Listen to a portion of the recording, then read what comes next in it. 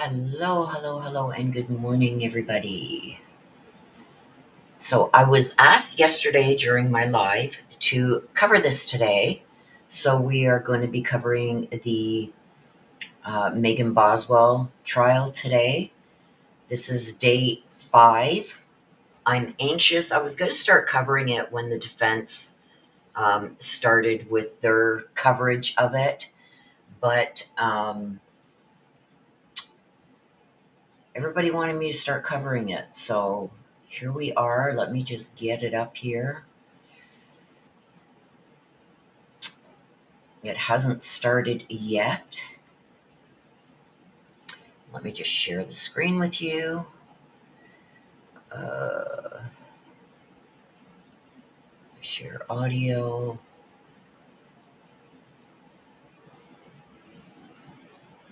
And there we go. So we are just waiting for it to start.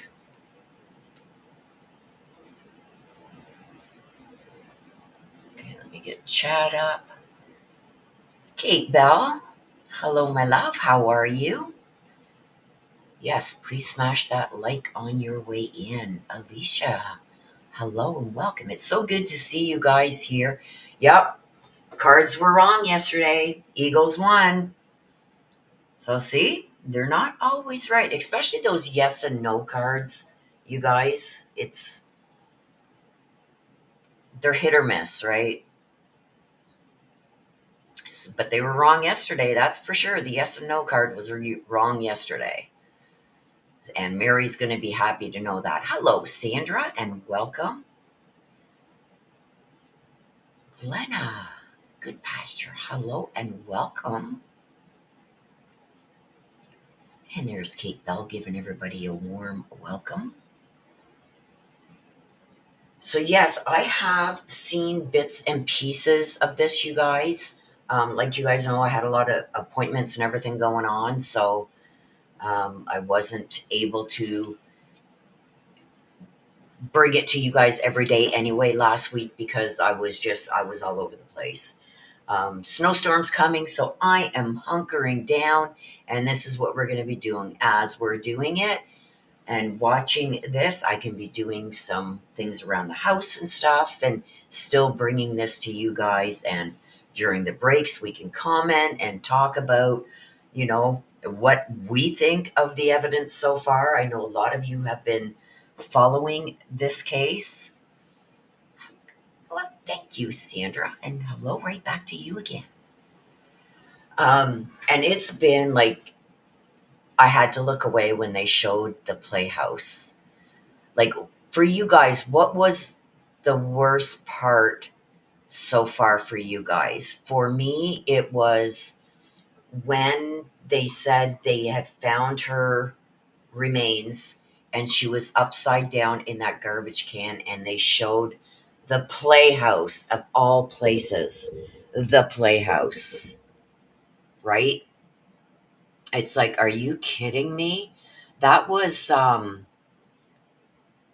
Megan's childhood playhouse. And that's where you put your baby, your live living baby, like she was one of your toys from childhood in your playhouse. It's just, I'm so confused, you guys. Hello, Missy. I'm so confused because when you listen to everyone who speaks about her, like when they seen her with the baby. I mean, there was a couple times, a couple of her friends had said, there was a couple times we seen um, baby Evelyn and she was dirty or she wasn't being buckled in properly. But other than those couple times, it really seemed like she was really good with Evelyn and took Evelyn with her wherever Megan went. Evelyn was there. Like, it seemed like she was being a decent mom.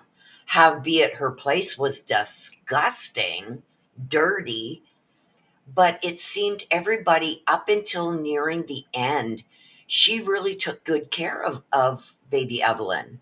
Hello, Adegini. Nice to see you, my love. Alicia says she's not following. It is so sad, Alicia. So it's like, what happened? Something happened. Like in her brain, something happened. You don't go from being a doting, caring, loving mom, like as her friends had said, and even the adults that were in her life, her foster mother and stuff like that, were saying how well she was taking care of Evelyn. She was keeping all her doctor's appointments, stuff like that. And it's like all of a sudden something changed. And I feel it's when she got that job. Like it was when Hunter, I think it was because Hunter found out he wasn't the father and he said something about it. Because if you go by what Hunter said when they broke up, like basically we're done, it's around that time right there that it seems things changed. Evelyn wasn't being kept clean. There wasn't a lot of good things to be said, right? She was thrown out of her dad's place. They put her into her own house trailer in a trailer park. We seen what that looked like. Oh my gosh, I wouldn't let a dog live in there. I wouldn't let a rat live in there. I'm glad you made it too. So, how is my volume today, you guys? Is my volume good? I think I fixed the problem from yesterday. Let me know how my volume is if you guys can hear me well. I had a hard time with these kind of cases. Yes, Harmony's was really bad too. Juror 11 in the house. Hey, Shy, how you doing? How's the better half? I hope she's doing well too. But it's just like, to me, it seems like when not Hunter, when what's his name? The one she was trying, Nathan. Hey, Glenna. She says it's good, good. Thank you. Yesterday I was having problems with my volume. Audio is perfection. Thank you, Kate Bell. You were here yesterday, weren't you, Kate? They were saying that the audio was really low, and I think it was my mic wasn't connecting. So it was my camera mic, and when I'm doing reads, my camera's up high and it's like away from me. It's over top of where I place the card so you guys can see it. So you finally moved in.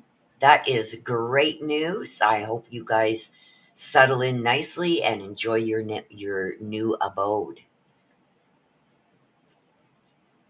Sounds great. Okay, thank you. So, what was the one she said was the father? What was his name?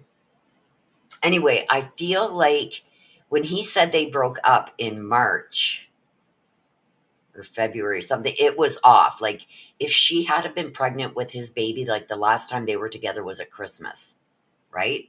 So she should have had the baby in September, but she didn't have Evelyn until November. So there's like September, October, there's 2 months there. So she got pregnant 2 months after he went back to his barracks where he was stationed, right? Rednecking it on lawn chairs. Glenna says, I miss you all from the Gannon. Yeah, Gannon Stoke. That was a really hard one, too. Like, what is wrong with these women? Like, women generally have the motherly, nurturing, protecting instincts with children. What is happening with these people, with these women, right? And it's like I said, like everybody had been saying how well she was taking care of Evelyn um, up until a certain point, and it happened like around Christmas time. And we heard from the guy. What was his name? Has somebody put it in chat yet? Was it Nathan? She was trying to pin it on to say that he was the father, the guy that she had been dating, Ethan, Nathan. I have no idea how anyone is able to do what they do to innocent babies, right? I agree, Shy. Like, that is crazy. And it's heartbreaking. And like I said, what was the worst part for you guys? For me, it was when they found baby Evelyn upside down in a garbage can inside that playhouse. That was Megan's childhood playhouse. It's like she tossed away one of her old Barbie dolls, not Barbie dolls, but baby dolls or something. You know what I mean? Yeah, Susan Smith too. It's like, oh my gosh. Oh my gosh, Kate. I just can't. I just can't. So that was the hardest part, I think, up till now. Yeah, I think actually, Becky, hello Becky and welcome. I think something happened before that though. I think and you could be right. It could be I was thinking that too. It's when she met this Hunter guy, right? Was it Hunter? Like I said, I haven't been able to catch all of it up till this point, you guys, because I just had so many appointments and everything. But yeah, she met this Hunter, and then it was all Hunter. It was everything was about Hunter. But what I'm finding weird about this Hunter kid is he knew she had a baby, right? Where did he think this baby was? Like she was staying over at his place, and then she moved in with him. Where did he think this baby was? Or did he know? Was he part of it? Because it's really odd that he is now in a mental hospital, which means they can't go and speak to him, they can't arrest him, they can't do nothing. And apparently it was not long after he was accused of having something to do with this. And I think it was by Megan. Megan said that he's the one that went and buried her somewhere, took her, and Megan didn't know where he had taken baby Evelyn and that. And it's right then and there that all of a sudden, oops, I got a mental health problem. I'm checking myself in because he knew that they couldn't touch him in there, right? Just evil, yes. Hunter, okay, so Hunter's the new guy. Hunter was the new guy. His father owned the restaurant where she was working, right? So was it Ethan or Nathan that she tried to Hunter just didn't want the baby. Um what's the name of the guy that she tried to pin it on? Help me out here, you guys. Hunter just didn't want the baby. Someone was like, okay, cool, let me handle that. I think Hunter had something to do with disposing of her. Remember, she said they rolled over on the baby. Yeah. And yet she was telling people that he never met her. You know what I mean? It's so weird. And then her father said that he seen Megan's car backed up to the playhouse, but didn't go and check, didn't see who it was. It was her car, but he didn't see her. Weird, right? Like, if my son or my daughter's on my property with their vehicle backed up to an old play shed, I'm going to check to see what the hell's going on. Like, what you doing? You know what I mean? And this is after the father told her she had to leave, right? For not keeping things clean in her room. I guess his wife at the time had a problem with it, so they moved her into this trailer that they owned at the trailer park that they owned, the family owned. And then we all seen the pictures inside of that. It's like, oh my gosh. Like that poor guy that had to go in and clean that out.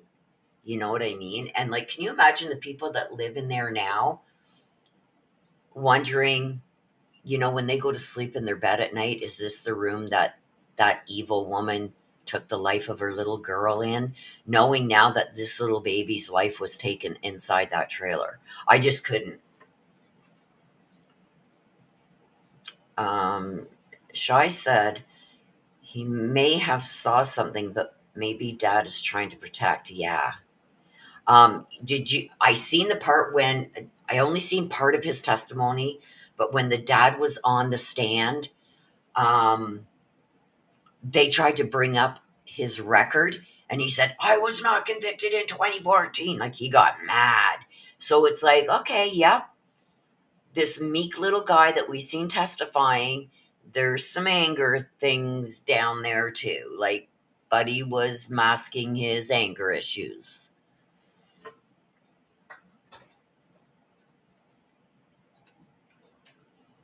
Maybe seen something, but trying to protect, yeah.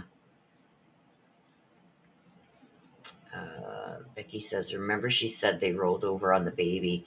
Yeah, I'm not so sure about that. I'm not sure if that happened, but is it possible that this guy did take Evelyn and put her in that shed using Megan's car? I don't know. I don't know. Like, I've seen a lot of people, you guys, saying that they believe she did this, but so far, we still got a bit to go here. They're saying so far the prosecution hasn't proved she actually did it at her hands. What do you guys think? Have they proven that she actually did it and not Hunter or somebody else that she may have had there? Like, have they proven that she is the one that took Evelyn's life? Because the defense has raised reasonable, you know, doubt in my mind, that it could have been the boyfriend. Because it's like, if somebody accused me of something like this, and I would be screaming from the rooftops and saying everything I know. I wouldn't be checking myself into a mental hospital and saying, my mental health is suffering now because I'm being accused. You know what I mean? I believe too she's guilty and she should spend the rest of her life in jail. She had the duty to protect that baby. So whether it was at her own hands or she was there when it happened, you know what I mean? Either way, she's an accomplice, yes. Either way, she needs to go to jail for the rest of her life. She either allowed this to happen or she did it herself. Um, but that proving that is another thing. Like, they have to prove that she did it. And with the defense bringing up, well, the defense attorney saying that, that Megan said that Hunter took the baby away. She didn't know where he went with her. He was gone about an hour. When he came back, Evelyn was gone. You know what I mean? And then Hunter checking himself in right away to a wacky ward. You know what I mean? So that's sus to me. It's like, buddy, why aren't you out here fighting and saying, look it, this is everything I know. This is what she told me about the baby. She said she had given it up for adoption. She, like, whatever he was going to say. I would be here clearing my name, not taking off and checking myself in for protection to a mental hospital. Becky Lynn says, supposedly Hunter doesn't even recognize his own father sometimes. If your life was on the line, I think you could fake that. If you were being accused of doing this to a little baby, and you could face, I don't know if they have the death penalty in Tennessee, but you could be facing the rest of your life in jail. Could you fake it? Would you fake it? Could you fake it? Right? Could you fake it? If I knew I was going to spend the rest of my life in jail for something, I could fake it. So is that even true? It could very well be true, Becky. You know what I mean? I think Hunter is trying to put on a show to make sure he doesn't get a harsh sentence. That could very well be. Becky says he's been in the wacky ward for 5 years. Yeah.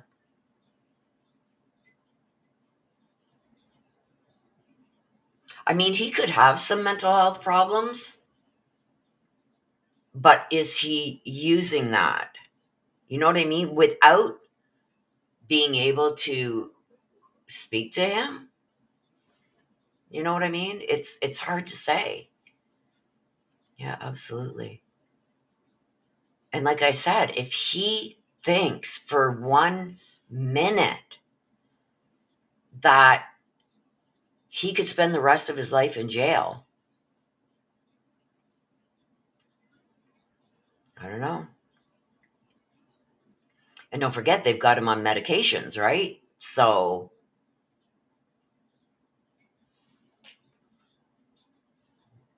he doesn't have to act as crazy because he can say, oh, the medications are keeping me somewhat balanced. And then dad's coming to visit, and it's like, who are you? Who are you? I don't know you. Get away from me. You know what I mean? I've seen wackier shit done, believe me.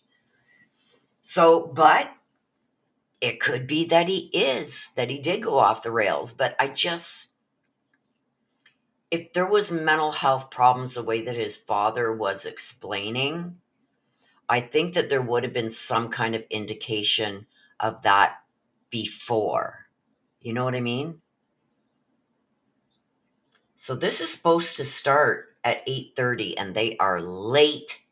They are late, everybody. Let me just go and check and see on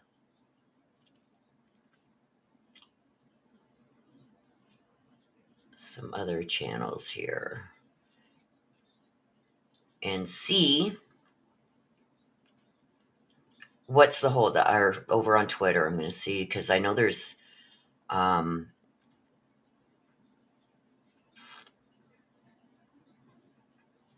let me just see here. See what the holdup is here. Go check out on Twitter.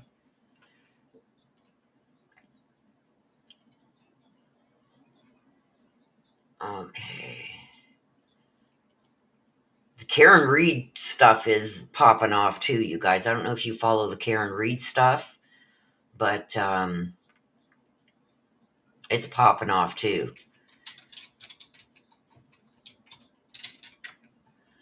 Okay, let me just see.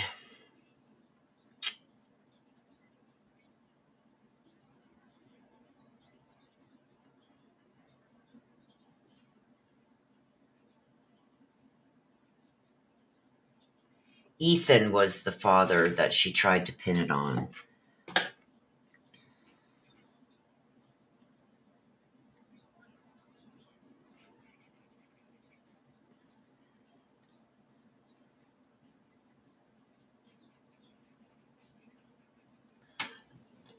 Okay, let's just see what's going on here.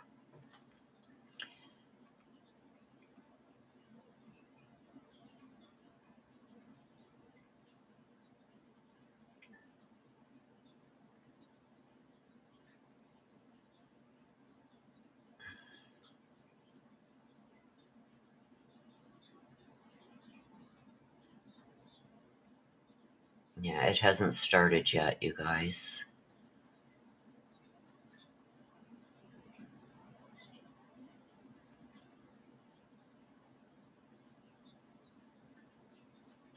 Okay, so let's go back here. He was with her when the baby died, yeah.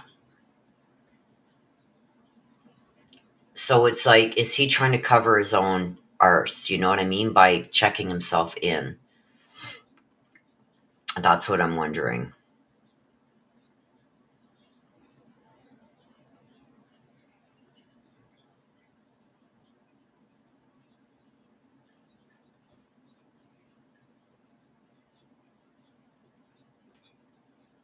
Okay, hang on a second, guys.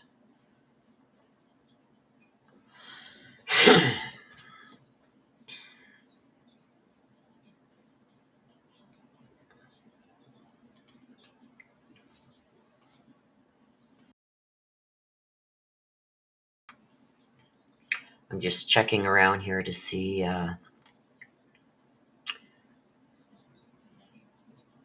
Okay, let me put this one up. Okay, let me get rid of. Okay, hang on a sec, you guys. I'm going to stop sharing that one because I got another feed to put up. And we'll put this one up because it looks like they're getting ready in the courthouse. Whoops, hang on a second. Let me get this out of there.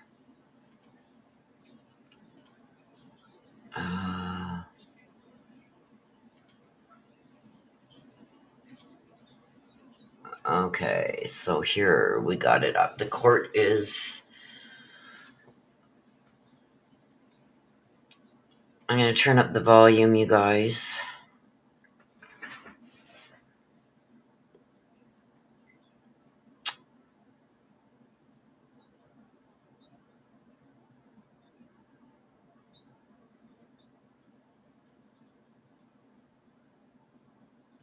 Let me see.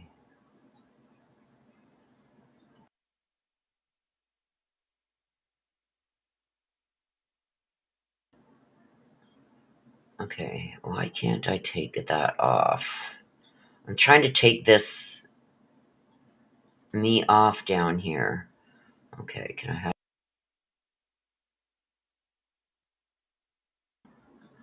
No, if I hide it, then my mic isn't working. Ugh! Okay. Let me see.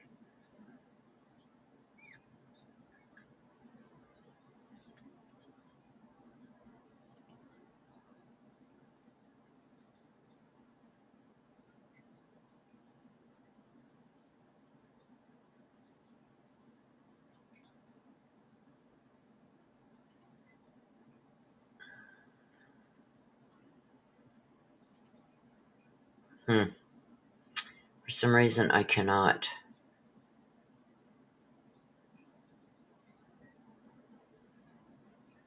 I cannot hide it. Let's change this, though, because I'm always in pink.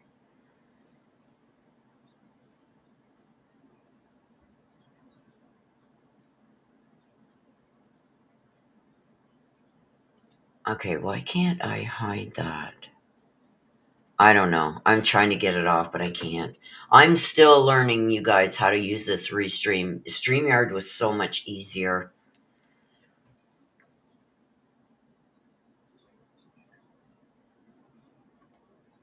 Oh, there we go. Okay, so you guys can still... Okay, now I know how to do that. So you guys can still hear and everything, hear me. There's no sound yet on the video, but at least we can see. The courtroom will be able to see when they come in and everything, so...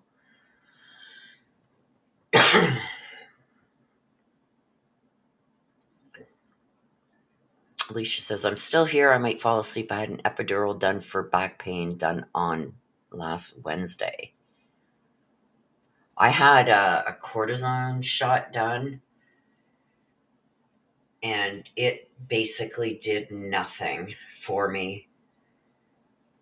So now they put me on these things. We were talking about it yesterday in the live. We were talking about it, and a lot of people are on this same medication that the doctor wants me to take for nerve pain. Okay, great. So now I know how to get rid of me in the corner. Huh? Perfect. And let me just see. Okay. So the camera is moving around, so it seems to me like they are getting ready to start.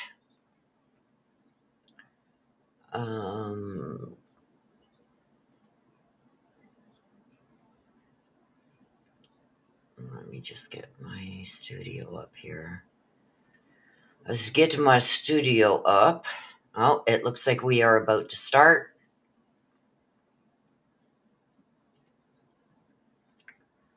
We're getting ready, you guys.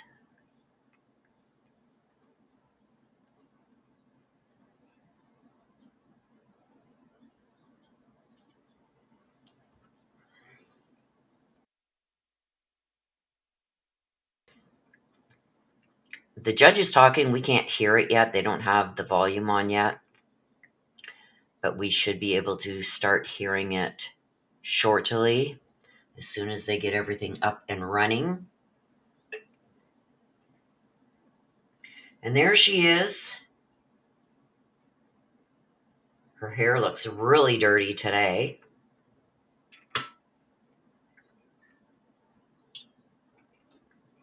Maybe it was a little early for her to get up because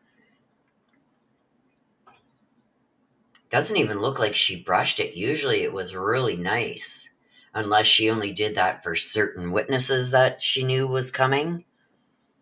But here we are. They should be putting up the audio soon, hopefully. And I'm interested to see who is going to be on the witness list today. I'm surprised that somehow they could not get Hunter on the witness list because he was there. He's a big part of this, right?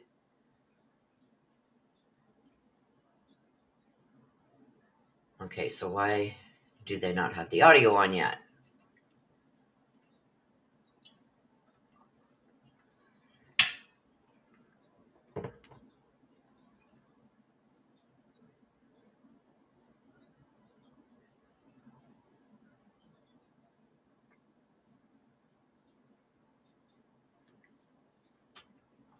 Is my audio not working? Or they haven't turned the audio on yet? We'll see.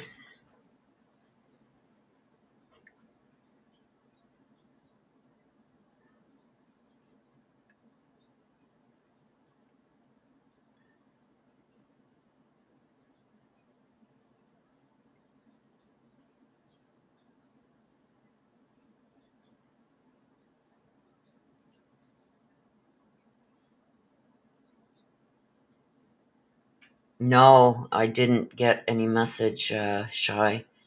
Can you guys hear this?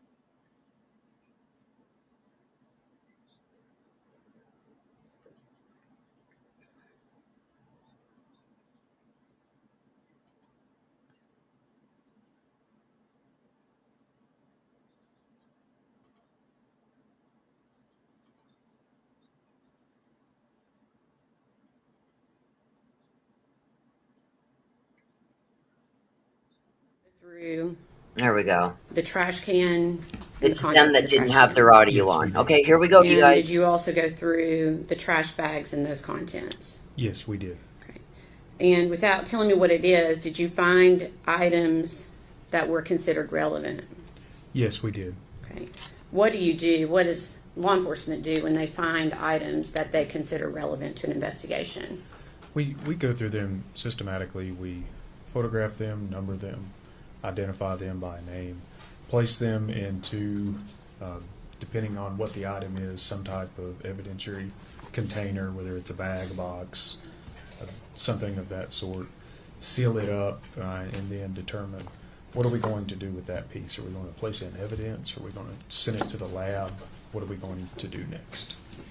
Okay. And was that done with items in this case? Yes. 1 second. Okay. And before we get into the actual evidence itself, was a determination made to send some of those items to the Tennessee Bureau of Investigation lab for analysis? Yes, we determined to send some things to the lab. Okay. If I could have item number, 88. Going to ask that you again put gloves on before we.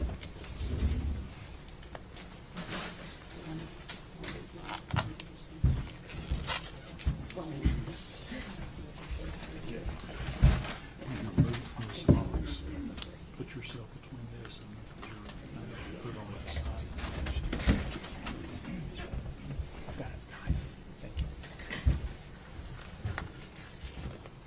you. You ready? I'm ready. Okay, if you could just carefully open that item that's been passed to you.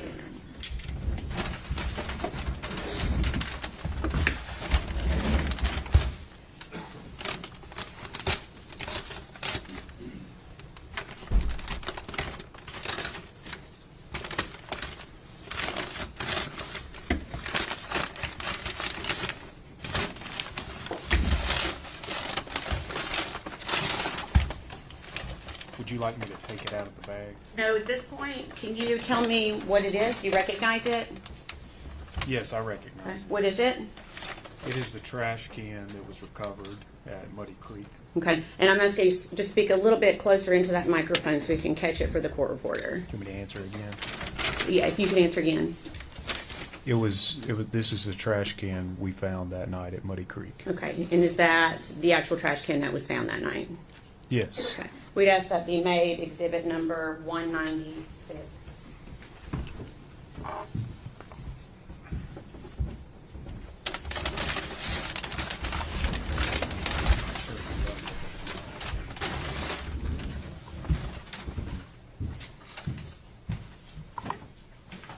Any objections? No. You full exhibit 196.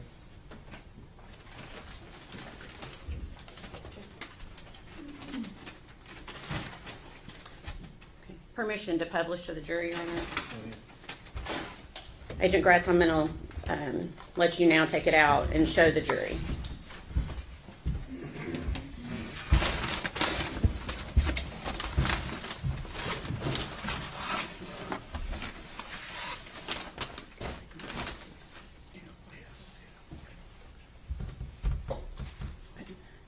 And if you can, try to, while you're displaying that to the jury, continue to display it, but try to also speak into the microphone so we can hear. There appears to be black residue on that trash can. Can you tell the jury what that's from? Thank you. Yes, this trash can has gone under what I would say a significant analysis at this point. This black residue is going to be from the lab in Nashville placing dust on it in order to identify any fingerprints. Further, if I can set it down, if you can take a look around the rim and see how it looks irregular, that's not the way it looked that night. When you say irregular, are you talking about the notches that are cut out? Yes, Okay. yes, and you can see, there's tool marks where the lid of the trash can has been removed. Okay. And so that is not how it looked when you took it into evidence that night? Correct. Okay. Are you aware of who took that off? Yes. Who took that off? David Hoover at the Tennessee Bureau of Investigation Lab in Nashville. Okay. He's a forensic scientist special agent. Okay, thank you. Okay, we're done with that exhibit, and I'm going to pass you.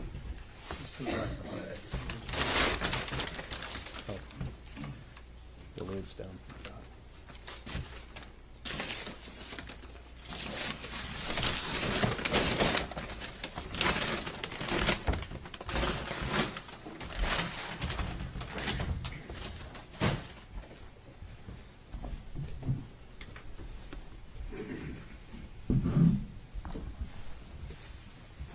Pass you the next exhibit. Same thing, if you could just open it and see if you recognize it.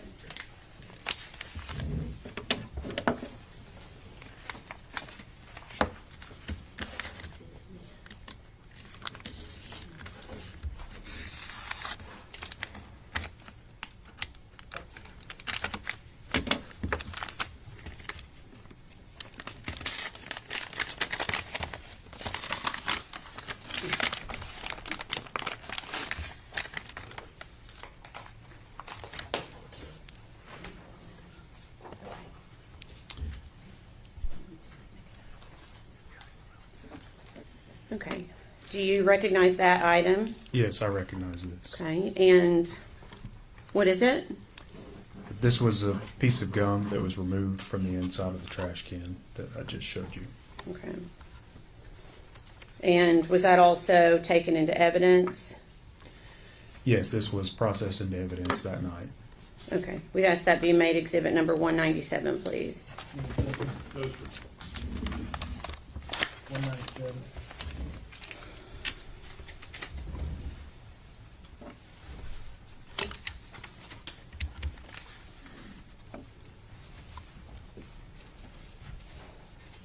And permission to publish, Your Honor.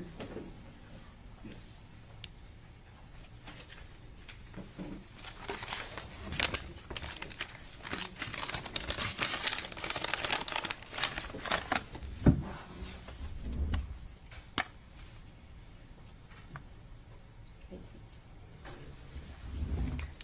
May I please see exhibit number 18?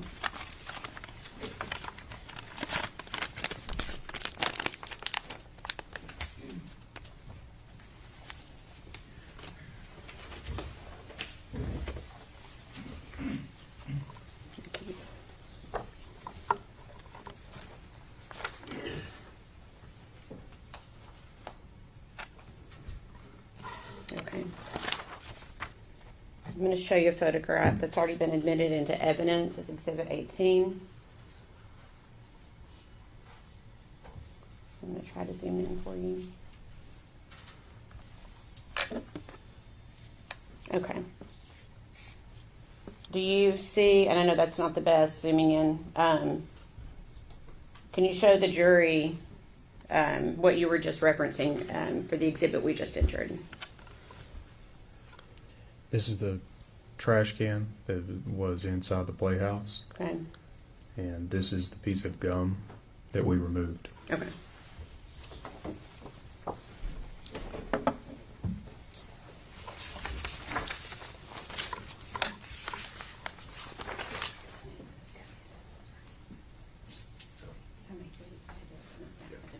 Pass you the next.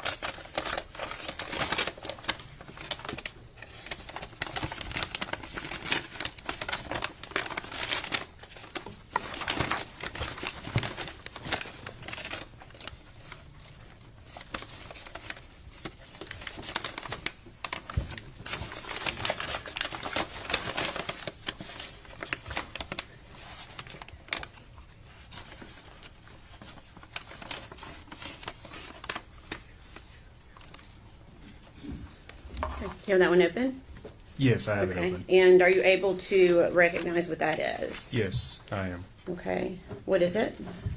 This is a black trash bag that was recovered from the trash can that night.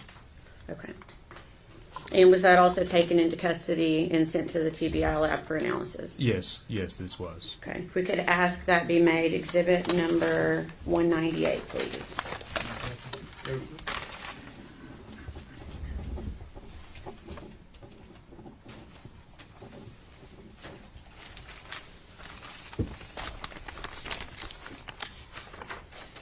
Can I have number 18 one more time? Sorry. Permission to publish to the jury, Your Honor. You could just take it out, and you may want to stand up and show it to the jury so everyone can see it. Okay?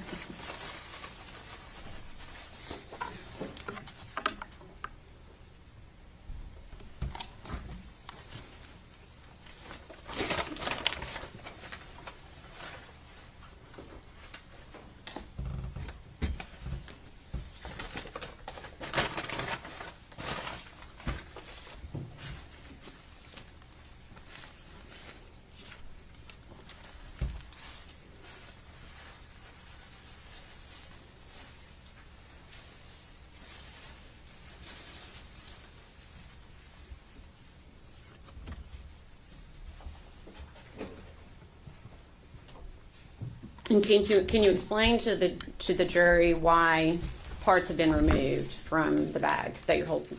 I believe you're holding up part of that. Yes, I am.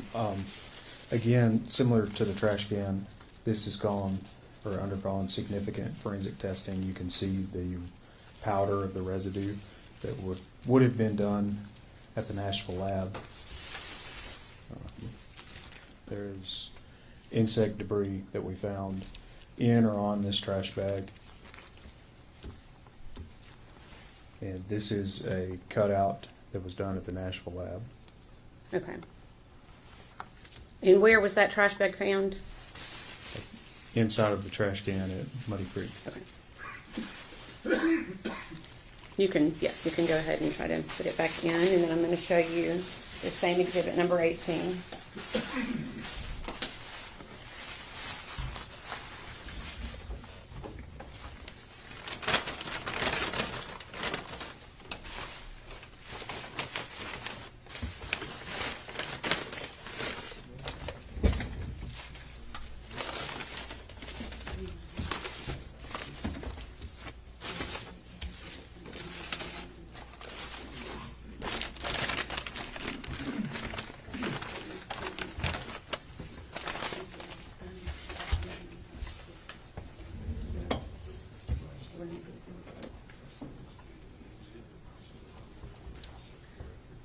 Okay.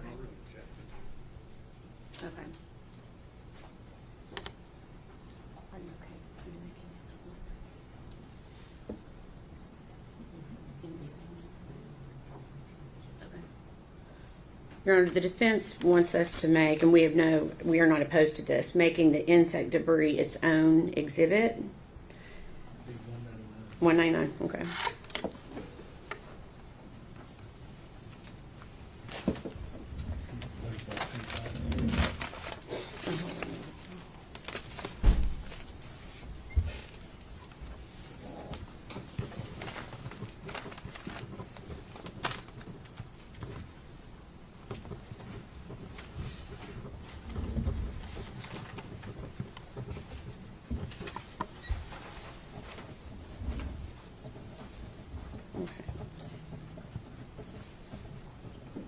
Okay, so back to exhibit number, what's been previously marked as exhibit 18. Can you tell us, is that the black trash bag that you were just referencing? Yes, that's correct. That's the bag.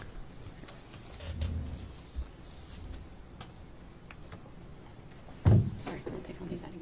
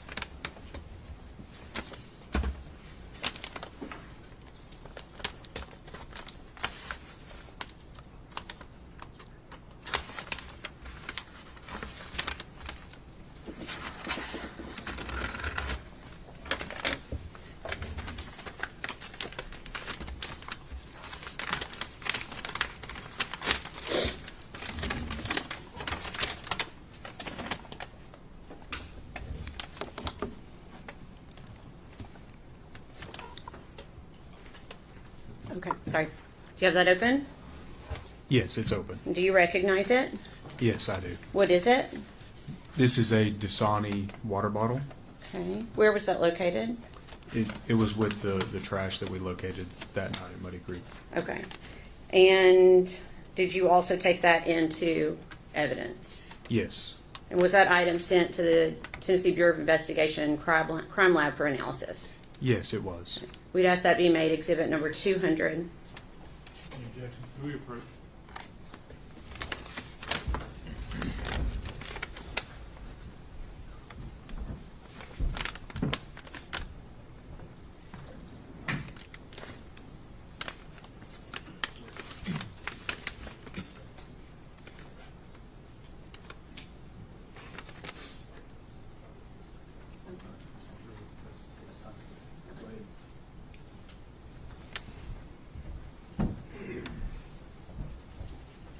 Okay, to clarify, where was that water bottle found?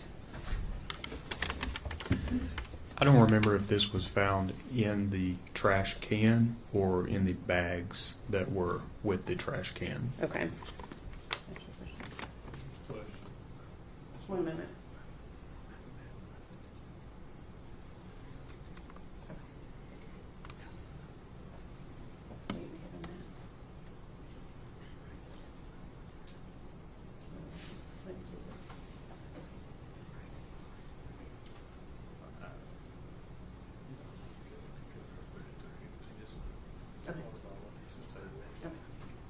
Your Honor, at this time, I think we're going to ask that be made Exhibit 200 for ID only.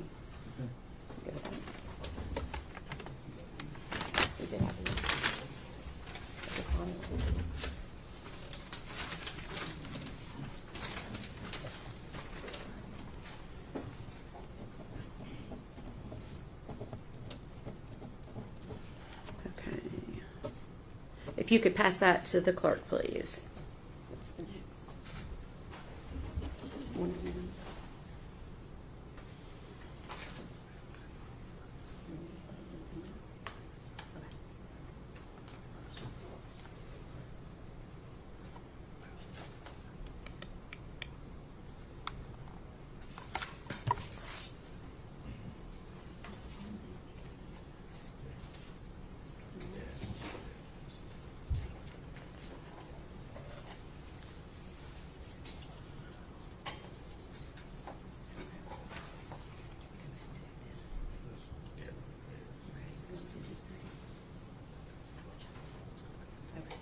Give me 92 and 53.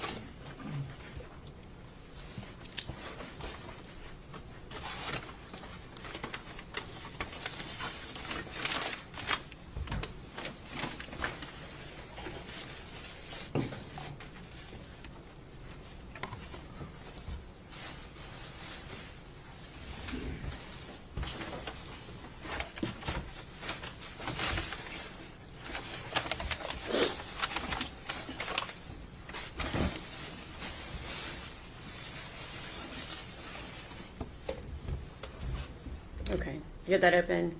Yes. Okay. Are you able to identify what it is? Yes, I am. Okay. What is it? In this bag here, it has sheets of aluminum foil. It Okay. has some sheets that are by themselves, and there's a box where I had placed some sheets inside this box at a later time. Okay. And where was that aluminum foil recovered? It was inside the trash can around the victim's head. Okay. Your Honor, we'd ask that, well, and was that taken into custody by law enforcement? Yes. Okay. And was that sent to the TBI crime lab for analysis? Yes. We'd ask that be made exhibit number 201. Before we get to, now, there's a bag and box. Mm-hmm. Are you separating them, or are you one collective? Agent Gratz, can you specify why the foil is in a bag and a box? So there's the brown paper bag. It's inside this. There are sheets of foil. In the bag? Yes. Is there anything else inside the box? As far as I know, it's not been opened. I can open it up and look. Would you like me to do that now? Yes.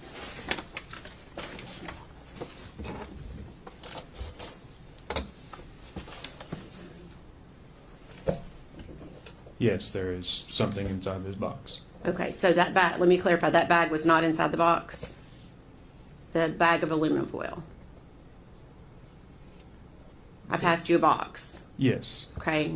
You opened it, what was inside the box? There are sheets of aluminum foil in here, Okay. in addition to this box. Oh, that's a separate box. I see. Yes. Okay. So for now, we just ask that the aluminum foil be made exhibit number 201 that was inside the bigger box.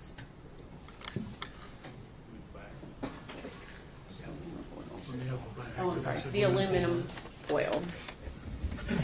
That.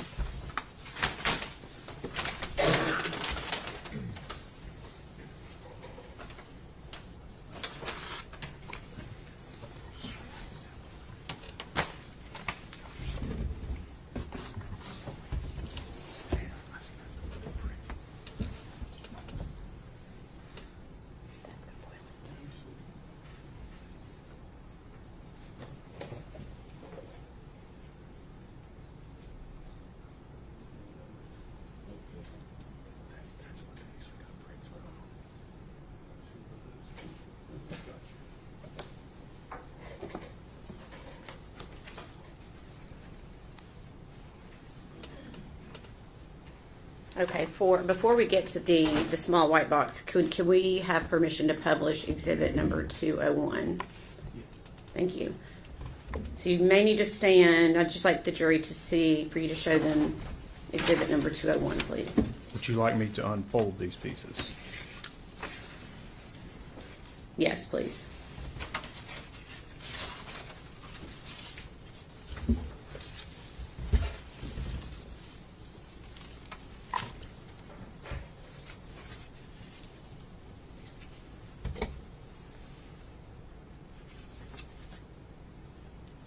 Agent Gratz, was it flat and folded like that when you removed the item from the victim? No. If you can remember from the photographs, part of this was formed around Evelyn's head, and part of this was sort of still stretched out. At a later day, we pulled it all out to do the measurements and the photographs that you also saw on Saturday. And then I folded it back up for evidentiary processing purposes. Okay.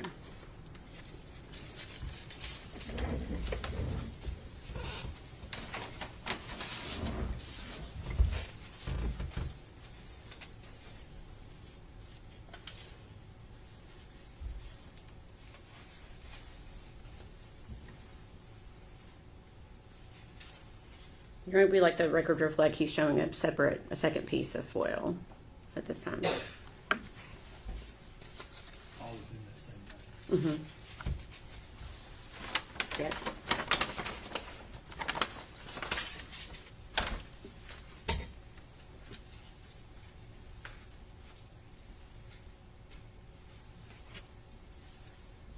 And we'd ask the record reflect. He's showing a third piece of foil.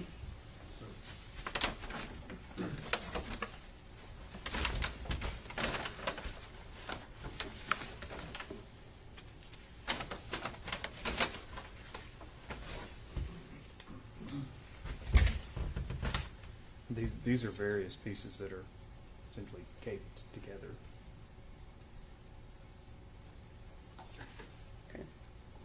We asked the record reflect he's showing the jury smaller pieces of foil.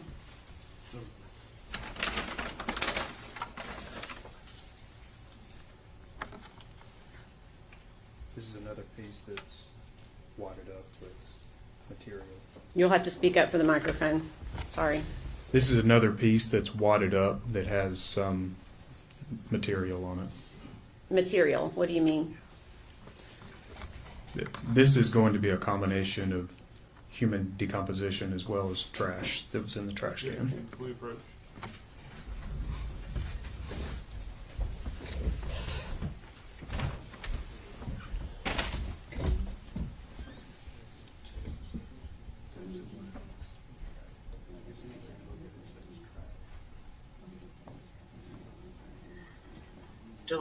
While they're having this sidebar, you guys, don't forget, there was testimony that Hunter was one of those ones that I've got to wear a tinfoil hat because they're trying You need to to ask the read my record reflect brain or to hold me whatever. up another smaller wadded up. This piece is of foil. interesting.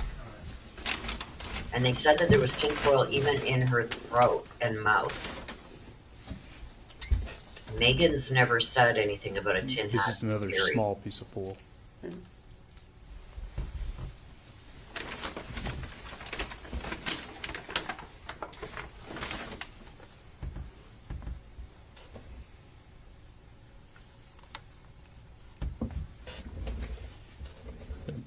These are boxes that contain hair that was found on the floor.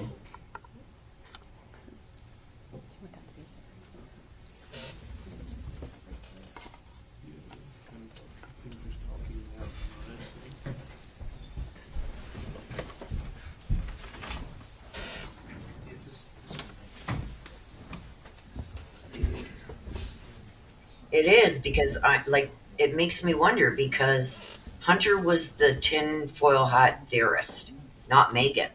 So why was her head wrapped in tinfoil? It makes you wonder. And then he checks himself into a mental hospital. You know what I mean? This is what's getting me wondering, you guys.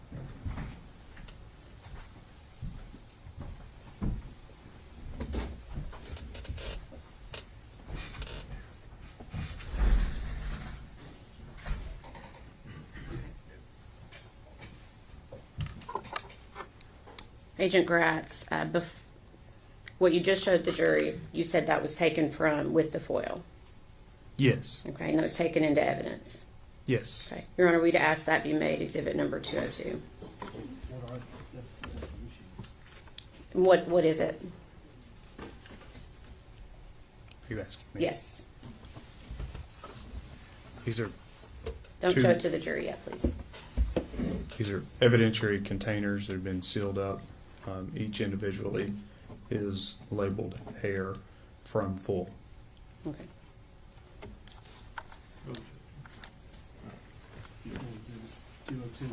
What's the letter? I'll be selected.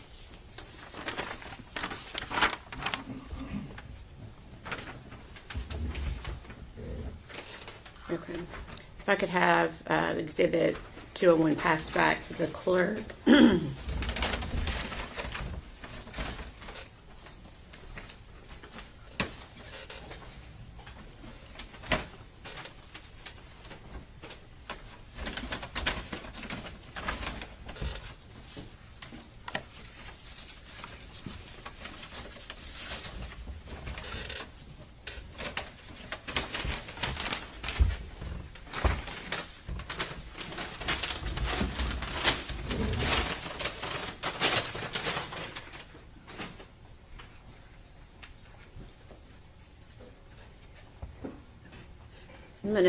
Are you able to grab that white box?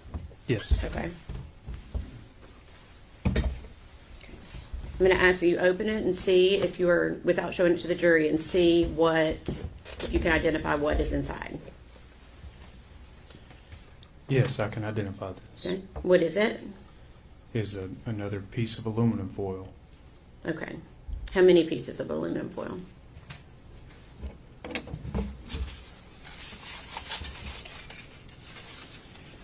This is one piece. Okay. If I open it up, it may break apart Right. because it was sort of fragile or not a solid sheet by Okay. the way we recovered it, Okay.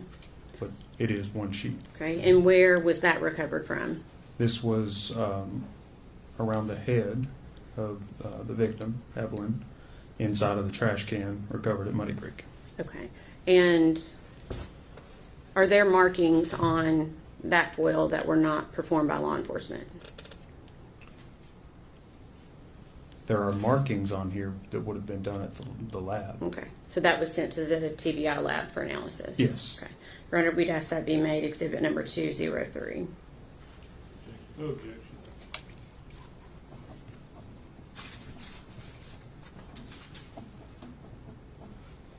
Full exhibit 202.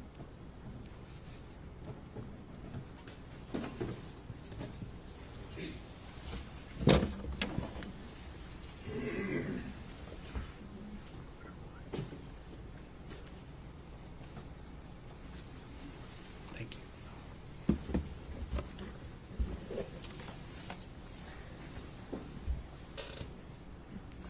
Your Honor, permission to publish?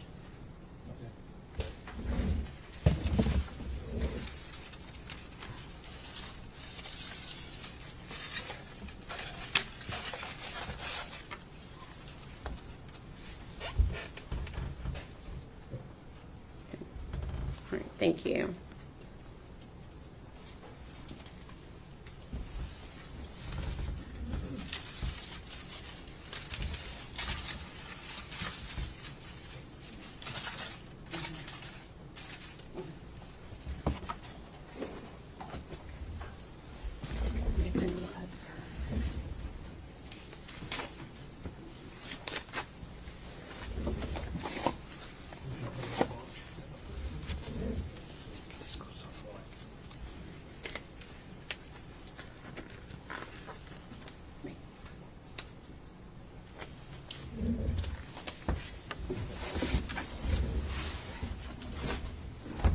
There's nothing else in the box.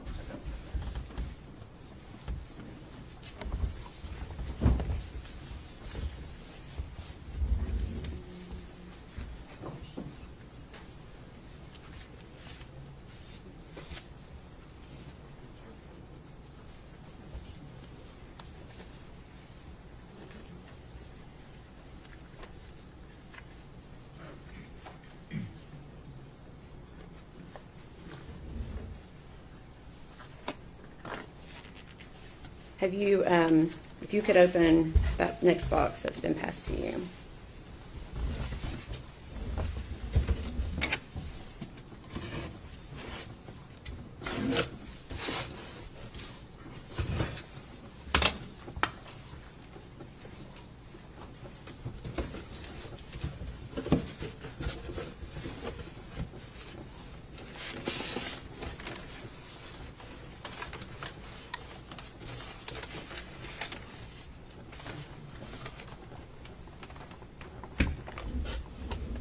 Okay. Okay, I have it open. Okay. Are you able to identify that? I'll have to look further inside this bag. Okay.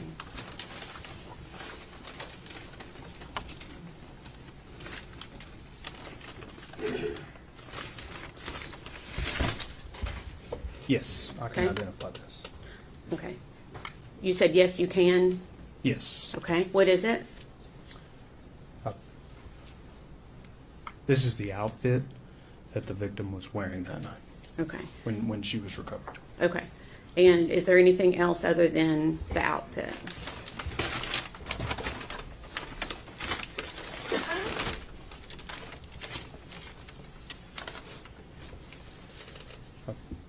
I've made one fold over and there's some insect debris inside the bag. Okay.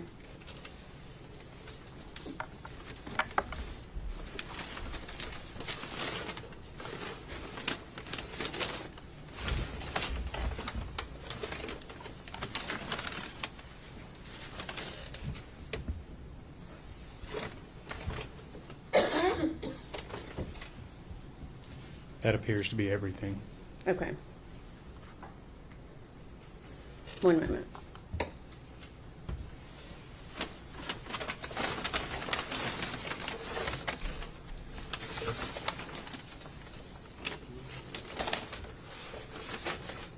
the witness briefly?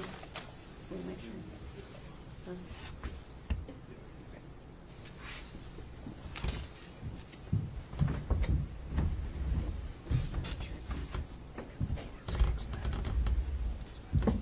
Is it in a plastic bag?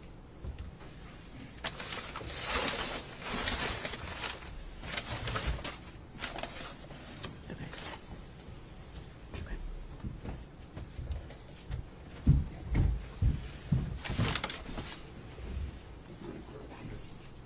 May we approach?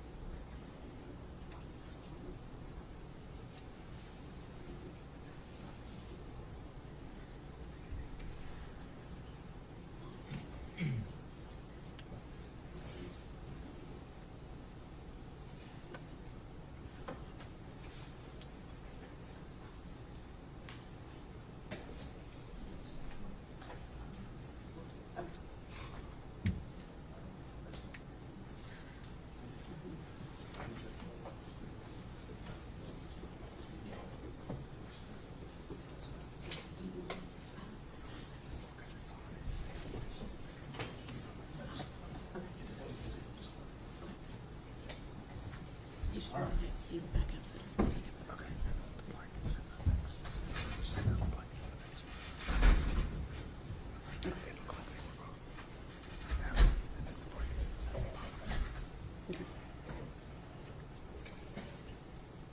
I don't remember what all I've asked you on that yet. Did you state where that was found? Yes, this was found inside the trash can that night at Muddy Creek. Okay, and did I ask you what it was? I'm not sure at this Okay, point. what is it? This is like a fleece onesie. Okay, and where was it found inside the trash can? It was on the body of the victim. Okay, we'd ask that be made exhibit number 204.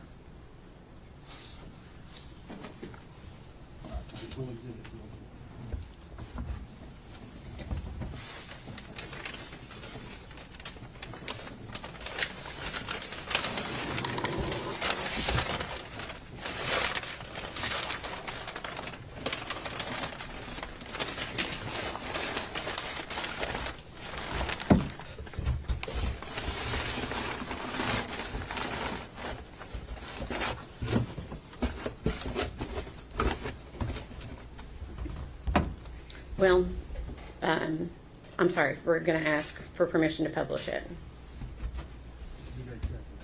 Be very careful. Try to leave it maybe on the butcher paper if you can.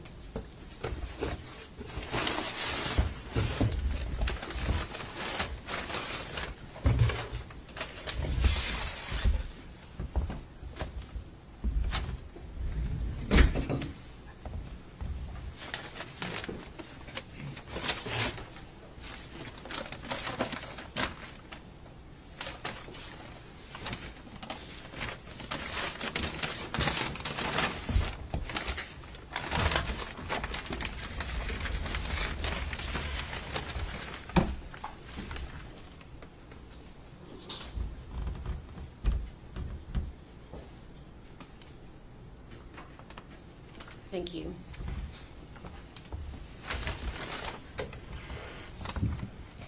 Do you want me to fold it back up? Yes, please. And try to maybe seal it back up into the box if you can, the best that you can after we fold it back up.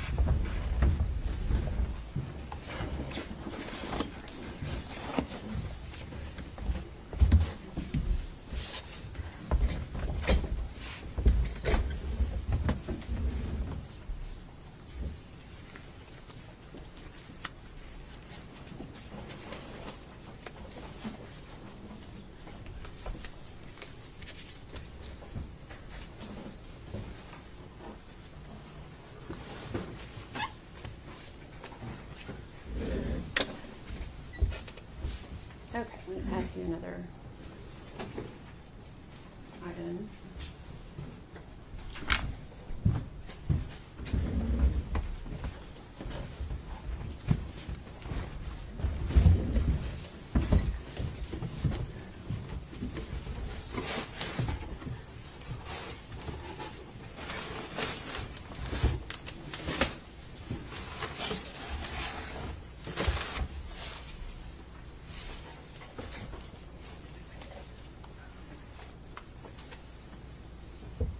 Okay, are you able to identify what is in that box? There are several bags. Would you like me to go individually through each bag and open them? One moment.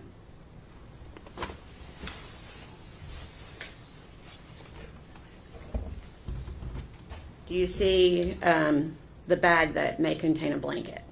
Yes. Okay, could you look at that bag, please?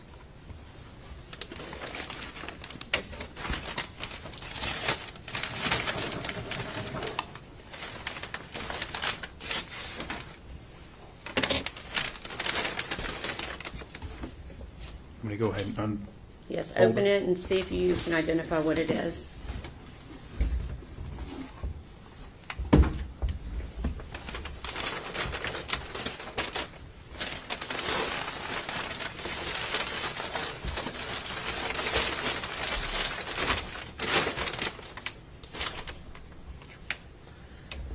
I have it partially open and I can identify it. Okay, what is it? It is a fleece blanket. Okay, any other descriptive things that you can reference about that blanket? What does it look like? So it's gray and white and has a like a running pattern through it. Okay, and do you know where that was located? Yes, this was inside the trash can. Okay, and where was it located inside the trash can? It was around the victim. Okay, we'd ask that be made exhibit number 205. No objection. Full exhibit 205. Am I taking this out or putting it back in? Just one moment.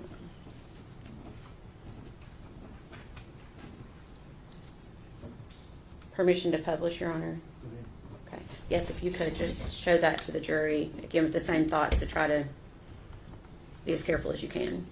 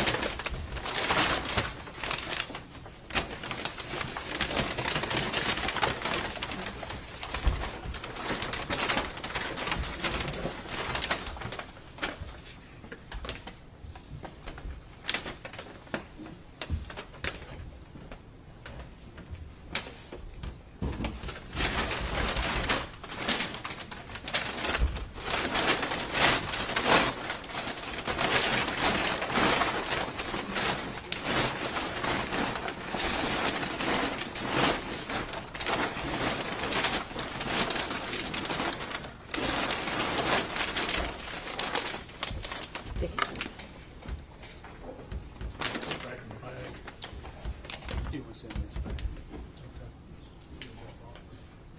Is there anything else in it?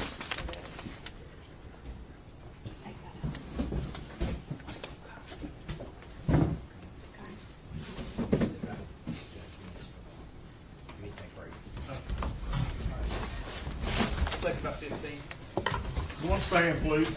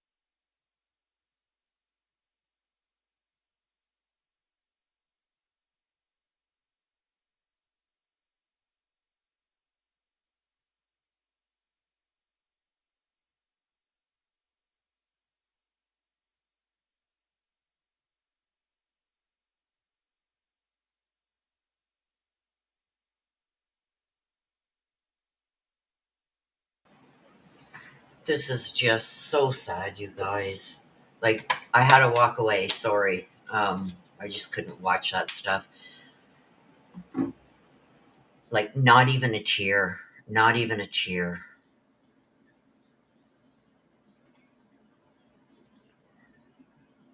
Shoei says, my heart hurts too much. No more, right? Like, I thought they were done, and then I was just about to come back and sit down here again, and I heard that they had the blanket, and it's like, no, hell no. No. The whole time that this officer has been on the stand, he looks like he's ready to burst into tears. You know what I mean? Like the things that these people have to see and deal with and go over and over and over. So it's not just when, they're at the crime scene and they found baby Leah. They've got to relive this each time they've got to talk about it, right? And it's like, how much can one handle? On the trail, Kim, hello and welcome. Says the judge looks so sad. Yeah, they all do. Like everyone that's been on that stand, minus maybe one or two, um, look devastated.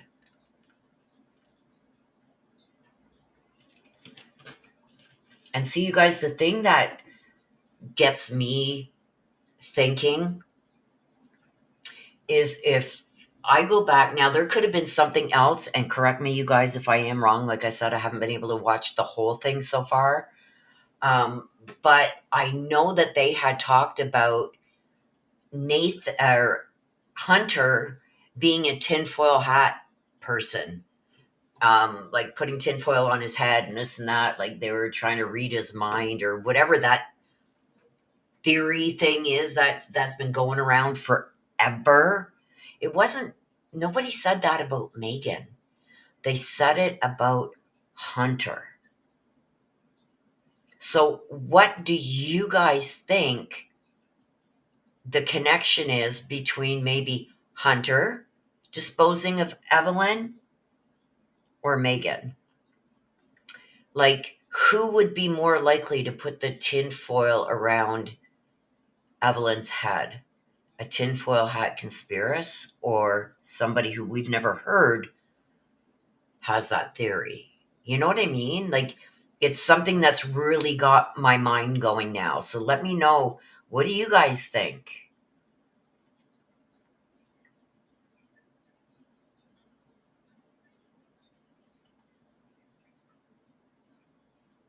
Right? Not just the victims, it's like all these officers that didn't have to only see this once, but they have to relive that every time they talk about this case. it's relived over and over and over and over again in their heads, right? What do you guys think about this tinfoil? What do you guys think about this tinfoil being wrapped around Evelyn's head? And apparently they found it in her mouth and throat. So that could have been these smaller pieces they talked about. What do you guys think?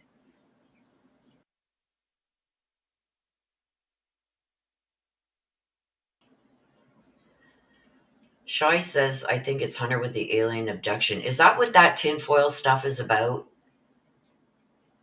Like, I've never really got into it, but I never knew the theory behind this tinfoil hat thing. Like, I don't get into conspiracy theories and everything, so I don't know. I'm going to be the first to admit I don't know a lot about it, but I do know in this case, we did hear somebody testify that Hunter was this one that talked about the tinfoil hats and everything. It was never Megan.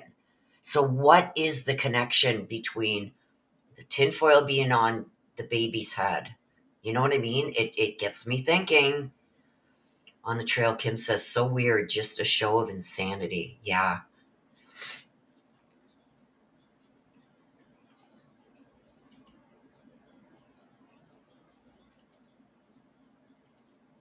Crazy for sure. Like, I don't get it. You know what I mean? Give me just a second, you guys.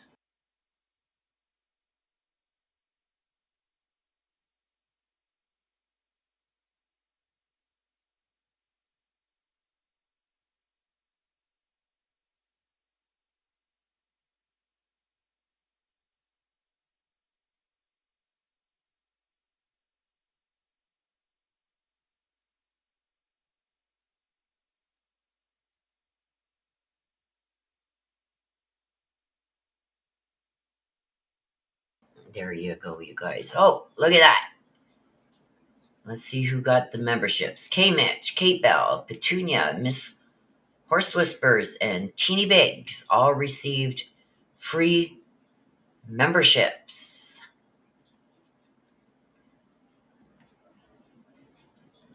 So enjoy your memberships. I know K Mitch and Kate Bell are going to be happy to have theirs.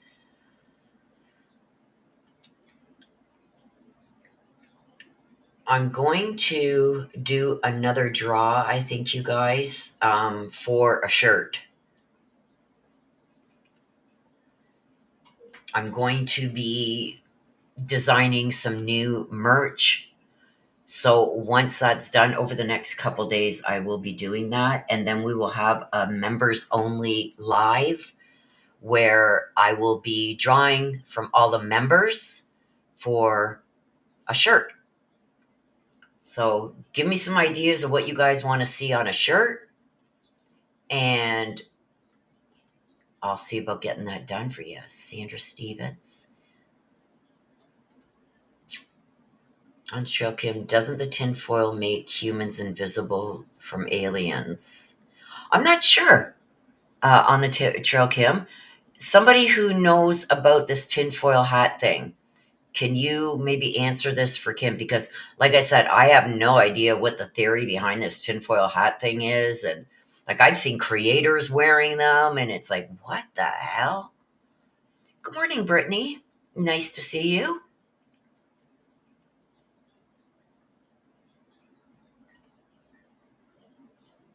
It's supposed to block the radio frequency from aliens. So if Hunter was the one that believed this theory, we never heard about Megan believing in that, but we did hear that Hunter believed in that. Who wrapped the tinfoil around the baby's head and why?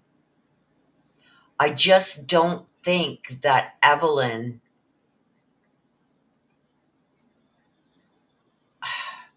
I don't think Megan would have done something like that, because we've never heard that she was a conspiracy theorist about this tinfoil hat stuff, but we heard Hunter was. So if you take that into account, Then Hunter was there. Hunter knew. Hunter was part of it. So was she telling the truth when she said that she, after Evelyn passed away, however that happened, we still haven't got to that yet. However she passed away, Megan said that she held Evelyn in her arms after she was deceased. And then Hunter took her away. She doesn't know where Hunter took her, what he did with her, anything, just took her away. So who wrapped the tinfoil around the baby's head? I would assume it would be the one that had believed in this conspiracy about the alien thing, right, with the tinfoil hat. And I've never heard them say that Megan believed that. What do you guys think? Does that prove that Hunter was involved?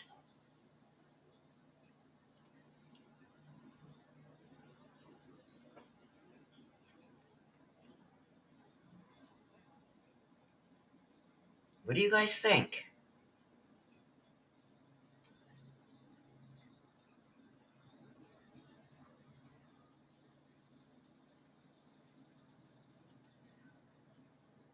Did it ever come out if she was really pregnant again? No, I think it was a no. No, she wasn't.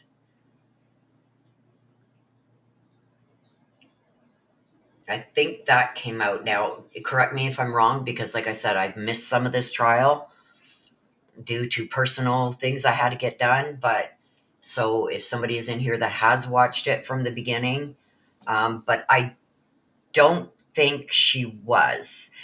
I do remember there was a part of testimony that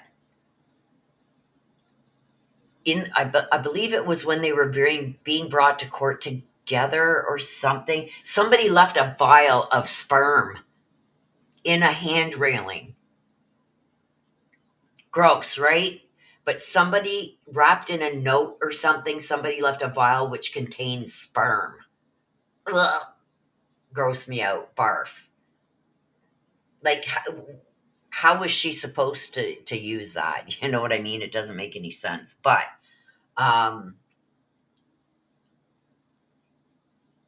is that a lie she just told Hunter to get him to take the fall? Maybe? I don't know. But I find it funny that this tinfoil hat thing, because that was Hunter that had that conspiracy, that believed in that. It wasn't Megan. And Megan had said that she held Evelyn after she had passed away. She has held her and looked at her face and whatever for some period of time. And then Hunter took her away. And that would make sense because Hunter's the one that believed in this tinfoil hat thing. But why would he wrap up Evelyn in tinfoil if she was already passed away? Was that maybe did he think that cadaver dogs or like, I don't know, sonar equipment, I don't know, something, she wouldn't be able to be found with this tinfoil wrapped around her head? I don't know.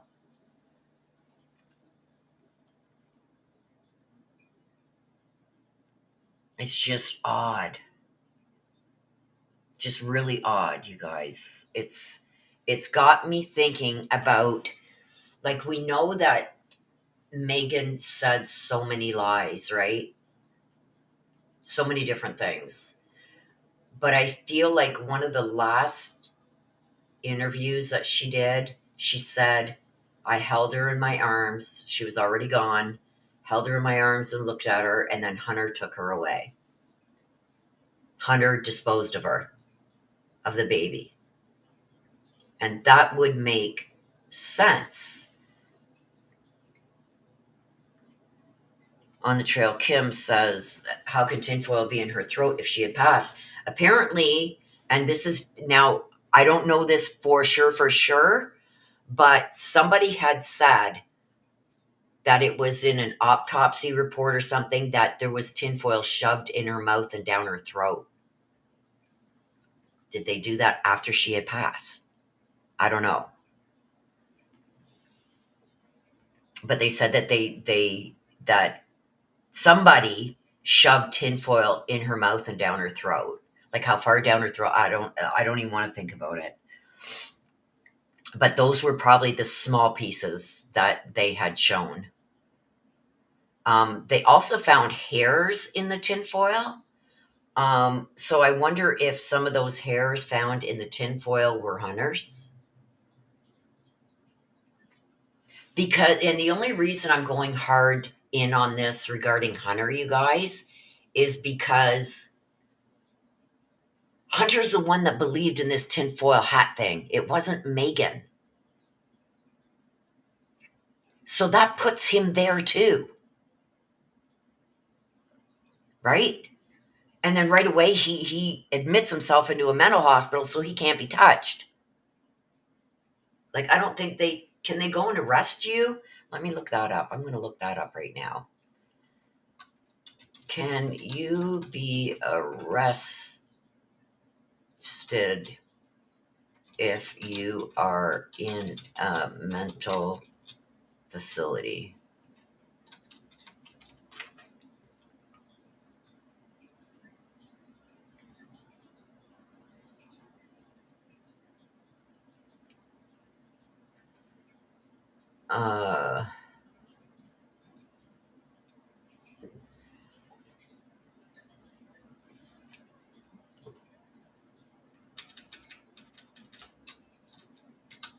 Hospital for crime outside.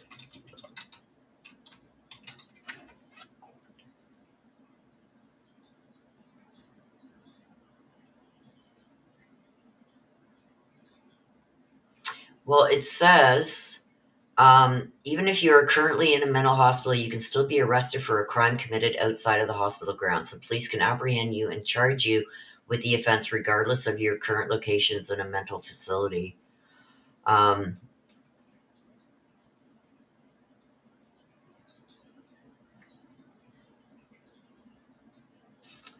While mental illness may be considered in court, it does not automatically absolve someone from criminal responsibility. Depending on the circumstances, the legal defense may be raised. We know this about NCRMD, which is not criminally responsible due to this whatever this mental issue is that he's having, right? That you are unable to appreciate the nature and quality of your actions due to a mental disorder.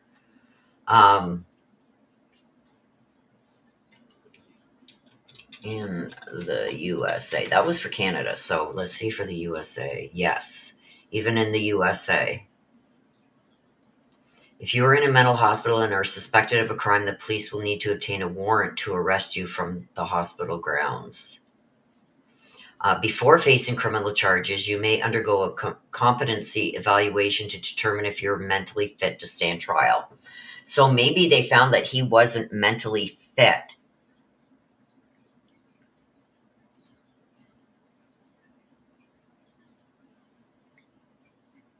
Brittany says, I think he's under arrest for other charges. Good morning, Norma, and welcome. Good to see you. Okay, let me highlight this one. Let me look on Vine. I don't know his last name. What's his last name? Anybody know his last name?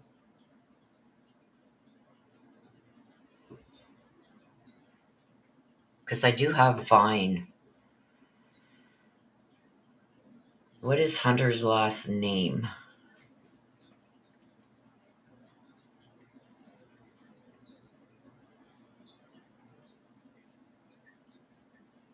Quick, somebody.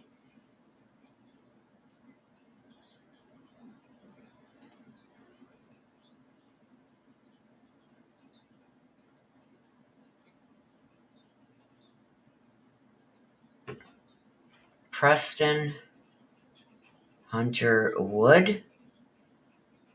Because I want to show it on screen if, okay, hang on, give me a second here. Vine.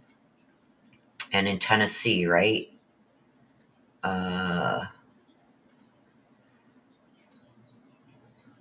Search.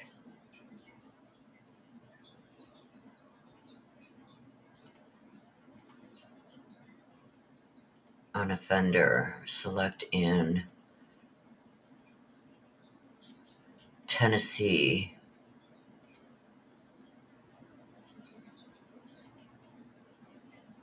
Name, first name, Preston Hunter Wood.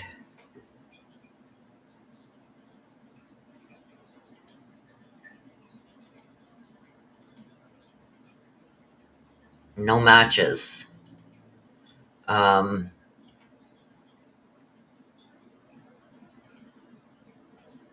Let's just go with Preston Wood. Oh, here we go. Preston Hunter Wood.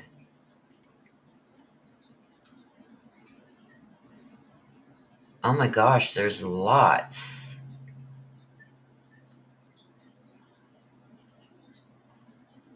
Okay. He's in a Virginia facility. Okay, but in Tennessee, he's on here too. Is he going to be like 27, 28, 29, somewhere around there? Let me see this. Preston Wood. Preston Hunter Wood.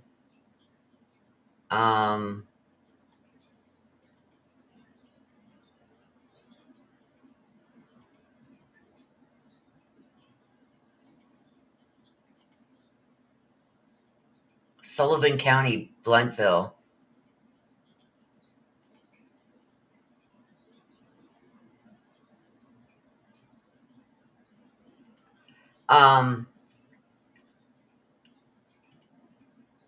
His parents are divorced. Okay, I'm not worried about the facility. Okay, hang on. I'm going to stop sharing this for a minute. And I'm going to share this.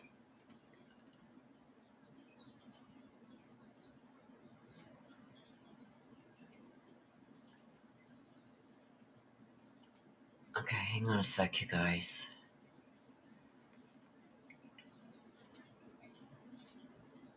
Oh, it's back.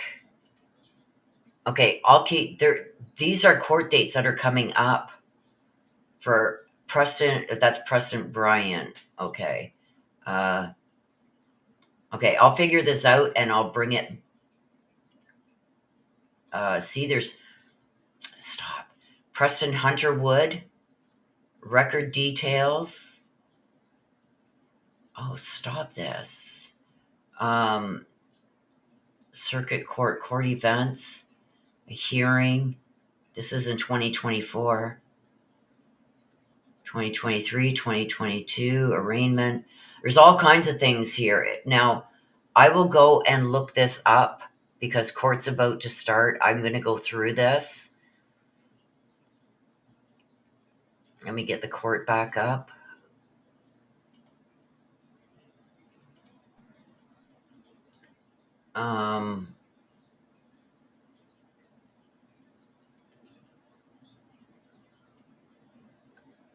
I'm going to check this out. I'm going to read through it. We got the court back up, so whoops. Ugh. Let me just see what this is all about here.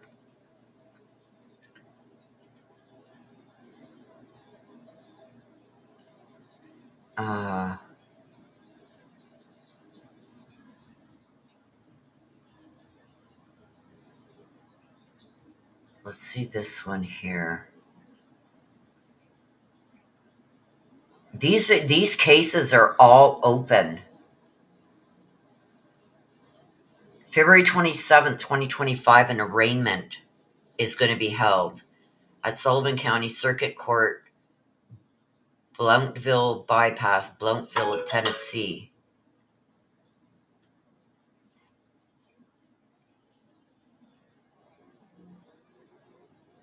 So he's being in court.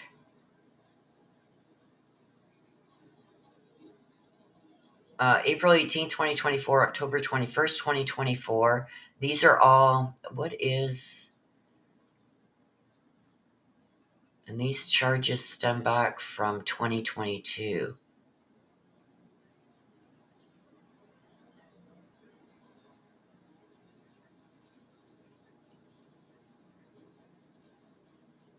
What about these ones here?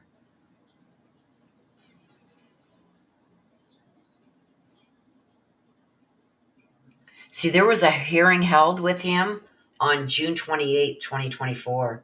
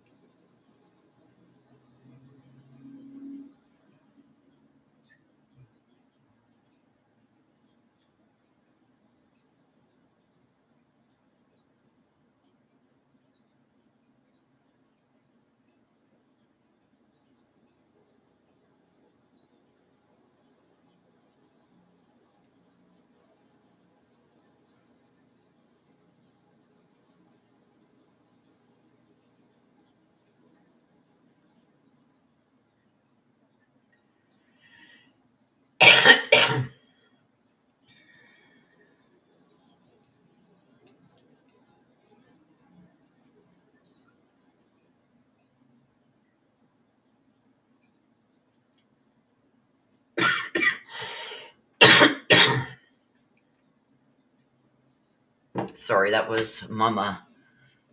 His parents are divorced. His mom lives in VA. His dad in Tennessee. What time does court start? The court has already started. They're just on a break.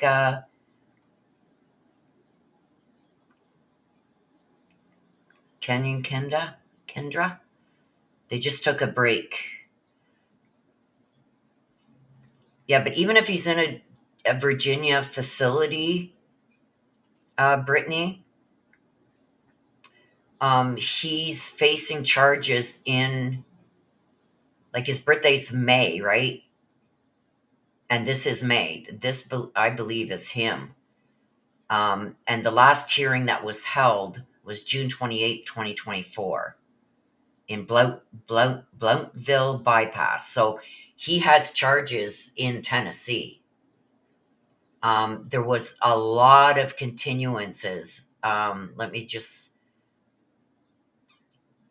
like, this goes way back to 2021, where it kept being continued, rescheduled, continued, rescheduled, continuance. Like, this goes back quite a ways. Jury trial was supposed to happen. It's been rescheduled. Then there was a hearing held October 5th, 2023. Then it was continued. April 24th, continued. May, continued. June, continued. And then June 28th, there was a hearing held. So this is something that is still open for a few years. And it's just been continued over the years because he's probably in the mental facility. So maybe he is facing some kind of charges.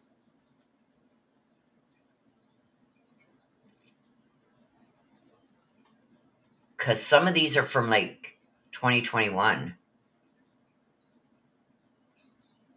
Okay, let me get rid of that because it's slowing down my computer. Some of those are from 2021.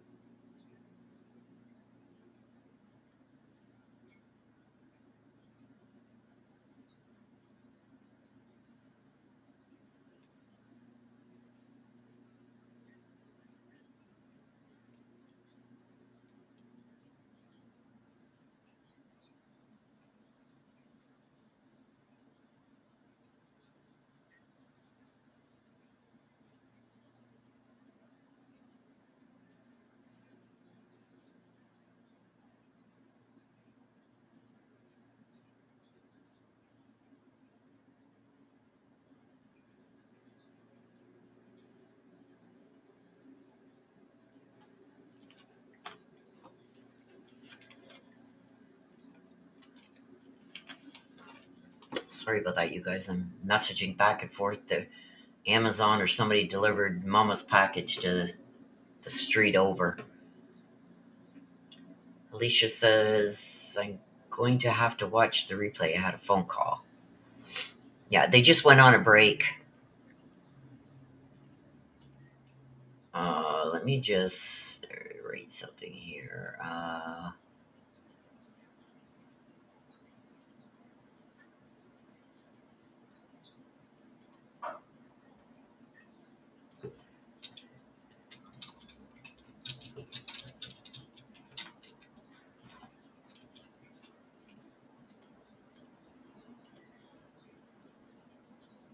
I don't like that. Hide that. I don't want a ticker. Hang on.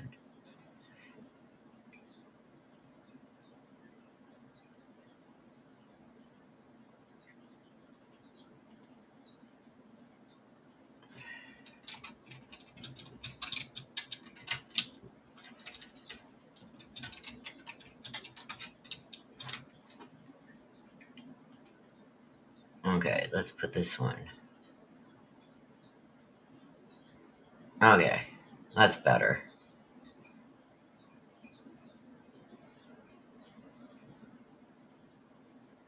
Here, we'll put this so.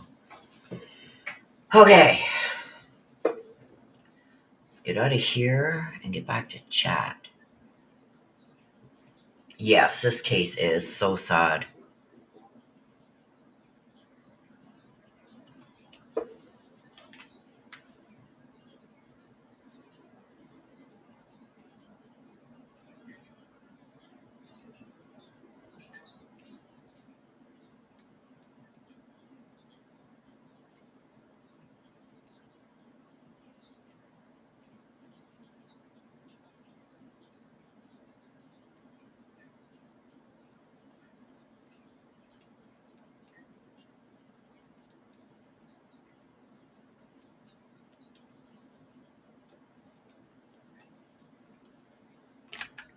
Okay, just give me a second, you guys.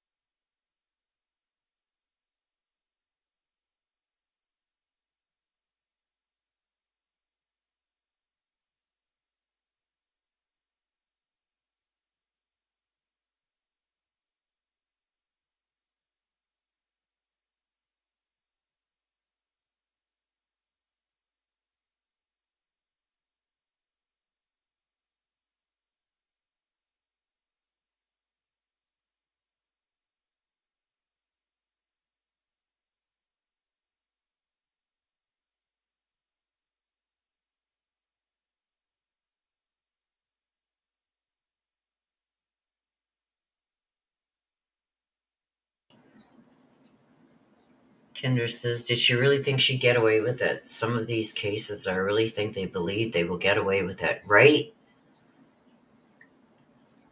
It's nuts. It looks like they're about getting ready to come back, you guys.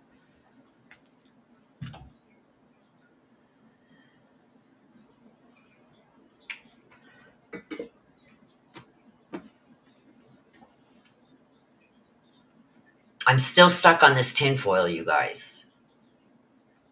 What do you guys think about that? Like, some of you guys that have been watching this since the beginning, have you ever heard them say that Megan believed in that tin hat theory? Because we know we heard that Hunter believed in it, and the baby was found with her head all wrapped in tinfoil and tinfoil in her mouth and everything. Right? And like I was saying before I got interrupted by messages here, one of the last interviews that Megan did, she said that they rolled on over on her and smothered her or something. So I think we know in every lie there's a little bit of truth. So now we know she was smothered. Who did it? Right? Up until this point, she had never been around Hunter and she was safe. I don't know. I'm just getting some really weird vibes, you guys. He doesn't, Shy says he doesn't want the aliens to control their minds. Yeah. But if he's the one that believed in that, and there was no mention that Megan believed in it, and there was tinfoil wrapped around the baby's head, who do you think did that? Which means he knew that the baby was deceased. Oh, see that judge just look at me and tell me to shut it off. So he just told the camera guys to shut off the camera. And I don't know why. Hopefully we'll get some audio.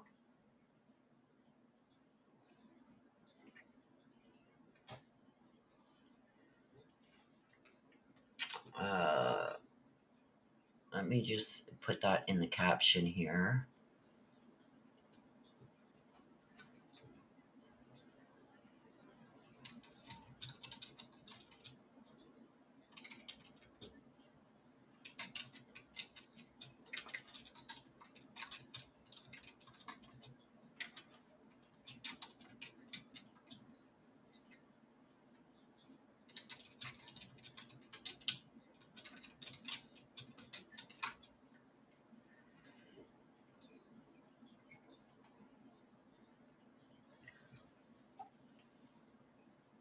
This is weird, you guys.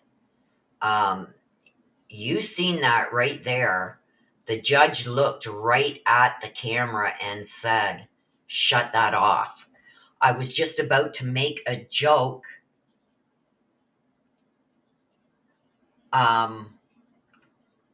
saying he told me to shut my mic off. I was just about to make that joke. So they're still there. It's just okay. Let me mute. Let me go and try and find out what happened there. Hang on, from somebody that's in the courtroom. Hang on.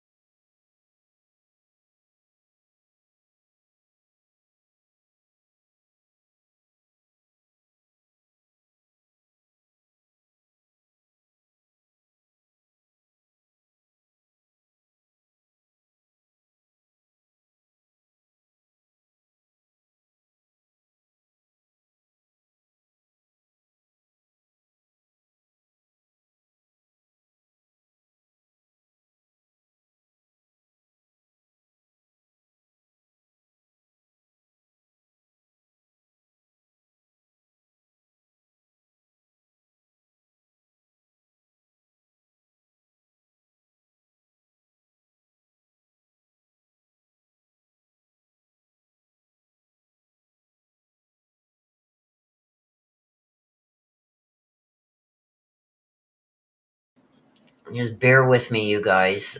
Court is on break. Just give me a second. I'm trying to get something done here. Hang on.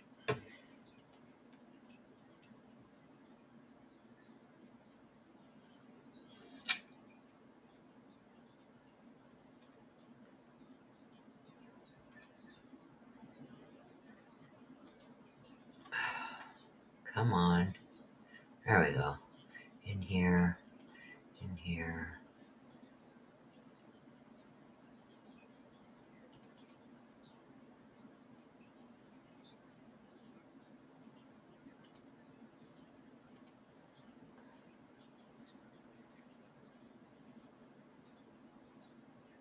Ugh.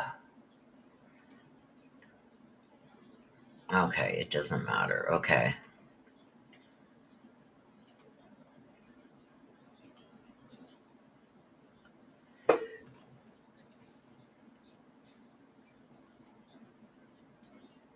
Oops.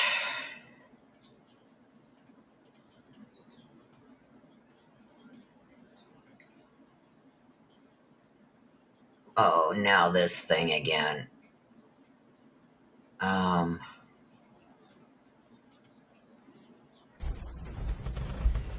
Oh, come on. Hi.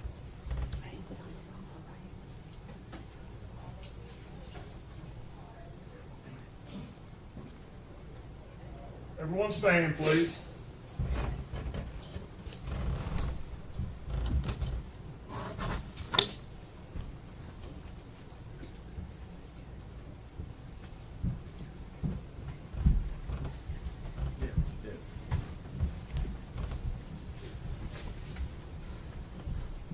Okay, hang on, you guys. Uh,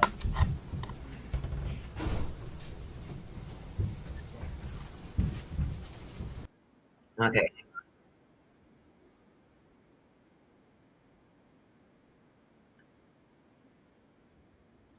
Okay, I got it back up here.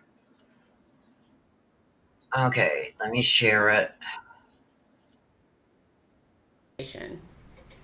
Did anything pursuant to your investigation lead you to believe that Tommy Boswell was involved? No.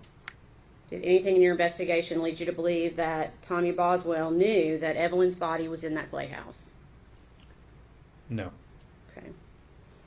Ethan Perry. Did he fully cooperate with law enforcement? Yes, Mr. Perry cooperated. Was Ethan Perry had been moved to Tommy's property after law enforcement had already been there? Oh, no. Okay. 1 minute.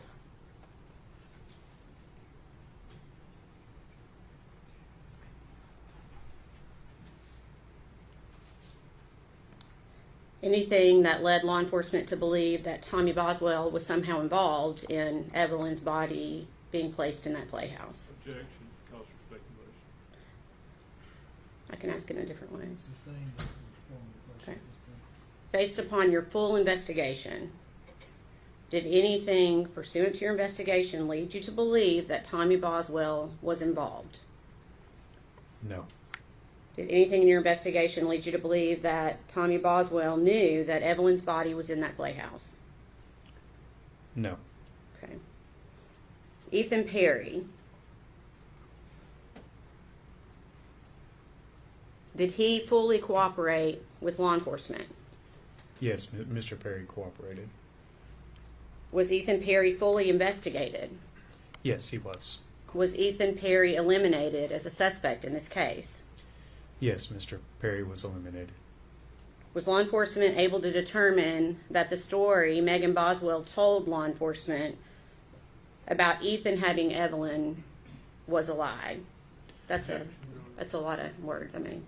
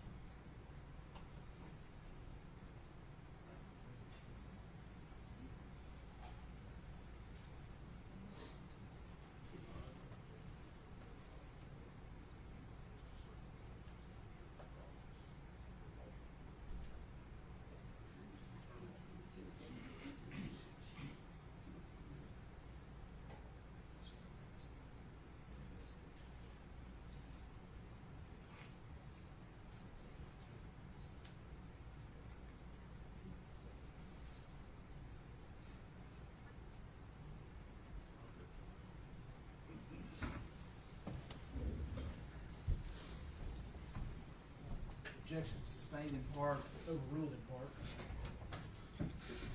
I'm going to try to ask this in a different, less wordy way.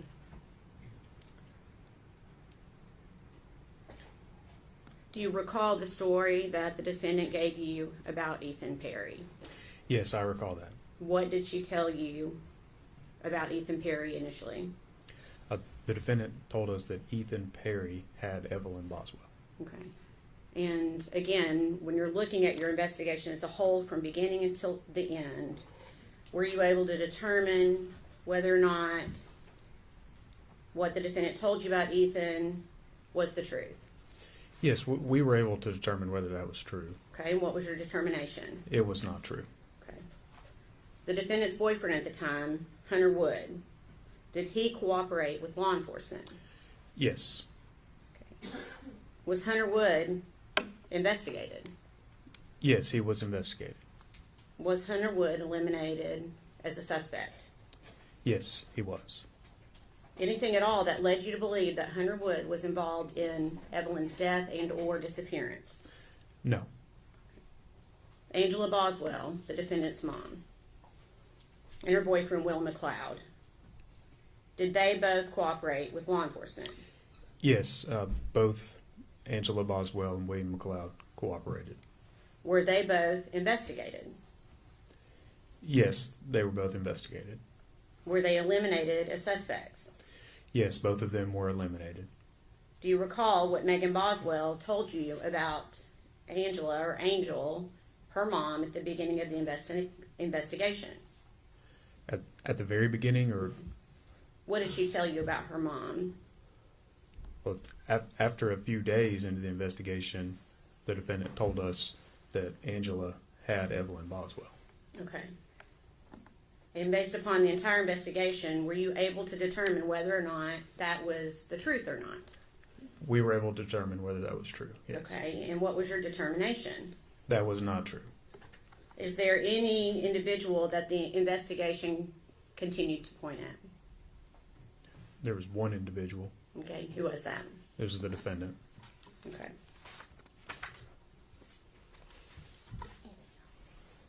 Please answer any questions the defense has for you.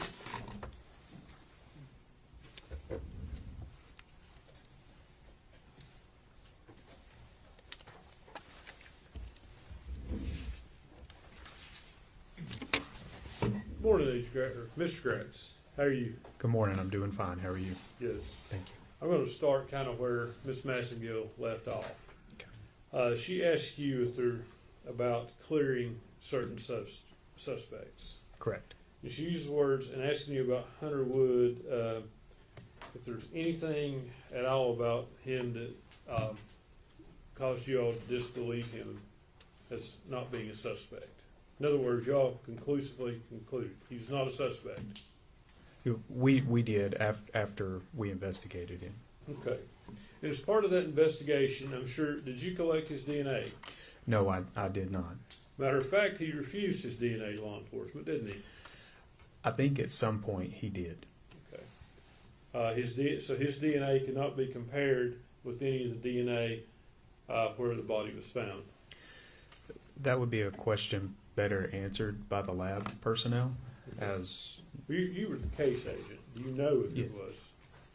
I'm sorry. You were the case agent. Yes, I was. And as the case agent, you're basically in charge of the case. You give directives about what to do and so forth. Maybe not quite that far, but I am the lead investigator for the Tennessee Bureau of Investigation. And do you know if his DNA was processed against anything? If you know. No. You don't know, or it wasn't? Oh, I'm sorry. It was not. Okay. Did you obtain fingerprints from him?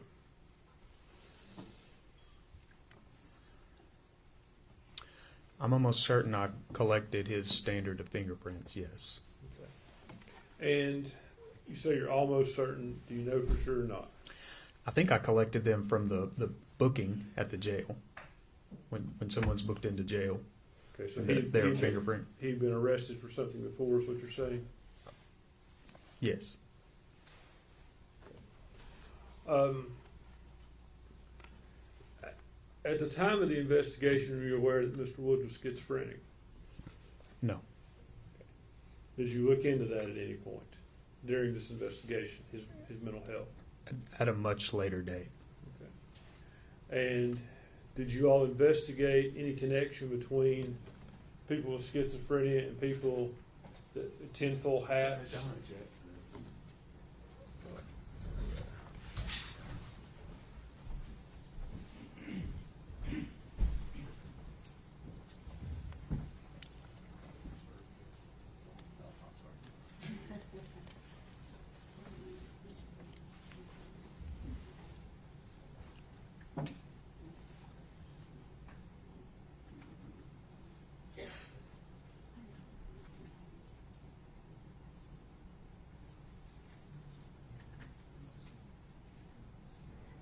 So, just as I suspected, you guys, that tinfoil hat thing is going to be an issue for the defense.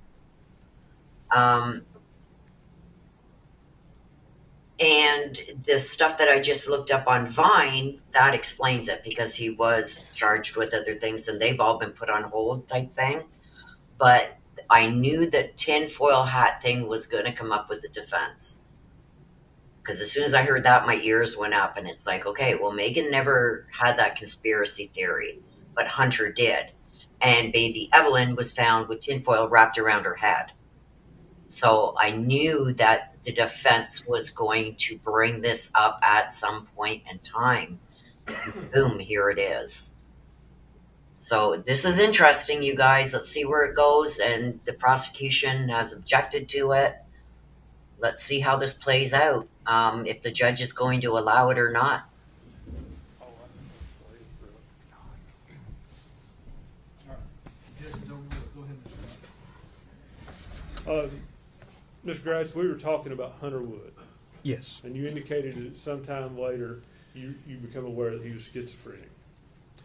I knew he was having some mental health issues. I'm not sure that I knew the actual diagnosis, but I am aware of issues. Did you investigate his health issues in relation to this case? And for instance, what I'm asking is, the first time I asked you about schizophrenia, you seemed to indicate that you knew that. I knew he had some type of mental health issues, yes. Did you investigate, give consideration to the possibility that the tinfoil could be related on the baby, could have been placed there by someone with mental health issues? We did a significant investigation into the tinfoil, yes, and it underwent what I would call significant forensic analysis Sure. to determine whether there is any type of DNA or fingerprints on that on the tinfoil. Okay, but short of forensic analysis, did you all investigate, is there something that might make someone place tinfoil on a child? Like, for instance, people with schizophrenia are known to wear tinfoil hats. I think we've covered it.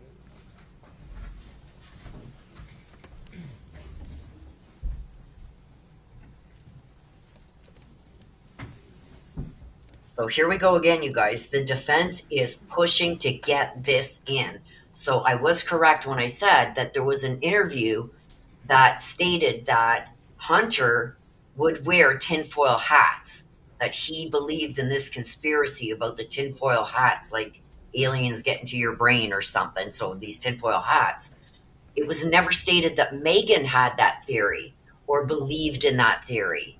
Okay, so when they find the baby with this tinfoil hat, her head wrapped in tinfoil, to me, that's an issue. And like I said, I worked in the criminal justice system, working for criminal defense lawyers for over 30 years. So as soon as I heard that, it's like, that's going to come up. As soon as I heard that her head was wrapped in tinfoil, that connects Hunter to her.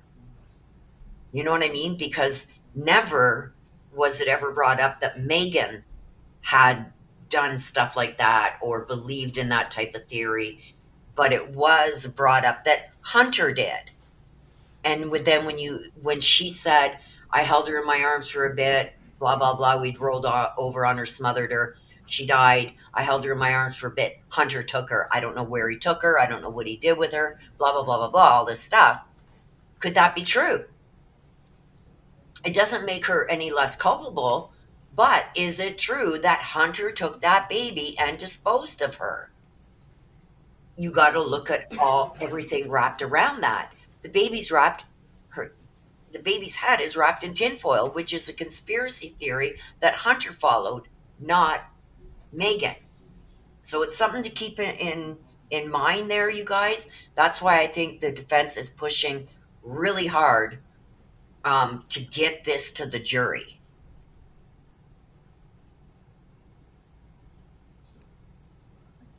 Let me know what you guys all think.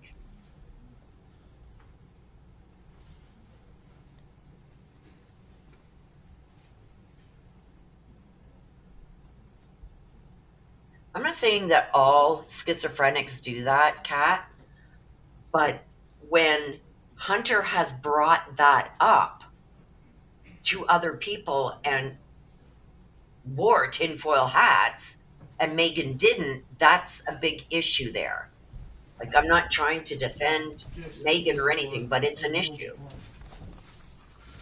Agent That Gratz, the baby was did you found. investigate any connection between mental health and whoever placed the tinfoil on this child? I'm not aware of any theories of like mental health issues is concerned with tinfoil, so nothing specific like that was ever investigated. Does that answer your question? To your knowledge, did anyone in your prosecution team do that? As far as mental health issues and tinfoil hats, Yes. not that I'm aware of. No. So going back to Hunter Wood, you said he declined to give you his DNA.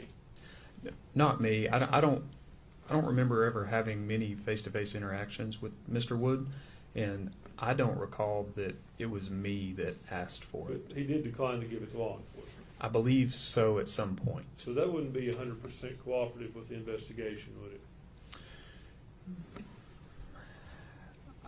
I guess it depends on how you look at it. I think that could be answered as a yes or a no.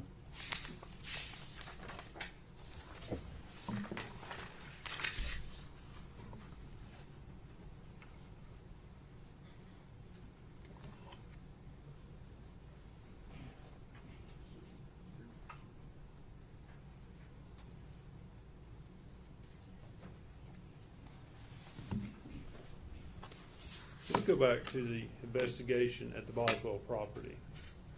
Okay. And as the case agent, I assume you're aware of what searches were conducted when and the results thereof. Generally speaking, there are a lot of moving parts, and in an investigation this large, with this many agencies involved, I did my best to really maintain a clear chain of information and make sure everything that was happening was being documented on paper, memorialized in some type of form, and brought back to me or to someone who would later bring it to me to put it in a file. And Tommy Boswell's property was searched on February 23rd, is that correct? With that specific date, I would have to go back and look. Do you have something that would refresh your memory as to that? Do you have notes? In the case file, yes. Is that something you could easily access? Relatively, it might take a moment to look through. Judge, I'd ask to refresh his memory with his notes. You want me to? Can he sit down to get those? Can you give me that date one more time, please? February 23rd. Thank you. Oh. I guess he's not on the microphone. I would ask for any other date it was searched as well. That'll just go. Okay.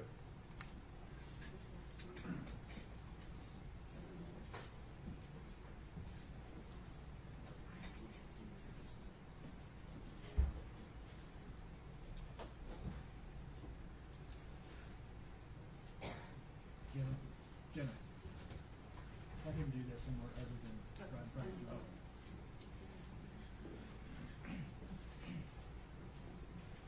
while he's looking for that, you guys, I just find it odd that they went and they um, searched that property and never found her.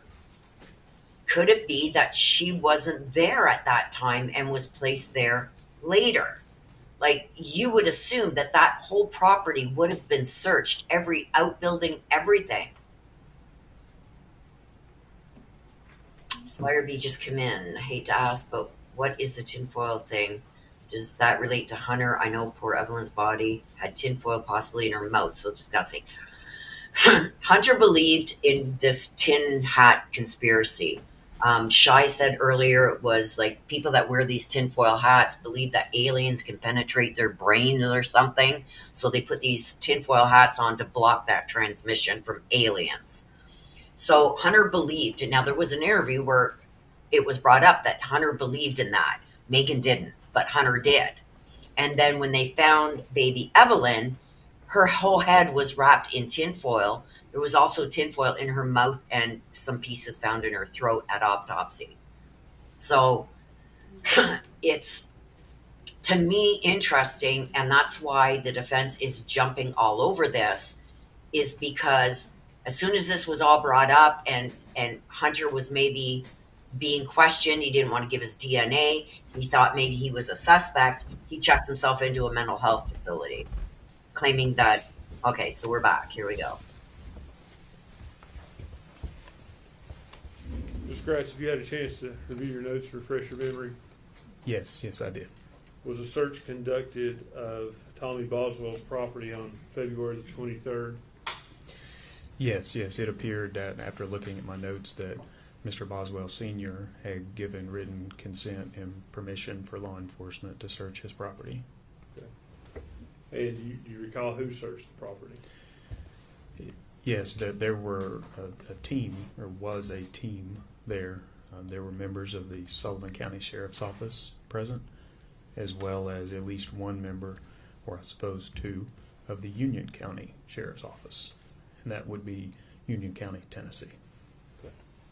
And a cadaver dog searched the property that day and provided no hits, is that correct? That, according to the report. Would the report would be correct to the best of your knowledge? I would have to defer to the officer that conducted that to those that were present. Is your report, Ms. Gratz, IR 115, author is David Gratz. Mm-hmm. You agree with me about that? Yes, correct. So you would have recorded the information you were provided by the team, whether or not the dog hit, correct? My report essentially reflects that there was another report issued. So the other report was issued by the Union County Sheriff's Office.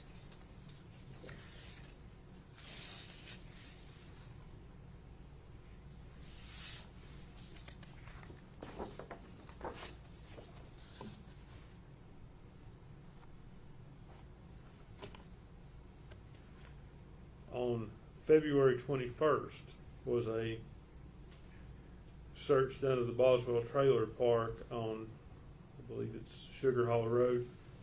Yes, I believe a team had gone out there. And were cadaver dogs taken that day? I know they were taken at some point. The specific day, I'm just not sure. You don't remember? No, I don't. I do know they were taken out there.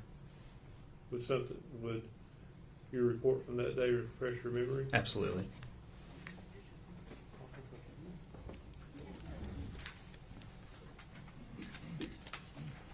Thank you.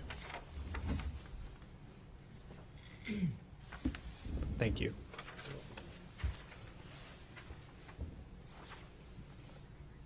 Ms. Gratz, that report indicates that property was searched on February 21st, is that correct? Yes, that is correct.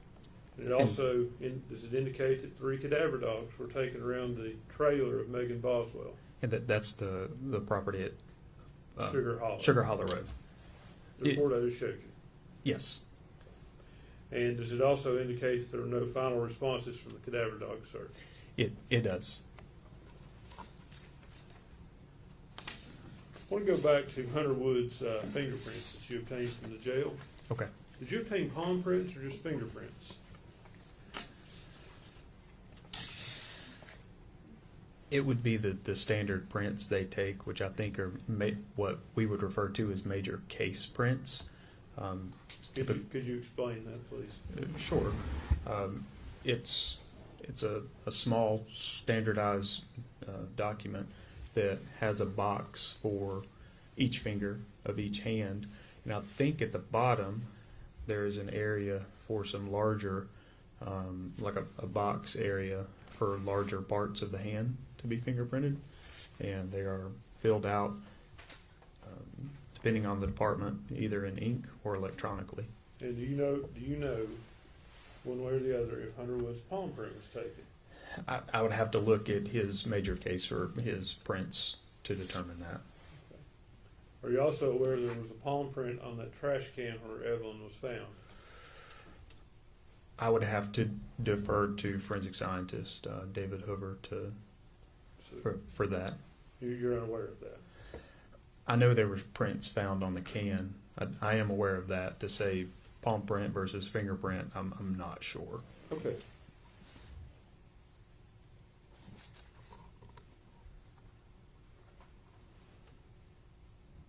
Could I approach the court reporter, please?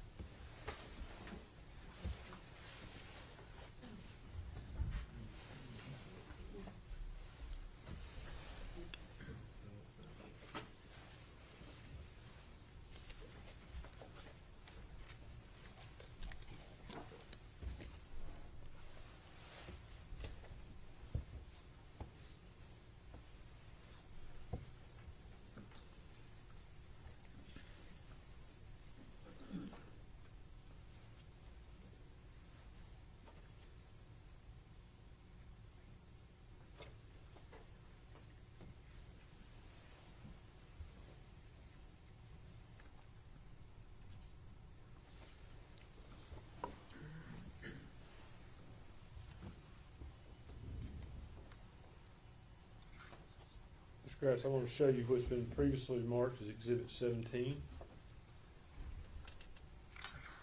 Flip. There you go.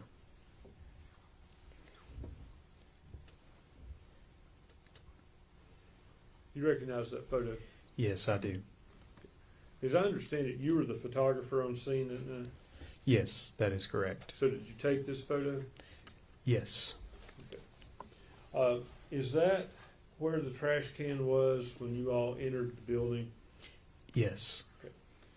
I see in the top of that trash can, it looks like there's a white trash bag and a black trash bag. Can you see that? Yes. The black trash bag, was it fully removed in there? Did you fully remove it from the can in there? Oh, we removed everything. Inside of the building? Inside or outside? I'm not sure what you're asking me.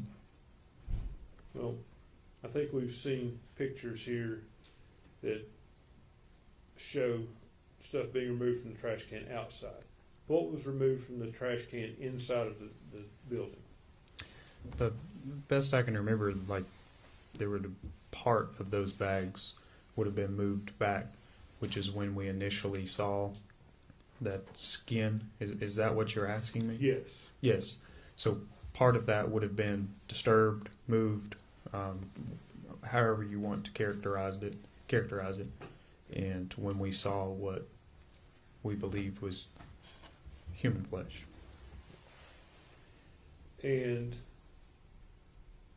that black trash bag, was it at some point taken out of the can inside of the building? Was it taken out of that can while it was inside the Yes. playhouse?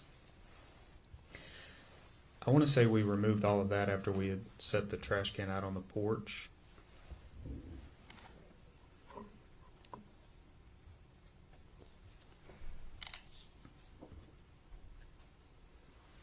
I'll show you what's been marked as Exhibit 15. Mhm.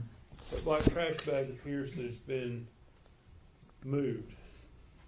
Yes, we moved those bags.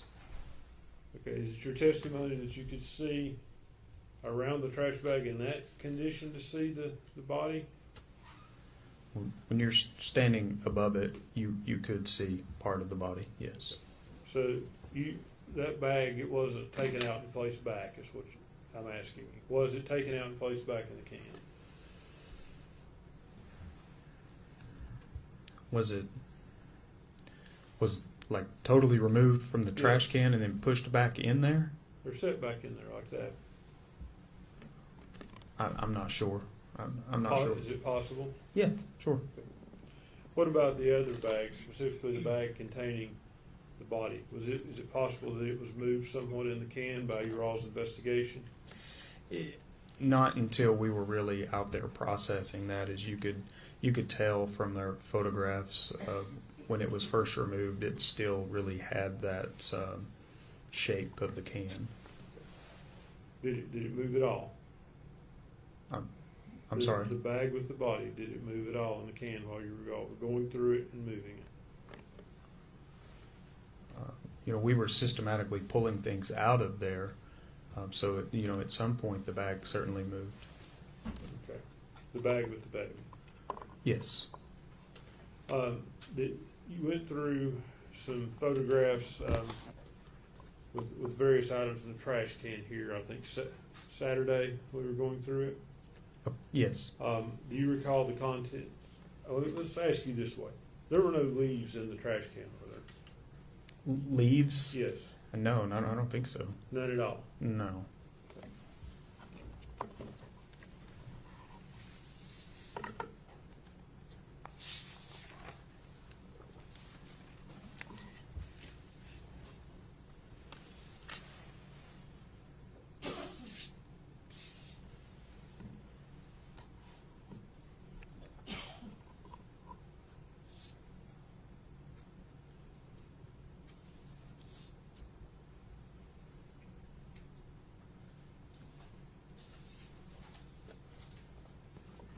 Okay, just a minute.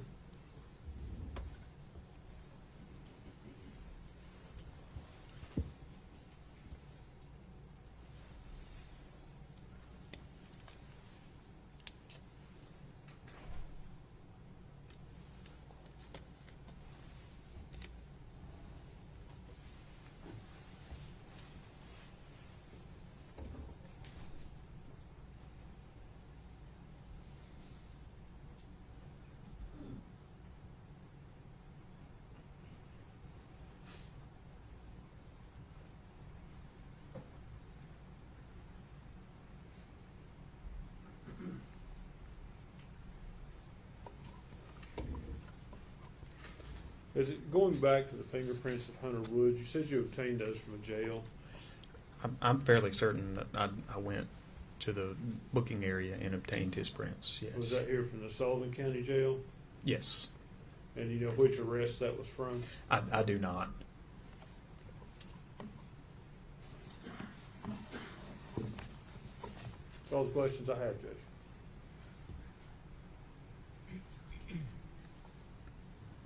Read her out.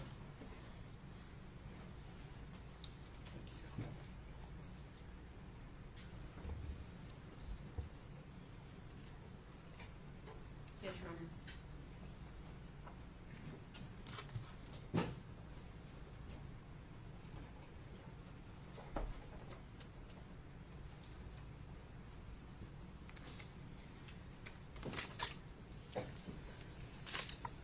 How many interviews of what we call lay witnesses do you think were conducted during this investigation? More than I could sit here and count. I mean, there were a lot. A lot of people were interviewed. Several witnesses were interviewed multiple times. Okay. More than 20? Yes, Okay. More than 30? probably. Okay. And at the same time, you're conducting an investigation with law enforcement, is that right? Law enforcement is conducting a full investigation. Oh, absolutely. Yes. And I think I asked you this on Saturday. Do you feel like you followed every credible lead that you could? We followed everything that came in. Out of every person that was interviewed, did any say that they ever saw Hunter Wood with Evelyn Boswell? Objection, Your Honor, the call figures. Sustained. Your Honor, may we approach?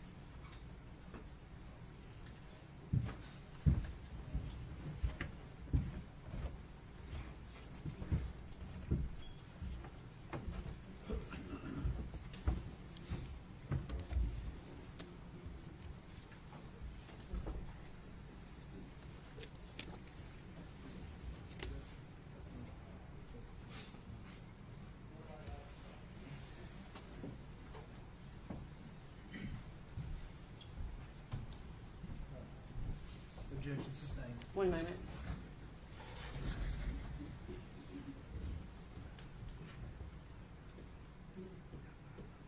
Okay. All right. No other questions, Your Honor. Anything else?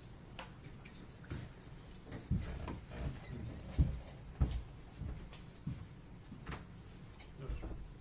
Is this witness free today? He is. We would ask that he stay under.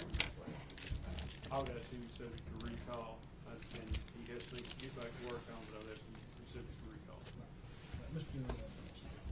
Draft, you're going, not being released from subpoena, you're still subject to recall. You don't have to stay here at the courthouse, just so long as we can get a hold of you and get you. Thank you. And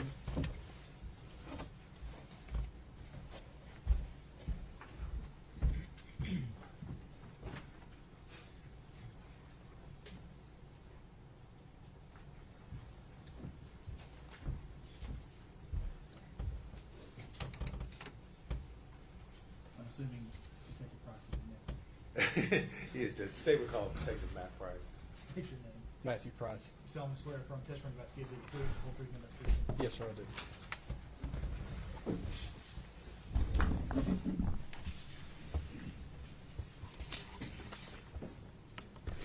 You are Detective Matt Price, is that correct? Yes, sir, that's correct. And where are you employed? Sullivan County Sheriff's Office. And what is your position there at the Sheriff's Office? Currently, I'm Lieutenant over Criminal Investigations Division. All right. How long have you been in that position? I've been lieutenant for about 3 years, 3.5 years, How long have you been in the Criminal Investigations Division? since 2009. All right. And how long have you been in the Sheriff's Department? May will be 23 years. All right. Lieutenant Price, were you working in the Criminal Investigations Division back on February the 18th of 2020? Yes, sir, I was. All right. And what was your assignment there? I was sergeant in CID at that time. Okay. Were you called out at that time to assist in the investigation into a missing child by the name of Evelyn Boswell? Yes, I was. And if you would, tell the jury a little bit about what your role was in the investigation. Most of my time was spent in the office conducting interviews, most of that time being with Agent David Gratz with TBI, and myself interviewed Megan Boswell multiple times. All right. I'm going to kind of walk you through things, maybe starting a little bit at the end and walking back forward. But on March the 6th, did you all eventually locate Evelyn's body and go to the property there where Tommy Boswell's out on Muddy Creek? Yes, that's correct. Okay. And in conjunction with, we've heard testimony about the body being recovered, was there also additional evidence that was recovered from there in the playhouse? Yes, there was. Okay, and what was that? There was multiple trash bags that was also located inside the playhouse. Those items were collected, and we went through those. We brought them to our headquarters at the sheriff's office and processed those here. Okay. Did you take photographs of the processes you went through, the items that were in those trash Yes, I bags? did. Okay.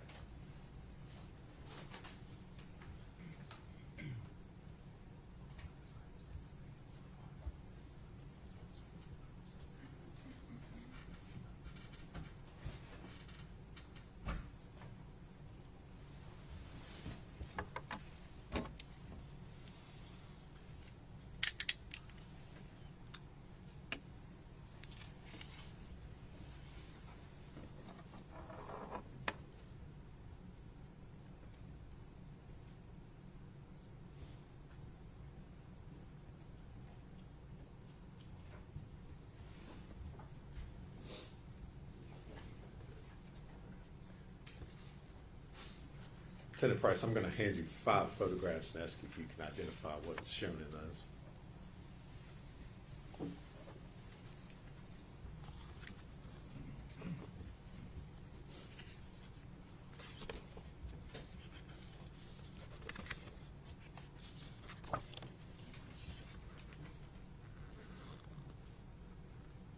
Yes, I do. And if you would, tell us what those are. Items from those trash bags that were recovered from Muddy Creek in the Playhouse. Okay. Are those photos of some of the items in the trash that you took that night? Yes, You that's processed correct. it? All right. Judge, we would move to introduce those. Are they true and accurate photographs? Yes, they are. We move to make those, I think we're up to 206. Yes. Any objections? Good. Full exhibits, 206 through 210. Any additional number?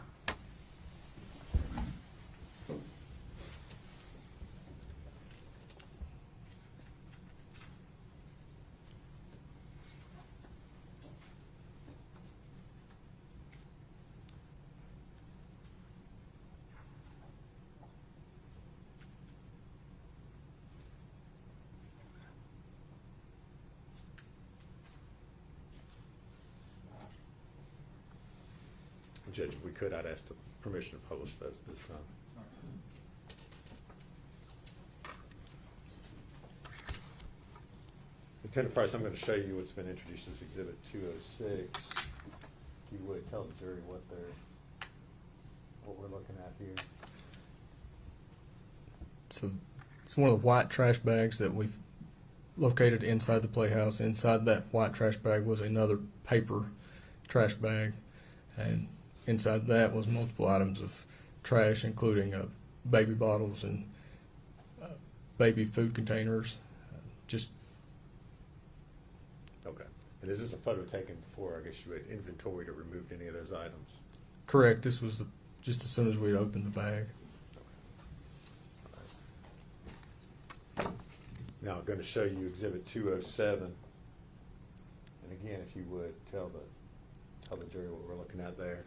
It's another white trash bag that we removed from the Playhouse, Dollhouse on Muddy Creek, and again inside of it was numerous other items of trash.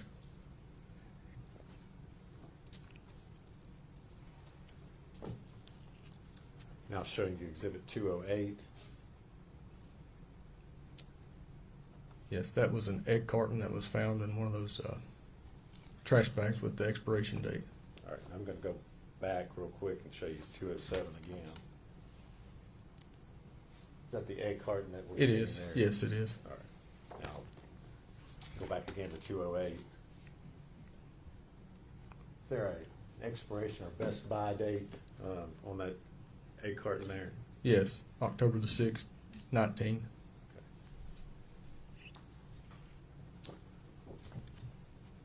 Now I'm going to show you Exhibit 209. What are we looking at there? Trash, again, trash bag with trash inside of it, including a most prominent thing is a milk container. And again, does that milk container have an expiration date on it? It does. I don't know if you can see it or not. I'll zoom in on it. It's a sell by date, sorry. October 20th.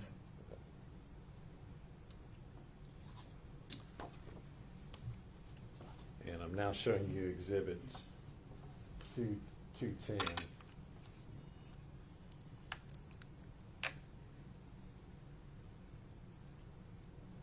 What are we looking at there? There's a receipt, Northeast State Bookstore, with Megan Boswell's information on it. All right. And that was removed from the Trash can, as yes, well. sir. Thank you.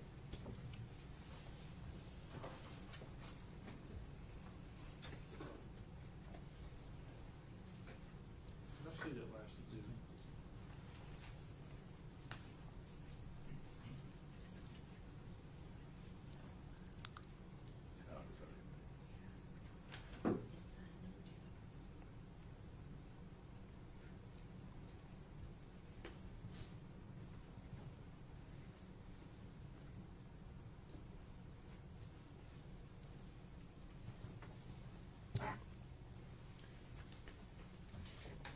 if we could hand Lieutenant, well, before we do that, Lieutenant Price, you indicated that you all went through the process of inventorying the items that were found in those trash bags we just showed the jury. Is that correct? Yes, that's correct. And did you remove several items that you thought perhaps had potential evidentiary value? Yes, we did. Okay, what were some of those items?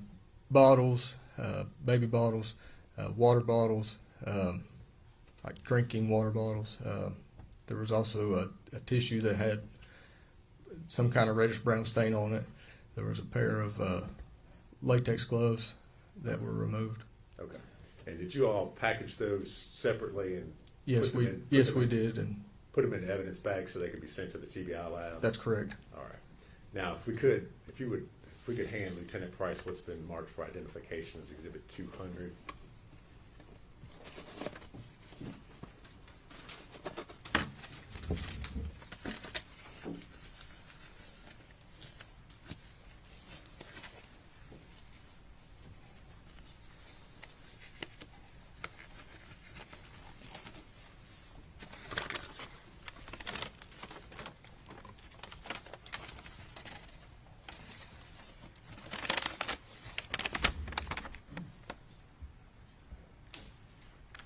Do you recognize it? Yes, I do. And what is it? It's a Dasani water bottle. All right. And is that the Dasani water bottle that you recovered from the trash bags that were taken from the playhouse? That's correct. All right. And again, you've mentioned that it was packaged in one of your evidence bags to be sent to the lab. Right. Yes. All right. Judge, it's previously been moved as identification only. We would move to make it a full exhibit at this time. Full exhibit, 200. All right. And ask to publish it to the jury if I could. Go ahead.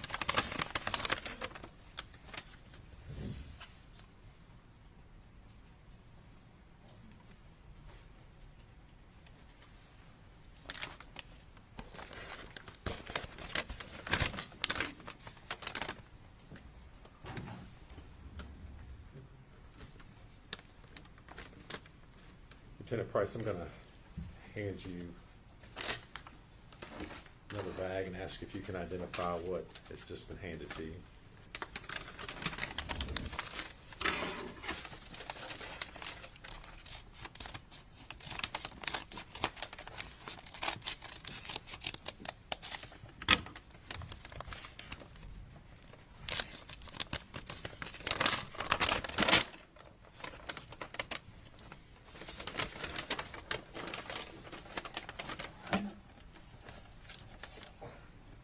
Yes, I can. All right. And what is it, sir? It's a great value water bottle. All right. And was that object removed and recovered from the trash bags that you inventoried that evening? Yes, it was. All right. Again, was it secured in a separate evidence bag to be sent to the TBI crime lab? Correct. Judge, we move to make that full exhibit 211. Any objection? No, sir. Full exhibit, 200.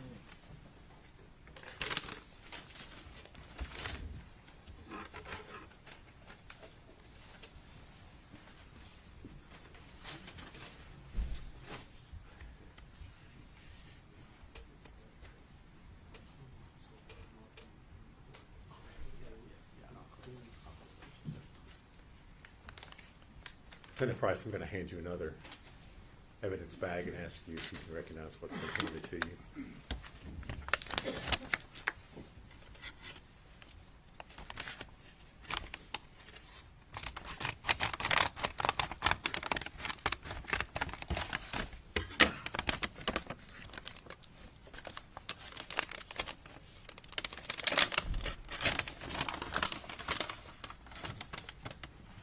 Yes. And what is it? It is another water bottle, a Misty Mountain water All bottle. right. And again, that water bottle was recovered from those trash bags that you inventoried. Yes, that's correct. Okay. And just so we're clear, these were the two trash bags that were separate from the trash can, correct? That's right. None Yes, of these items that you testified to were found with the victim's body. correct. All right, they were in the trash bags, I believe. I'll pull a photo up here in a minute, but they were separate. Yes. Correct. Okay. Judge, we move to make that exhibit number 212. Any objection? No, sir. Full exhibit, 212.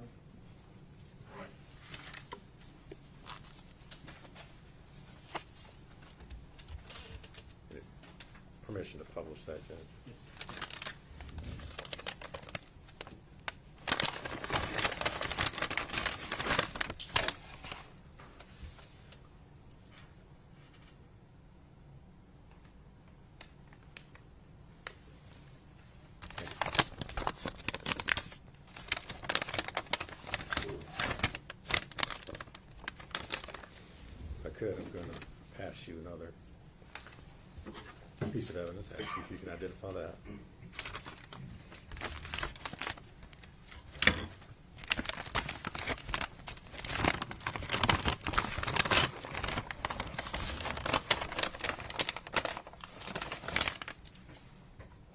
Yes.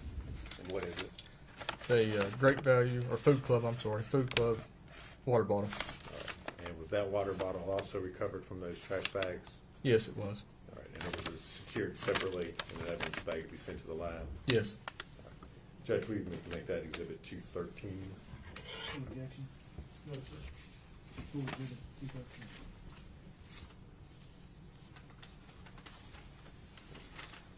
Ask that it be published to the jury.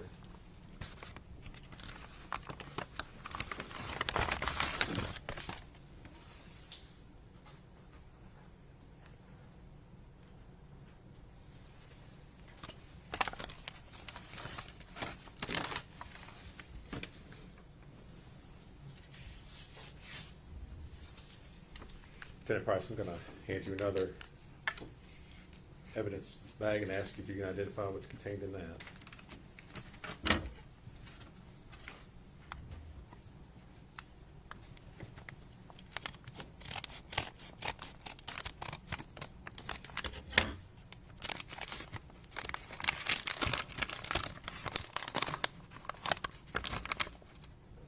Yes. And what is it? It's a white tissue with some kind of stain on it. All right. And was that tissue recovered from inside the trash bags that you were inventorying that night? Yes, it was. And was it packaged in a separate evidence container bag to be sent to the TBI lab? Correct. Judge, we move to make that exhibit 214. Any objection? No, sir. Full exhibit 214. Ask permission to publish that to the jury.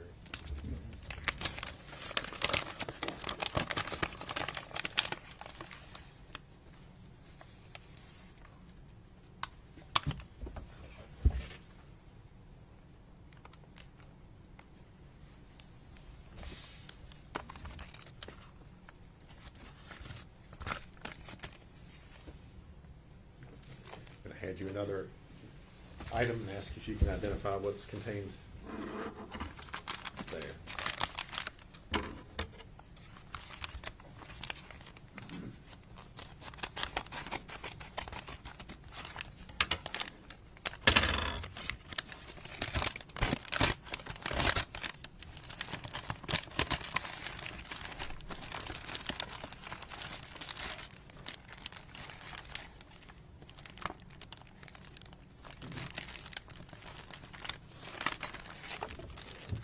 Yes. And what is it? It is a baby bottle. All right. And was that baby bottle found in the trash bags that you inventoried? Correct, yes. Okay. There's also, the lab has, some of the liquid that was in the bottle, looks like the lab has put in a separate container. Okay. Is that actually in a separate? In a separate, like, plastic container, Okay. like a test tube kind of thing. Okay. Judge, can we make that the exhibit 216, perhaps maybe? Any objection? Baby bottle will be 215. The container with the rest will be 216.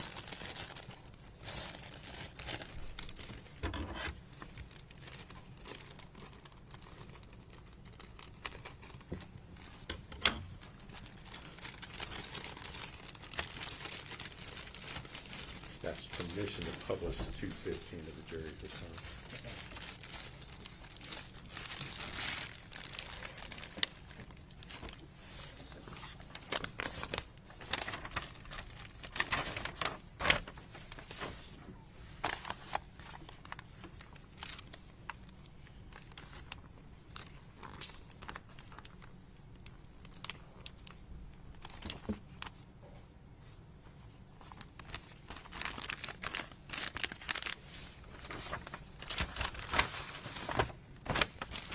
Need to mark The this, baby bottle. mark it first, or Two- Is it March 2/15?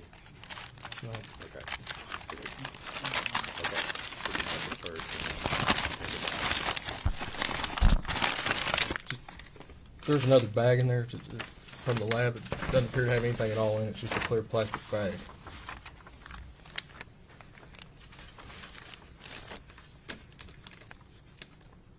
Let me ask the bottom. 216. You want to inspect it? Let's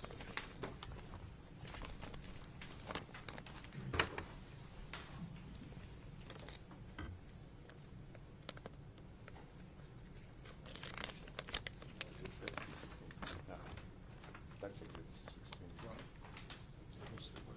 Is there, you said there's another bag in Yes, and I believe this was the.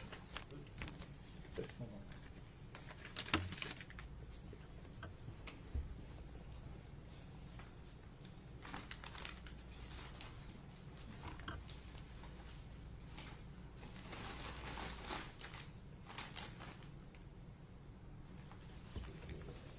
on. Where's the other bag? Right here. Okay. Okay.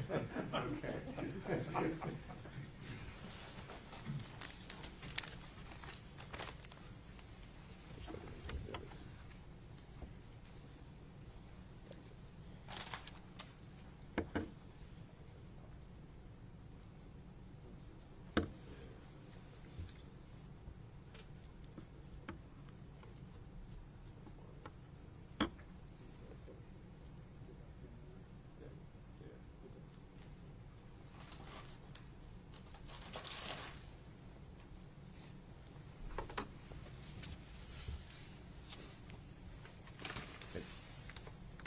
Lieutenant Price, I may have you identify, there's a separate plastic bag that's in there.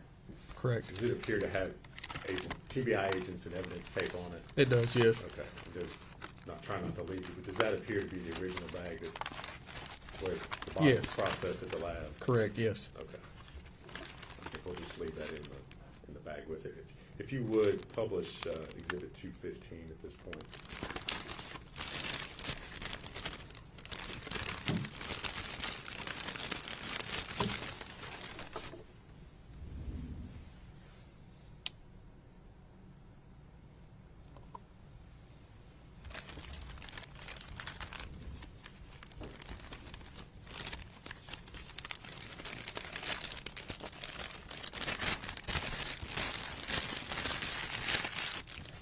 Lieutenant Price, I'm going to hand you another item and ask you if you can identify that.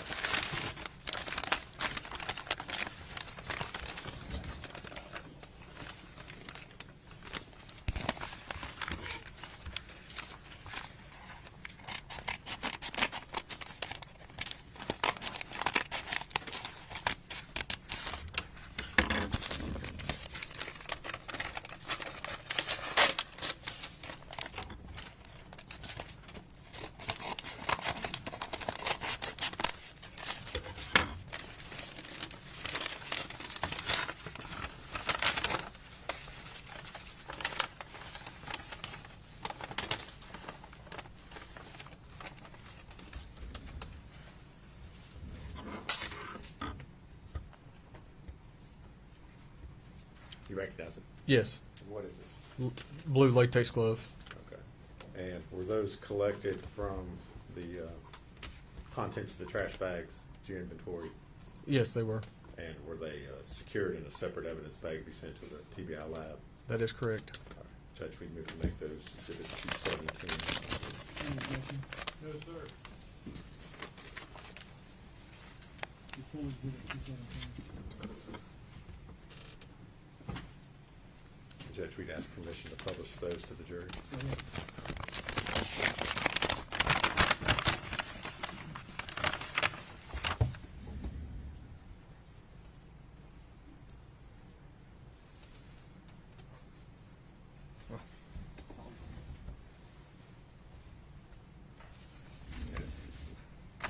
Probably obvious to the jury at this point in time, but are those gloves all one piece or have they been broken apart? Broken apart. Okay.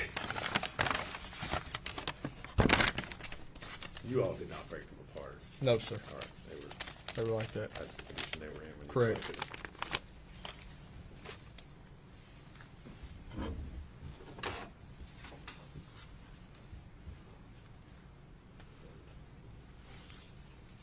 All right. I'm going to hand you another item and ask if you can identify that.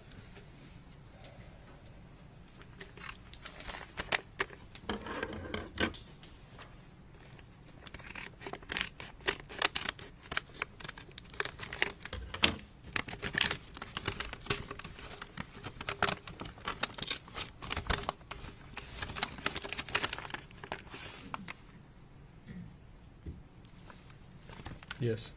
And what is it? It's a cold and cough nighttime medicine bottle. And was that bottle collected from the trash bags that you all inventoried that evening? Yes, it was. And was it secured in a separate evidence bag to be sent to the TBI lab? Yes. Judge, we move to make that exhibit number 218. Any objection?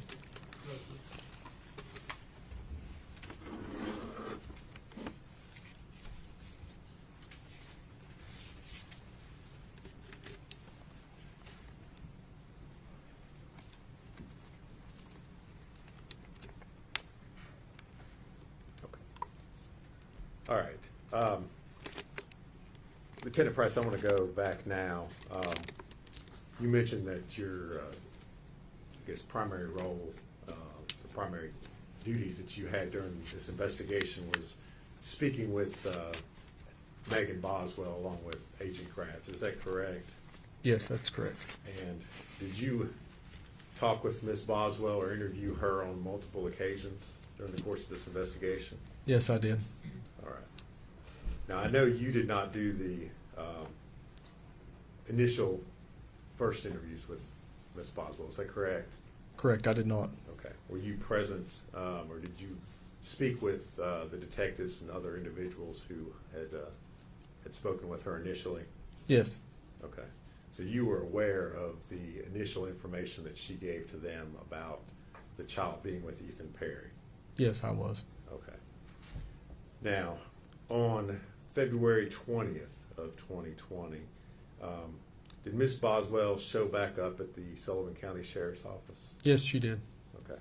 Was that something that you all had planned, or had you requested her to come to the Sheriff's Office? No, we had not.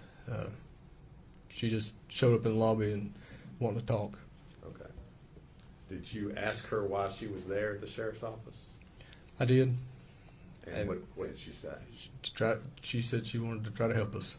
All right. And as a result of that, did you all, again, and when I say you all, I'm talking about you and Agent Kratz, did you all then interview her again on February the 20th? We did. Okay. And where did that interview take place? At the Sullivan County Sheriff's Office, just outside our CID, we have 2 interview rooms, and one of those interview rooms is where we talked to her. Okay. And is that interview room fitted with audio and video recording equipment? Yes, it is. And was that particular interview recorded? Yes, it was. All right. And I know you said that the interview room is in the Sheriff's Office. That's here in Blumpville and Sullivan County? Correct. All right. Did you have an opportunity to watch the video of that interview prior to coming to court here today? Yes, I did. And was that what you watched, a true and accurate copy of your interview with Ms. Boswell? Yes. All right. Judge, I'm going to move to make that Exhibit 219. Any objection? No, Be full exhibit 219.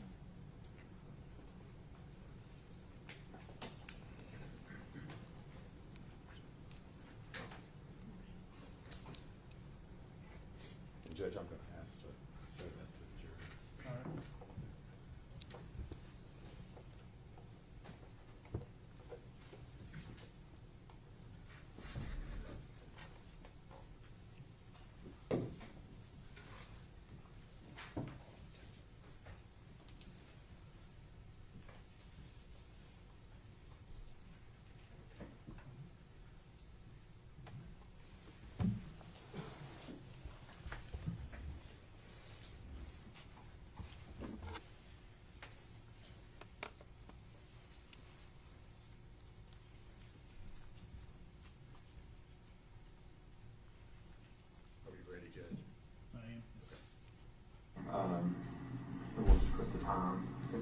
time's a little bit different now. So before we ask you any questions, you must understand your constitutional rights. You have the right to remain silent. You do not answer any questions. If you do answer any questions, your answer can be used as evidence against you in court. You have the right to consult a lawyer before you have a question. If you're not a court lawyer, will be provided to you without cost. If you decide to answer questions now, that lawyer being present, you will still have the right to stop answering questions anytime until you talk to a lawyer. I have read or have read the manual on constitutional rights. Understand what my rights are. I'm willing to make a statement and answer questions without a lawyer being present. Good with that? You want to talk to us, right? I mean, you called us this morning. We'll get this over with. Tell you what, just sign your name right there again. How about that? Right next to your name. Or initial it, however you want to do it. I'm going to sign next to Miss Darby's. I have Matt be a witness, okay? And,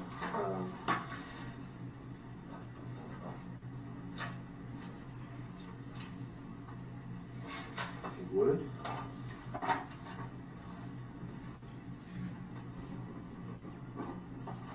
I'm going to add the time right under that, so 1:58 p.m., okay? So I'm on gonna come here on time. I said it's my telephone, but she was here last night. We wish you would have. You and me both. Oh, so what's been going on since last night when I talked to you? What time did I leave here? 3 o'clock in the morning? Yeah. Okay. Where'd you go? So that place. We transported her, right? Sullivan County.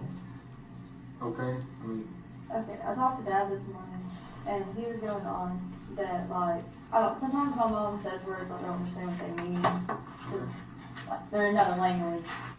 Yeah, Dad knew what I was talking about, apparently. But he was going on that she was like, whenever, he told her the night before he called you all, and he was going to, and she was going on, oh, she's going to jail, like, she can't be around here anymore, she'll have to leave and not come back and stuff like that. your mom told your dad that? Yeah. Why? I mean, I don't know, but that's, a big thing. Well, let me ask you this. And then yesterday in the car, she tried to start towards, like, Mendota, Virginia, and I was like, hey, like, if you're not taking me up there, that's fine, like, pull over, like, I'll call myself and then come get me. What's in Mendota, Virginia? I don't know. Mendota, how you say it? Yeah. Okay. Is that how you say it? That's right. Mendota, M-E-N-D-O-T-A, Virginia. That was a question for me. Yeah, yeah. So, does she know people out there? Not that I know of. Do you know people out there? No.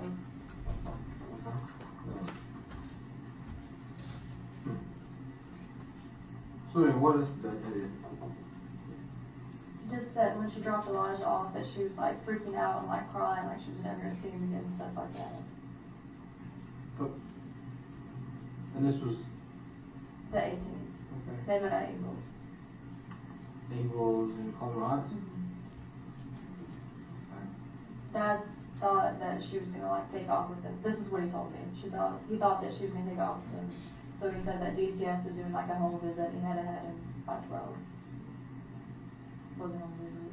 For Elijah and, Charlotte, yeah. There was never a home visit. He just said that to give Elijah home home. so you think your dad's playing your mom against the system? Or like DCS and all that, trying to keep custody of, just that being difficult with your mom over those 2 kids? Well, I mean, yeah, but she was. Let's face it. I mean, I talked to you a lot, right? And you've had a pretty hard life. Would you agree with that?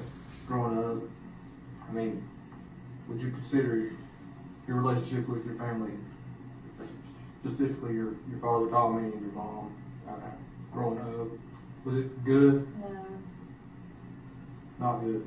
no. I don't think it's been good, from what I know about it. And I hate that for you. You know, it's hard to grow up in an environment like that. I know. Because, I mean, you were in foster care, right? What was the deal there? Truancy. They put you in foster care for truancy? Mm-hmm. Because you couldn't... I ended up missing a lot of school until I got literally dehydrated to the point that I could not walk when I was pregnant with Evelyn because I just couldn't keep anything down like Evelyn. And they put you in foster care. But did you have a strained relationship with your mother growing up? Mhm. I mean, was it difficult? I mean, like, I was more with my grandparents and then, like, So your grandparents raised you? yeah, Mama didn't care much about you, or Mama was strung out on dope? both. Right? Yeah. I mean, I can't imagine having to live in a home where my mom don't know where I'm at half the time, or how she can't function because she's so screwed up all the time. You know, jacked up on meth, or she on meth, is that her drug of choice? Her and my dad used to do both. Cocaine? Yeah. Yeah. I mean, that's tough for a kid growing up in an environment like that. I get it. So like ever since I got older, like me and mom talk like every day. Like we'll take spouts where we don't talk for a little bit, but like since me and her started like really talking again, like I talk to her every day. Except for yesterday. Exactly, that's what I'm saying. What's the deal there? Yesterday she dropped me off and she was like, well, you didn't go to talk to these people, I don't want to be involved in it, blah, blah, blah. And I was like, okay, that's fine, you know, I'm taking me up there. I was like, you just pull over and I'll have them come get me. She doesn't want to be involved in it. That's what she said. Why would she say that? I mean, Why would she be involved in it in the first place? Explain that to me. I really don't. If I did, I would tell you. And I asked Dad if he talked to her, and at first he's like, well, I'm not telling you if I have or haven't. He's like, why do you want to know? And I was like, we're trying to find her. And he's like, well, no, I haven't. Yeah, we're trying to find her. I mean, like I told you last night, we've got, I'd say there's 80 people right now, probably more than that, across the state of Tennessee that are doing nothing but look for this job. Nothing. That's it. Okay? There's probably 50 of them up here right now. And like I told you before, last night, you know, there's got to be more. I mean, you're not a dumbass. I know this. Yeah. And I'm not a dumbass. And I've been 100% honest with you. I mean, I'm not going to lie to you. I told you, yell, scream, jump up and down, beat the table. But there's got to be more to the story. Well, Mom used to tell me that she was talking to Ethan about Edward. When? Whenever her and I first started talking again, so it was kind of like a little bit after January. Your mother told you that she was talking to Ethan about Evelyn. She did. And how was she doing that? On the phone. She never specified. Okay. Do you think she was calling him, talking to him like we are, or texting him, Facebook message, what? She says on the phone. Okay. I don't know if that means text or call. You assume it to be phone calls? Yeah. But that's just my assumption. Right. Could be other ways. She doesn't have a Facebook, but will have a Facebook.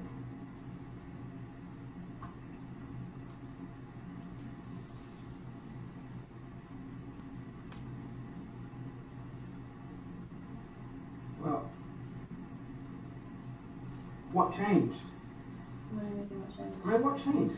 Something had changed in the past 24 to 48 hours, maybe just a little bit more, with you and your mother.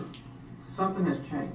She just kept getting mad at me yesterday. She's like, Well, we need to and- talk to them. but- She was like, don't involve me in it. I And don't you need told me involved that in and it. told me that. I know. You told me that 100 times Well, last that's all night. she told me. There's got to be more. That's all she There's told got me. to be more. Your mom that you just told me 10 minutes ago that you Well, had this great apparently, relationship she told with. Dad that she was going to jail. I'm talking about what she told you. You had this great relationship. Just come here out. Me and Mom, we've got back together since I grew up. We got a good relationship and this and that. And you talking every day. And then you go to not talk to her at all. Something I have tried to happened. talk to her. Something happened. I have tried to talk Something to her. happened. Something happened between the two of you all. She got mad and I made her drop me back up here. When she dropped me down to the animal shelter. But there's more. The conversation that happened. There's more. Well, she just Has kept to trying be. to go to Virginia, and I was like, why are we going up there? And she's like, we just need to go. And I was like, no, like, I can't do that. Like, I need to be up there. And she's like, we're going to Virginia. And I was like, no, we can't do that. And then just kind of went like back and forth. And she was like, well, we have to go up there. And she was like, I have to drop Will off somewhere. It doesn't have to go through that. It doesn't have to do with going to Virginia. It has to do with why you're here and why we're trying to talk to her and Evelyn and the whole deal. That's what the conversation was about. There's no doubt in my mind. Y'all had a conversation. She hasn't asked me what I told you all, or Okay. what you have told me that she said. And I kept saying nothing. She was like, okay, keep it that way. And she was like, So if you it asks wait. Slow down. Your mom told you to not talk to us, and if we ask you anything, not to tell her anything. yeah, and I'll tell Okay, her why? anything. Why? I don't know, but she didn't You want don't you know to why. know Why? about her. She didn't want you to know anything where she was or anything like that. Why not? If I knew, I would tell Well, you. you got an idea. Well, I really didn't get up it until Dad told me today. Well, you got an idea. Maybe Ethan gave Evelyn Listen to to her. me. Listen. You know. You know. Maybe Ethan gave Evelyn to her. What makes you think that? Well, I mean, she's kind of just taken off. When do you think Ethan gave Evelyn to Angel? Maybe before he left her dad. Let's Me and my mom weren't really like on talking day-to-day basis at that point though. Well, let's just assume for a minute that's true. Okay? Let's say Ethan has Evelyn on the 26th. We'll say the 27th. He says, Angel, yeah, I've got Evelyn, you come get her. Okay? Why didn't Angel, why didn't your mom tell you, hey, I've got Evelyn? I don't know. Did your mom tell you she has Evelyn? No. I even asked her and she just kind of get mad at me. When did you ask her? You told me yesterday that She dropped me off up here. You know that. I do. Well, I asked her if she had her. I said, do you know where she is? And what did she tell you? She wouldn't answer me. She just kept going on. You don't need to go up there. You don't need to talk to them. You don't need to tell them anything. Have you talked to anyone today that could help besides your mom?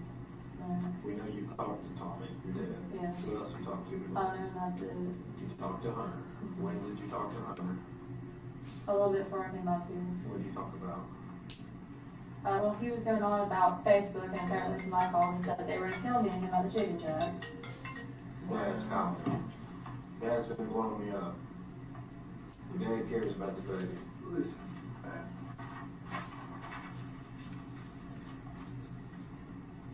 Hear what you said just a minute ago. Maybe Ethan gave Evelyn to Angel. What you just said. Maybe. No. It's not how you, that's what you said, but it's how you said it. Okay? I don't know for Listen to sure. me. Listen. I'm going to be honest with you, okay? Let me talk. Okay. I've been doing this a long time. I've talked to a lot of people. They're sitting right there in the same position you are. I know when you're not being 100% honest. Just like I knew yesterday when I told you that you didn't run out of gas and walk down the road. Mom dropped you off. I knew that. I know you told me one thing, but I knew something else. Okay, well, I'm going to be honest with you, okay? I don't know for sure, but that's just my gut feeling at this point. What if we reworded that statement a little bit? Okay. What if we reworded it to say, maybe Maggie gave Evelyn to Angel? I did not. Me and Mom were talking at that point. Well, at any point. No. The only time that she's ever kept Evelyn is one time she kept her overnight for me, because me and my were into it, and she was at her parents'. I didn't really have anywhere to stay, so I slept in my car that night. But Evelyn was inside the house, and then she kept her for me for maybe like a couple hours a few times. What if there was a time when you couldn't get in touch with Ethan and you needed a break? No. Maybe you went to your mom, said, here's Evelyn, No. and you trusted your mom, No. and she never brought Evelyn back. It's not possible. Not possible. Let's go back to Hunter. What did you and Hunter talk about? Facebook? Yeah, he said that What about Facebook? people were talking about him, and that somebody called the chicken shack and threatened to kill me and him. Okay. How'd that make you feel? Well, I mean, he was just like, I'm upset and this and that, and then I was like, okay, can I come get my stuff at some point? And he was like, yeah, we'll talk about it later. Okay. Did you ask him where Evelyn was? No. Did you call anybody today to try to find Evelyn? I've tried to call my mom on every number that I have for her, and she's not answered. Okay. I have 3 numbers for her. Of all the people in the world, of all the things you could be doing to find Evelyn, you keep calling your mom. Why? Because I think she knows something. I don't know for sure. I'm not going to lie to you. Because don't be like, you're not being 100% honest with me. I am. It's the first time I've heard that. I've talked to you now for coming up on 5 hours. First time I've heard that, Maggie. Okay, So I'm going to be in trouble for not saying that before. Look, we are concerned about Evelyn. We want Evelyn. What did I tell you last night? We will go to the end of the freaking earth and back. like he told you, they've got 2 damn planes they'll put in the air. But I have no idea where she's at. I've called her maybe like 100 times. Maybe you don't, okay, maybe you don't know where she's at right now. I might have an idea though. Okay, Of the tell us. area. Tell us Okay. the idea. She used to stay on Jenkins Hollow Road in Ancestor. Alright, you told me that last night. Okay. What makes you think she's there right now? These are the only places I know that she would go The to. 3 we talked about last night. Yeah. Okay. And then her and Will used to camp a lot. I don't know where she got like exactly her like trespassing and assault charge in like Scott County, but I know it's close to that river. Pretty close to be, excuse me, Scott County, Virginia, pretty cold to be camping. Will Okay, has a camper. okay. Mendoza, Virginia, Scott County, Yeah. tell me where they're at. I don't know exactly where they're at. You got a good idea. You know, yesterday when I had you taking me to places, Huh? those are like the only ideas that I have. Answer my question. Okay. Whose profile picture is that? Mom. Alright, I'm gonna read something to you. Okay. How's Evelyn? Good, mean as fuck. Aw, she hates me. I don't have a child to inform you about, sadly. Not yet. What? What do you mean I don't have a child to inform you about? That's what somebody said to you. Can I see that? You can. How's Evelyn? Good, mean as fuck. Yeah. January 26th.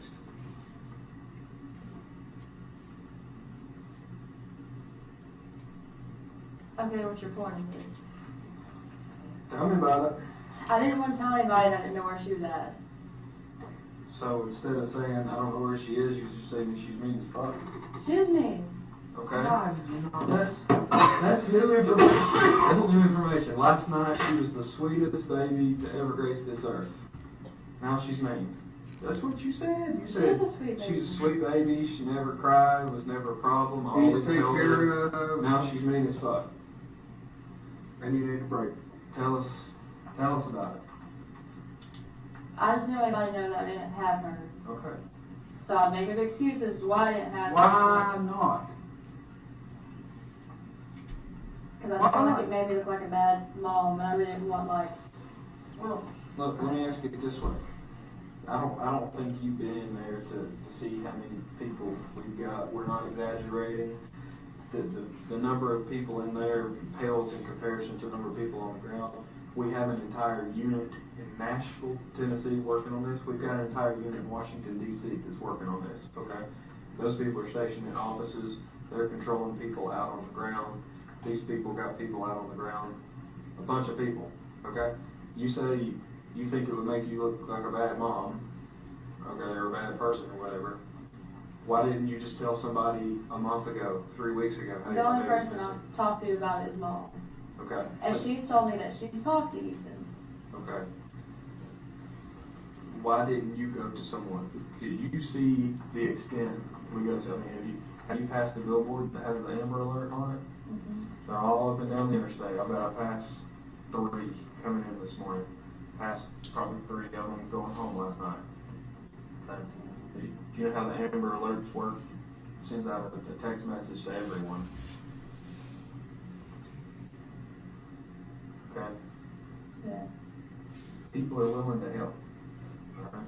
Our first thought is not, hey, let's judge the mom and talk about how bad of a mom she is. Our first thought is, let's find this baby. Help us.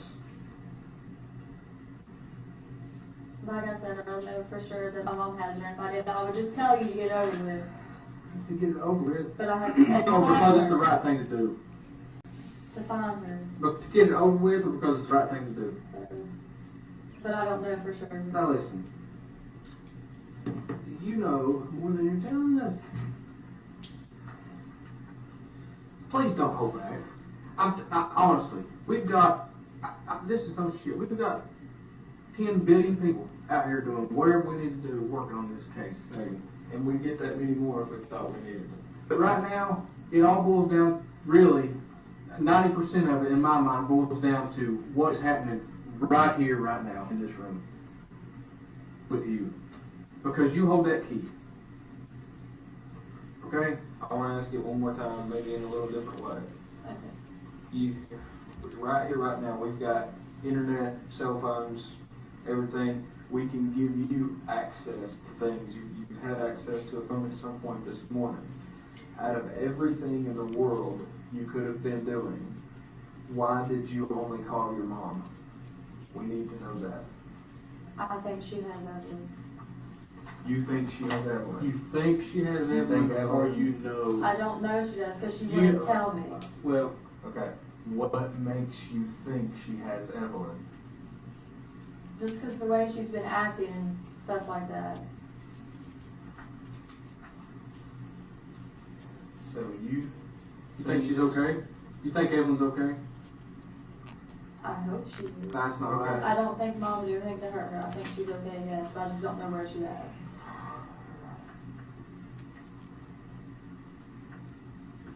But every time I would try to ask Mom anything about it, she'd just beat around the bush and be like, well, you don't need to talk to him.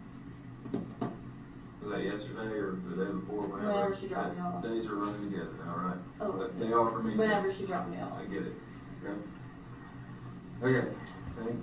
Instead of your mom, I'm writing down Angel. It's easier for me. Thinks Angel knows something. That transforms into thinks Angel has Evelyn. You're not out here calling Ethan saying, where's my baby? Because last night that was the story. I think Ethan had it. Okay. You say Ethan had Evelyn on December 26th. Okay. It's time for us to lay it all out there. We know that's not true. Okay. Ethan didn't have her on Christmas. We know that's not true. Okay. Are you tracking me? Okay, if I tell you what happened, am I going to be in trouble for not telling you the first time? For Jesus. What did I tell you last night? We want to know where Evelyn is. We are concerned about Evelyn's health. Okay? Will be. But put that last night's 3.5 hours in the past. Okay? Okay. Right here, right now. Help us where Evelyn is. Okay, Mom came and got her from my trailer. When? I was working and Mom came over to my trailer to babysit. When? I don't know an exact, it was, Today? Yesterday? no, it 3 was days like ago? a week or so after I started work, because I had nobody else to watch When it. did you start work?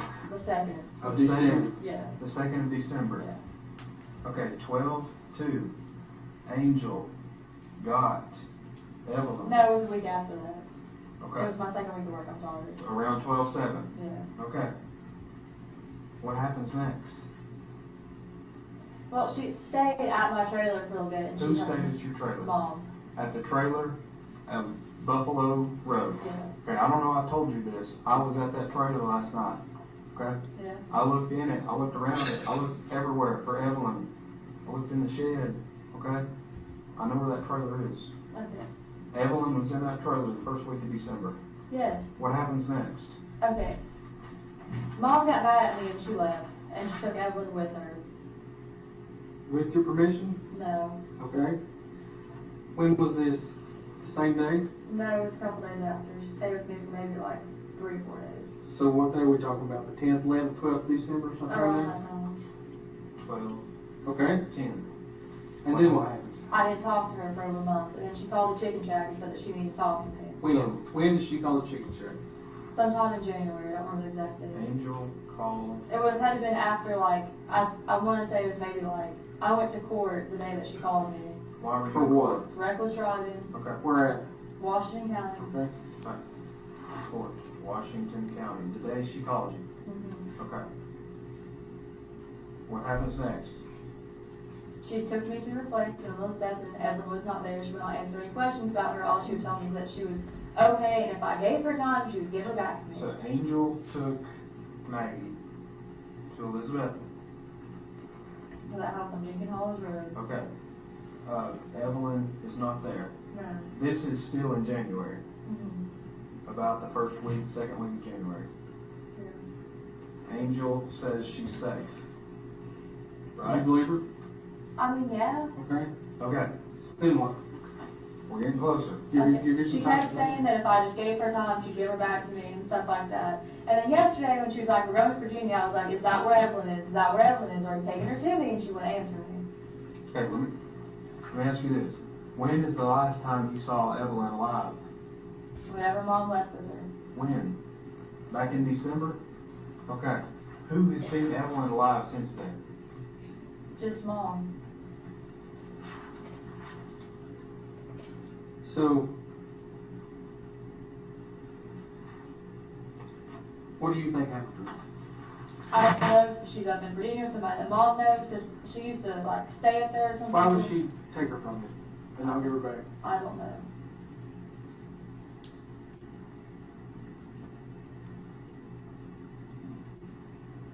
Why in the hell did you not tell us this to begin with?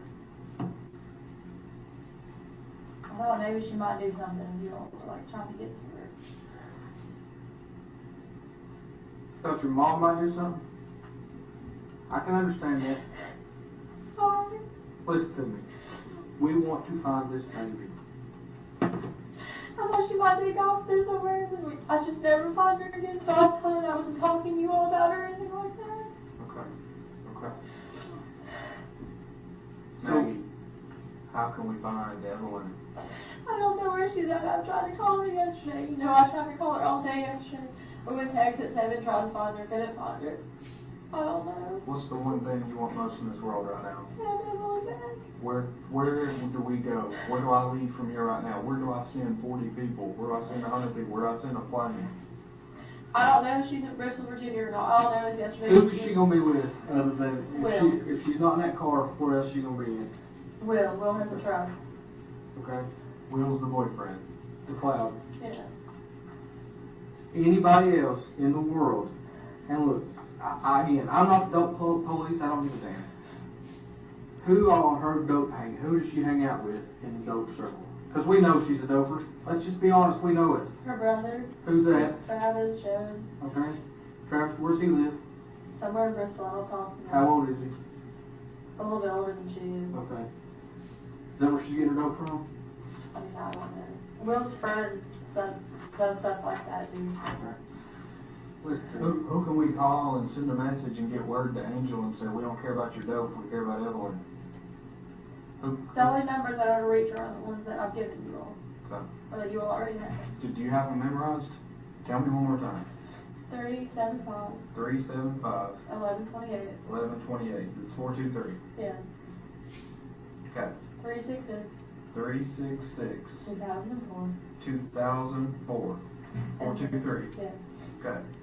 647 647 0939. 0939. 423.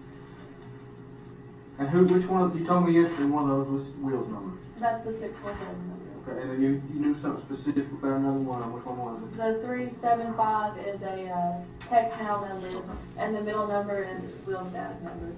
Will's dad? Why did you tell me your mom's? Because you could call that off of it.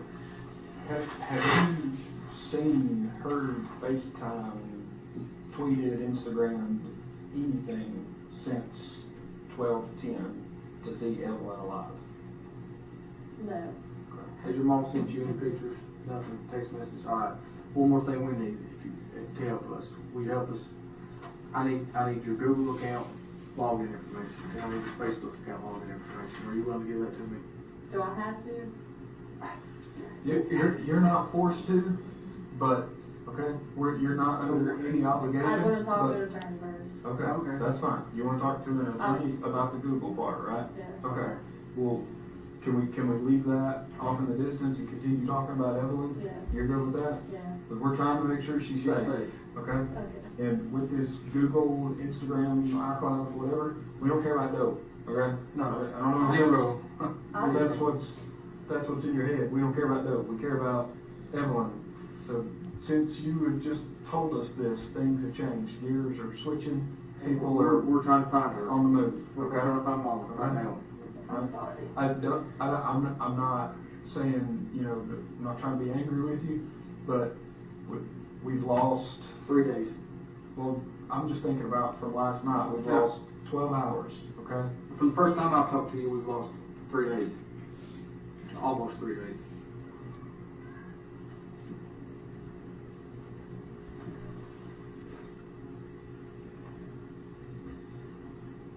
So, where can we go find Mom? I have honest gospel in case I know she'd be at. Alright. What you need?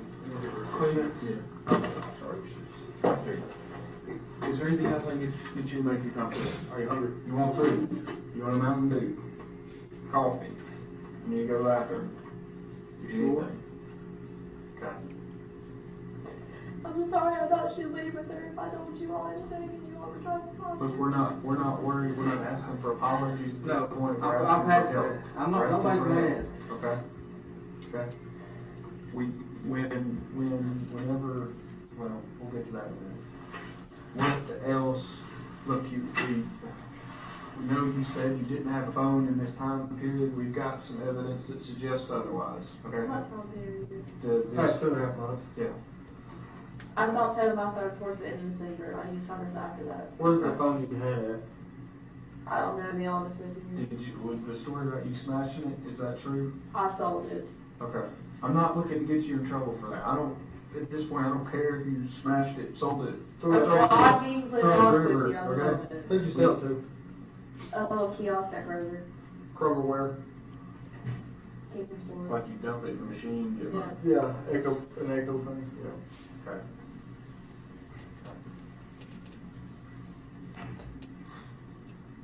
What can we do now? Trying to park around there.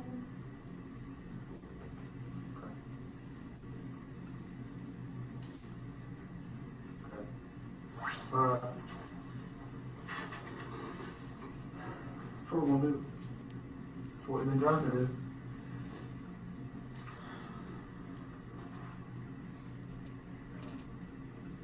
Give us just a second. We'll be right back. You need anything? You sure? Thank you. Will you hang out and help us find Evelyn? Can you do that for us? Okay. I'm gonna take all my notes so I can get everything straight here, okay? We're right back. I'm trying to, you need to make a phone call. You wanna call, you wanna talk to anybody, you wanna talk to your dad? Can you call him? I'd be glad to call him. He called me while we were sitting. Can you not tell him what I told you though? What do you want me to tell him? Just that you don't know what's going on. Okay. I'll call him in. I'm not gonna call him right this second, but I will, okay? Thank you. If you need anything, knock, leave on this door, put your head out the window. Get you something to drink. Ladies and gentlemen, I've been informed that your lunch is here, so we're gonna take a break. We'll be back about 1:15 or so. One stand, please.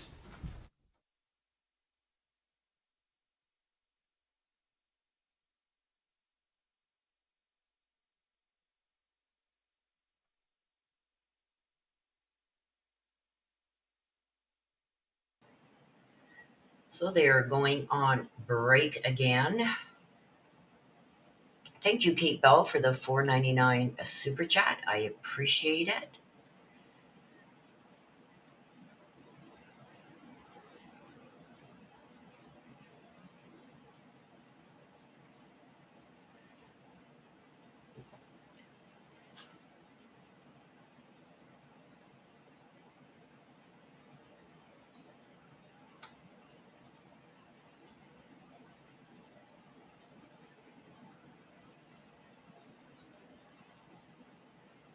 Shai says, Willow, the kiddo is selling some Girl Scout cookies. Would you be able to share the link?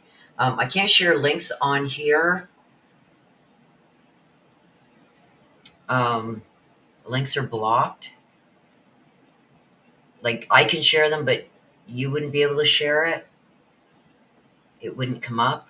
You can try and put the link in chat, and I can see if it comes up, but I don't think the links are going to show up. Let me just go into my studio here. I'll go into studio so you can post that link. And if I see it, I can repost it for you.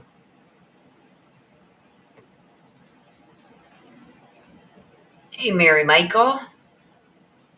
Mary Michael says this case is such a wicked tragedy, that poor dear sweet child, right?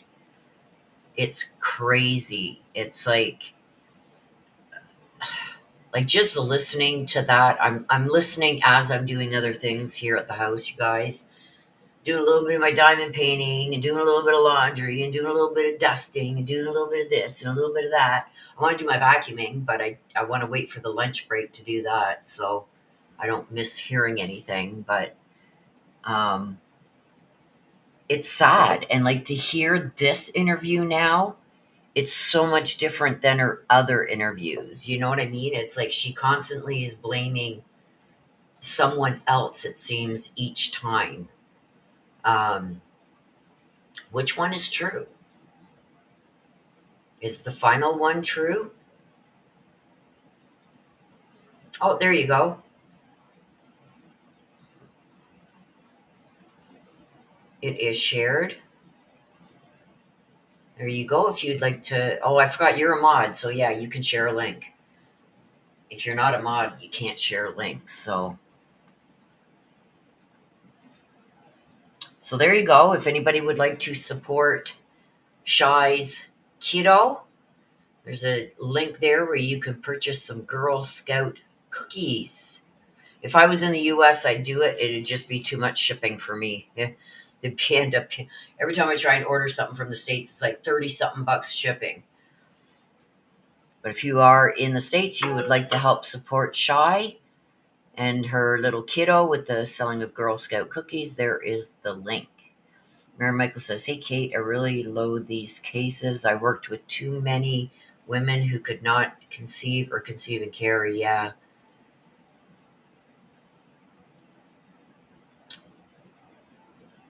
So with the link there for the digital cookies, Girl Scout cookies, you guys, it's for one of our mods' kiddos. Please help with the sales. Her and her troop are trying to get to Nashville, Tennessee for their year-end trip. They're $6 a box. No problem, Shy. Anytime, my love. Did anybody hear how long of a break they said they were going to take?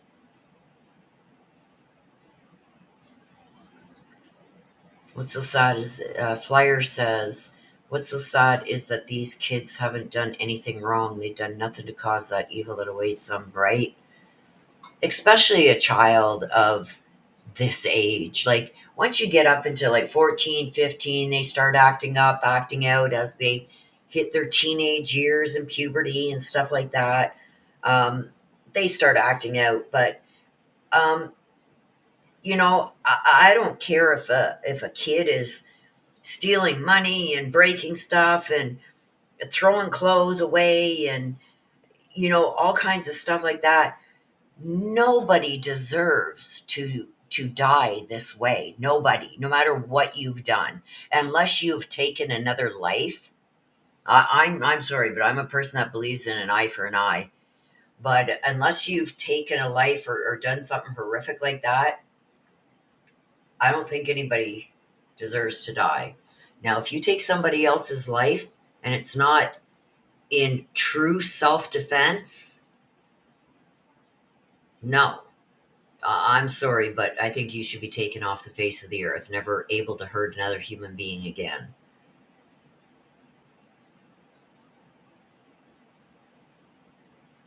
Mira Michael says, Flyer B, truer words were never spoken. Right on, right? Okay, so you said 15 minutes. Again, Kate Bell, thank you so much for your $4.99 super chat. I really appreciate it.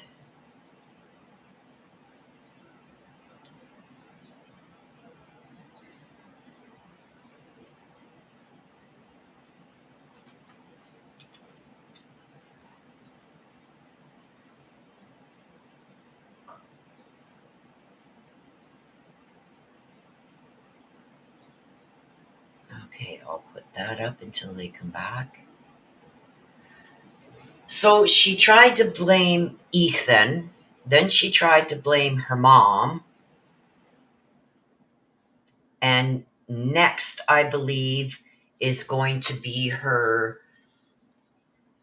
interview, I think, where she says, because I think they've already played it at the beginning in their opening statements, but where she says that they rolled over on her and smothered her, and then she held her in her arms, and then Hunter took the baby away, and she doesn't know where he took her or what he did with her. That's what I think the final story was. I actually don't even remember how they ended up finding Evelyn in that playhouse.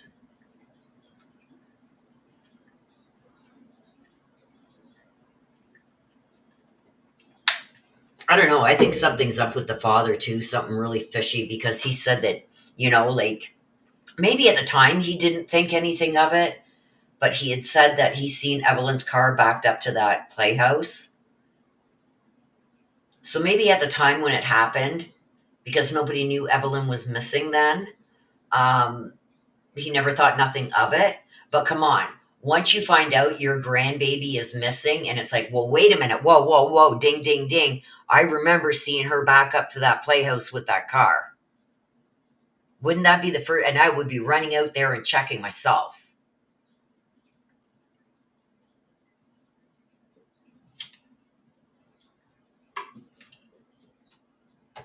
Flyer B says, I've never heard that story involving Hunter. Yeah. I think they said it in opening statements. I think the prosecution said it. Because I remember hearing it spoken in court. So I believe it would have been the opening statements. Flyer B says, what's worse is that these cases just keep happening. You think these cases can't get any worse, but then they do, right? My heart still breaks for Bella and Cece, Shanann's precious girls. Yeah. And little baby Nico that didn't even have a chance to be born yet, right? Yeah, Shanann Watts, like, sad. And what about, what's his name? Scott Peterson, Lacey Peterson and her little baby. Just, it's crazy, you guys. Crazy.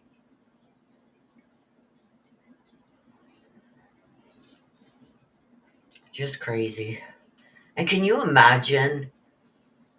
Oh, God. I seen pictures. Now, I don't know if they were supposed to be posted or whatever, but maybe they came out at that trial. I don't really remember. You guys know me and my memory. But when they were covering the Shanann Watts with Cece and Bella and that, for that father to take his kids and cram them down an opening at the top of an oil vat, you know what I mean? Like, I think they showed them taking off that door at the bottom and going in there, and just the slime and oh, God. Like, it's evil. These people are evil. Like, take them off the face of the earth. They can't hurt nobody in jail. Not that some people in jail don't deserve it, but you're never going to be able to lay your hands on anybody else ever again. An eye for an eye. Yeah, Flyer B, I only heard bits and pieces of it too, so Connor, that was the first case where Flyer says that she got involved with true crime. Then the Watts case, how could I forget Nico? Yeah. Little baby Nico didn't even get a chance to be born, the same as Connor. Right? It's sad. It's sad. It's sick. And I believe there's no reform for people like this. If you can take, especially an unborn child, a child's life, the same as the, what was her name? Soto. Oh gosh, what was her first name? She was pregnant. And her life was taken too before the night that she was supposed to go in to get induced for labor, she was taken out. It's like, oh my God. It's horrific. And you know what, you guys, want to know what the worst thing about this is there's thousands of these cases that happen like this that we don't even get to hear about. Like, this is something that goes on that we don't even hear about, that don't make the news, that don't make YouTube. Like, I've been keeping an eye on other cases that I could pick up while we're waiting for certain trials to start, like the Brian Koberger trial. Lori Vallow was supposed to be going to court. Hers has been put off. Stephen Stearns was supposed to be going to court this month on the CSAM charges. I believe that's being put off. So there's nothing really going on. And then you watch, they're all going to start at the same time. And then it's like, which one do I cover? I know which one it's going to be. It's going to be the Brian Koberger thing. I was so invested in that case, you guys. I still am, because of that not the very first reading. I think it was the second reading that I did on that case, where I think it was December 8th, when we knew nothing. And everybody's going like, what's going on? They're not saying nothing. That read said they had something. That's before we knew about the knife sheath. It came out in the read that the police had something. And they had a suspect. And they just weren't saying nothing yet. And that's before we knew about the knife sheath, before we knew about the car, before we even knew about Brian Koberger. And also in that read, it described Brian Koberger to a T. Right down to he was like giving lectures at the university. So it's like, oh my God. Yeah. I forget what her first name was. I know her last name was Soto, because when Madeline Soto's case came out, it's like, oh my gosh. And another family member in that same family, but it wasn't. I don't think they're related, but although I don't know, I've never really looked into it. But yeah. But like I said, it's sad to know that there's hundreds, maybe even thousands of more cases that are happening just like this, that we know nothing about, that we haven't heard about. But as far as in the true crime world, anything that's really been picked up, that's why I've been doing some other cases that haven't really been picked up by the media, that aren't getting the attention they deserve. I do have another updated read I got to do on one of those gentlemen that had gone missing. Let me see if I can get his name.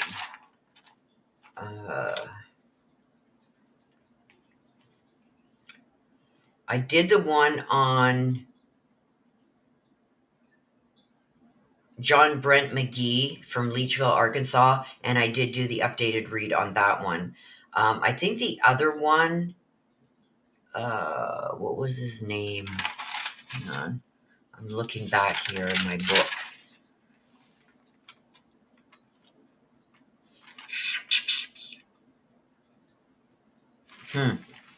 I don't have it.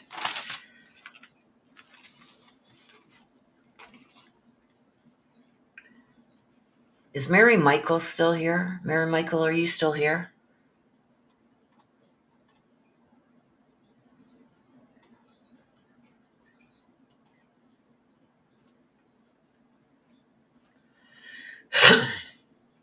Well, the cameras are moving, so that may mean that they are about to come back.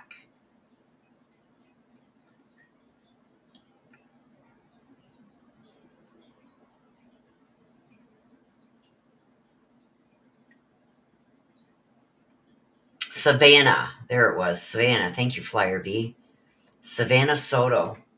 She was, the night that her life was taken, her life, she was supposed to go in that night or early in the morning to get induced. Mary Michael, the cards lied to you. See those yes or no cards, they're iffy. But they were wrong. I see that the Eagles did win.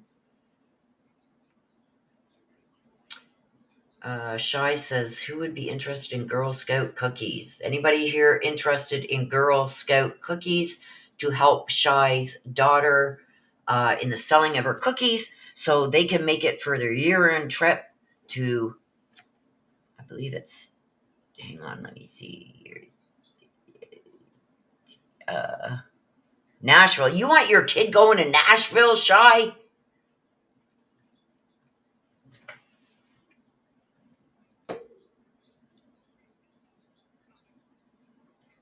I'd be having bodyguards all around my kid if my kid was going to Nashville, with all the kids that are going missing in Nashville. Nashville, so much. Nashville. Oh my gosh, Nashville. So much stuff going on in Nashville. Riley Strain, Sebastian Rogers, Summer Wells. There was another one too that I covered in Tennessee. Nashville, Tennessee. That's when Riley Strain. Well, that happened with Riley Strain in Nashville. I don't know. I always wanted to go and visit Nashville and visit the hills and that. And now it's like, nope. Nashville, the last place I want to go. It'll be her, 3 other kiddos, and an army of parents. Good. Make sure their doors are double locked with security guards outside their doors at night. That's just me. I shouldn't be freaking out. That's just me. Like, yeah, I ain't going to Nashville ever. And it was always a place that I wanted to go. And now it's like, no interest in it at all.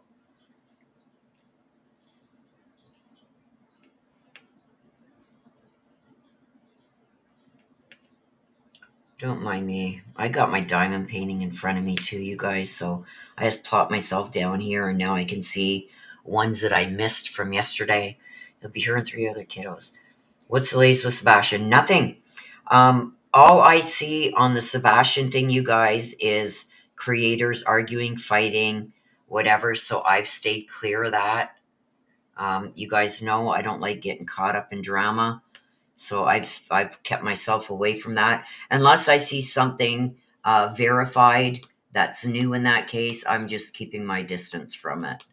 I've seen a lot of people really stepping back from it a bit.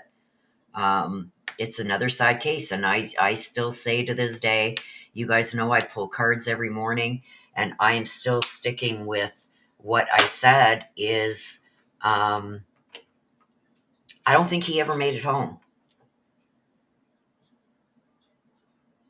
Shai says, no, you're okay. I've already been leery. Oh, I'm just all this stuff that I've been hearing about what's going on. And then like, they can't be found. It's not like, somebody goes missing and they find him a couple days later. No, it's like, wow. After that plane crash in Medusa.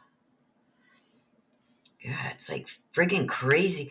Ever since somebody came into power, we're not going to go down this road, but just my opinion, it's like crazy shit's been happening with the planes and trains, and like, is it safe at all anymore to travel?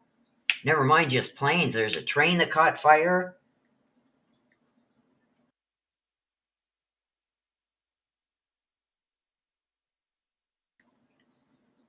Just crazy stuff. Kate says that little dude sticks in my mind. Yeah. But I'm still saying, and the cards are still saying that he never made it home. I've even asked the cards if the location that I got for him had changed. No change. So I still think that he's by that tower. I know there was one YouTuber, because somebody sent me the link to it, that went and looked around that cell phone tower, but they didn't really search. They just like walked up the path and like maybe looked a couple feet in off the path. But I'm still getting, that's where he is. He's in that area, and that's not far from the home. Like maybe 5 minutes down the road. So when you come out of their complex things, instead of going left to the school, go right. And there's a cell phone tower up there. He's near there. That cell phone tower. Shai says, girl, don't get me started on Cheeto Puff.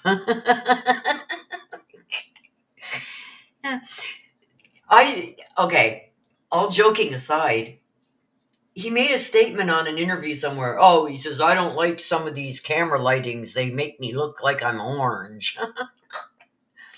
Medical transport plane crash a few weeks ago. Philadelphians need that wind to recharge and change. Yeah, like 60-something people died in that one. And a lot of them were off of the figure skating team. Like, horrible. Like, I don't get how that helicopter did not see that plane.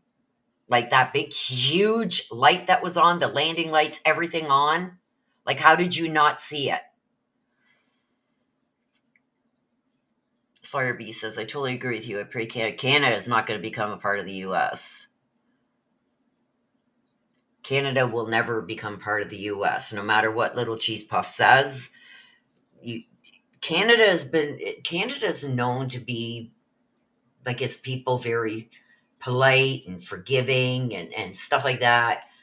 I see it differently, but I live here. But threaten our sovereignty, and that's when all that niceness goes out the window.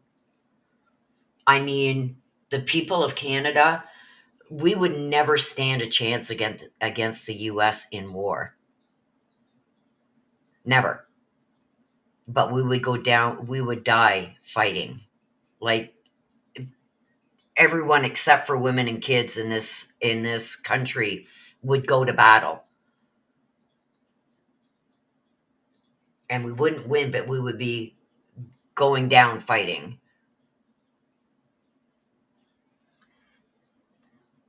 Flyer says, I'm less than 2 hours from the Gulf. It will always be the Gulf of Mexico to me. Yeah.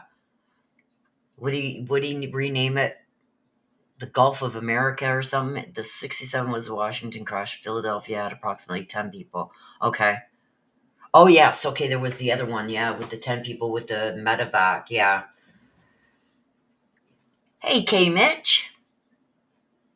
Oh, Canada will protect itself. I mean, as the best of our abilities. And like I said, anybody able to fight, and I can even see the women getting out there and fighting. If it ever came to that, like, we would be abolished because the U.S. Army is just so massive. But we would go down fighting. Like, I don't think there would be anybody alive left in Canada. We would fight that hard. We're not a country that causes problems or, tries to start wars or anything like that. Never. We've always been compassionate and everything else. So for somebody to attack our sovereignty, especially somebody who's supposed to be our best friend, you know what I mean? And I don't blame Americans. I blame who's in power and like, what is this, you guys, with Elon Musk having access to all your financial data? Like, it's crazy. I don't want to get into a political conversation, but it's just like, that's beyond belief. It would never happen here. Never. Like, to be able to see the financials of people, it would never happen here, ever.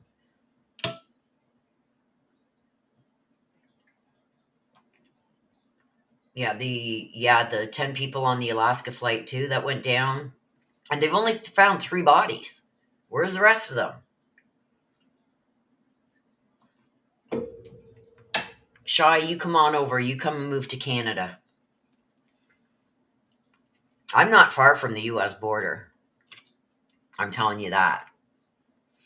I used to love going across into Messina, New York, because it was so close. I wouldn't do my grocery shopping, anything here. This is back in the day when I first lived in this area, because I moved down to this area when I was about 16, 17, and then I left 10 years later and went back home to Hamilton, Ontario, and then moved back here in 2014. But when I was here the first time, I was like, I could throw a rock and hit the U.S. I was right on the St. Lawrence River. And we used to go across into Messina, New York all the time to go and do our grocery shopping because it was so much cheaper. But this area where I am, I'm in the Ottawa Valley. It's really nice here. Really nice.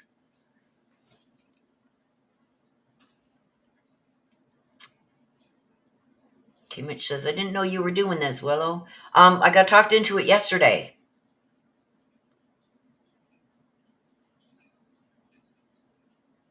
The Philly death had 10, yeah.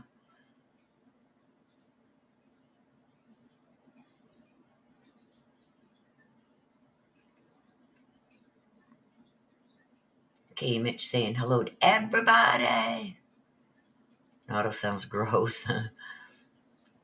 Flyer says it's also sad. Now he wants to take over the Kennedy Center. I just hope he doesn't rename it. This is crazy. Oh, I got my passport too, and it's like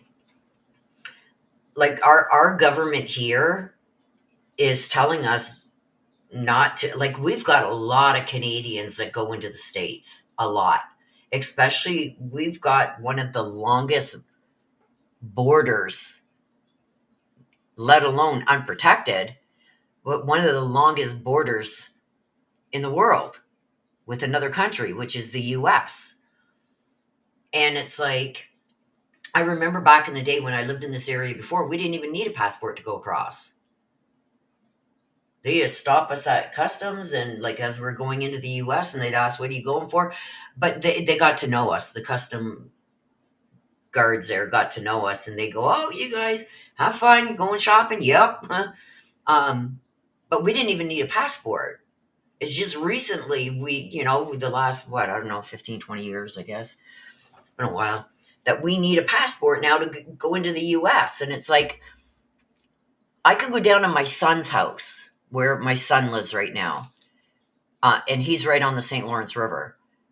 And we could pretty much throw a rock across the St. Lawrence River because it's a really narrow where he is and hit the US, land in the US. You know what I mean?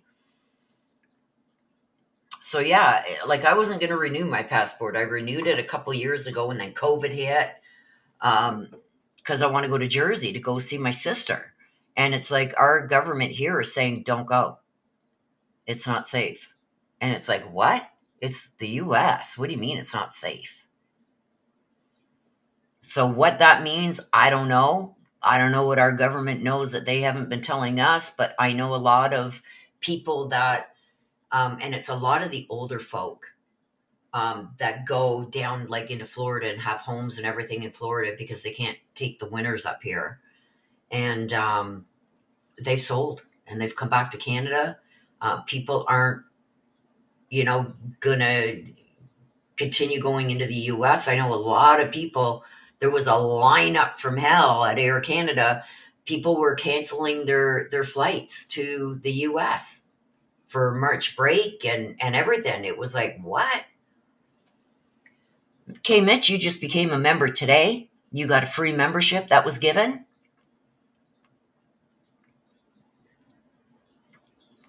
There was 5 free memberships given out. And I think Kate Bell got one too. I think Kate Bell got one, K Mitch got one, and there was a few names I had not seen before.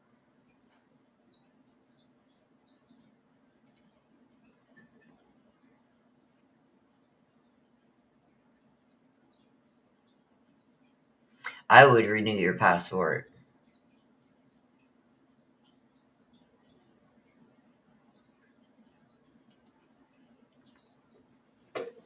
I would renew it.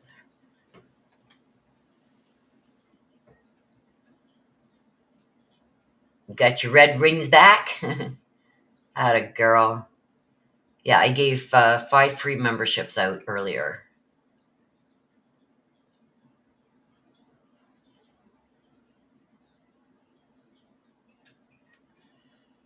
Mary Michael said, I heard 7, all 6 on the plane, and 1 man sitting in his car.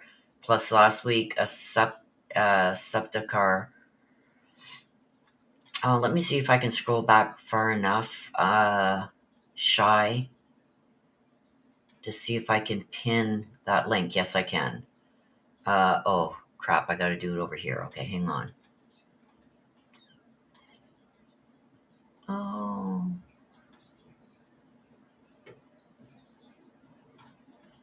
Okay, where is it?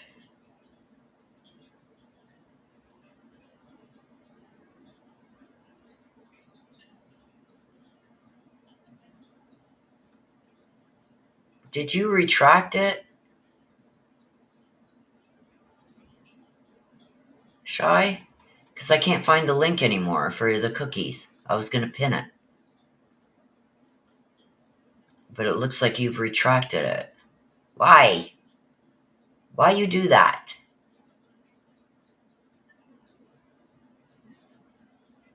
Message retracted.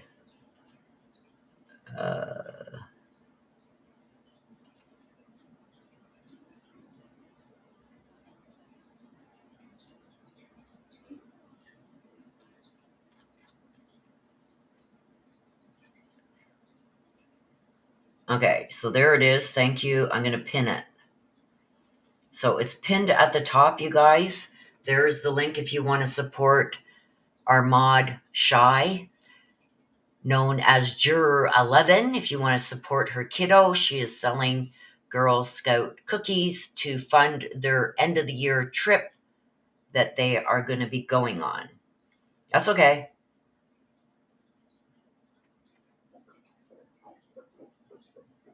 No, it doesn't list what the charge is, Brittany, but I do know that there were, how come it's not showing? Oh, hang on. Let me scroll down here. There's two separate charges, but I wasn't able to see what the charges were. And they weren't in VA, they are in Tennessee. And the prosecution did bring those charges up. That's how they got his fingerprints, was from those charges when he went to jail and he was charged. Then there's another charge that he was charged in 2021, but it's not telling me what the charge is. And everything on it has been continued because he's in a mental health facility. I was trying to copy it. Okay.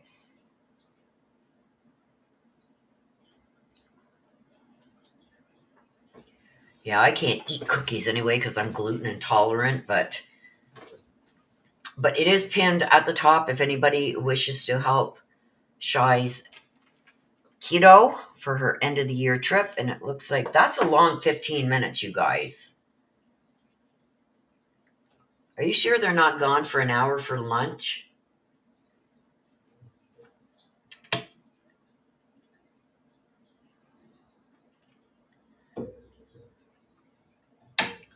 Brittany says, I Googled the facility he is in and it says people are known to hide there to avoid charges. Yeah, they continue pretending to be crazy, but they can't hide there. We brought it up earlier, I think, Brittany, where I asked if can you still be charged even though you're in a mental health facility? And they said, yes, police can go there and charge you.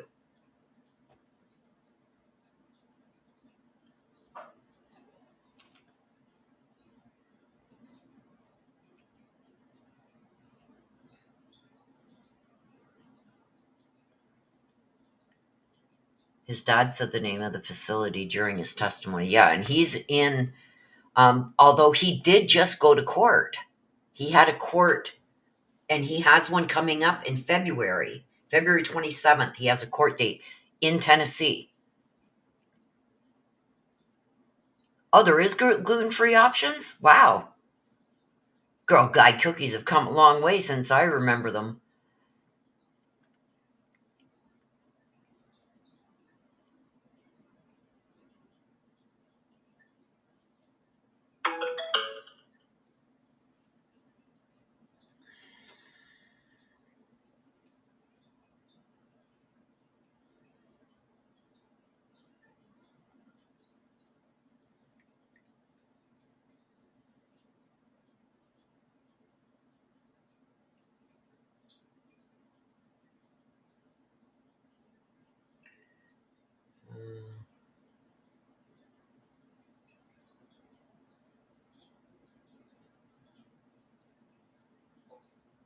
Give me a second, you guys. I'm just...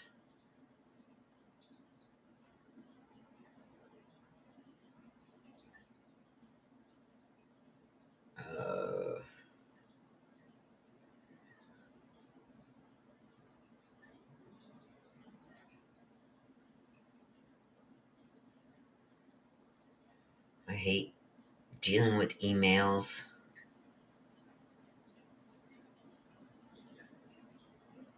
All right. All good. My Amazon order is coming today. Yippee! I can descale my coffee maker again.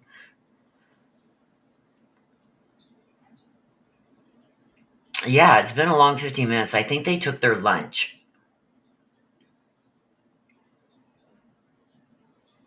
Where Michael says, you're reading my mind. I was just thinking, that's been a really long 15 minutes.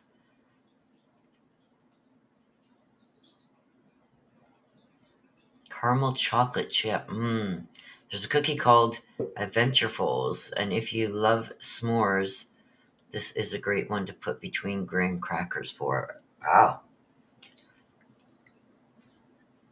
Sounds yummy. I can't eat chocolate and I'm gluten intolerant, but they have a gluten free, so I'd have to get one without chocolate if I was to get one. I can just imagine the cost though. With our dollar, our dollar I think is only worth like 60 cents US. So like a $6 box of cookies would cost me about $12 plus about $30 shipping. $46 box of chocolate. Box of cookies. It's crazy. I had a pen for diamond painting sent from the States. And it was like, I think it was like $19.99 US. It ended up costing me like $26 for the pen and $30 shipping. For a pen that weighs next to nothing. It's crazy. The prices have gone through the roof. My sister used to send me boxes that weighed like 20 pounds, and it cost her like $30 to ship it. It's crazy. Don't have one without chocolate. See? That's another thing I hate. Especially in the summer, sitting around the campfire, and somebody brings out the s'mores, and it's like, oh. So what I do is I bring my gluten-free crackers, and I roast a marshmallow, and I put half of the marshmallow between my crackers, and I eat it. I don't get the chocolate or nothing because I can't have it. But and even so, some of the depending on what the brand is of marshmallows, some of them upset my stomach too. Like my guts are just like trashed. Okay, so let's change this. Uh,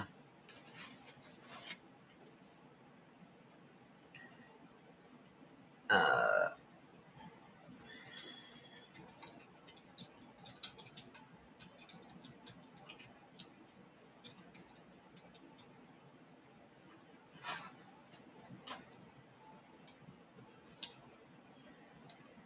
okay, let's add that. I'm going to put this up.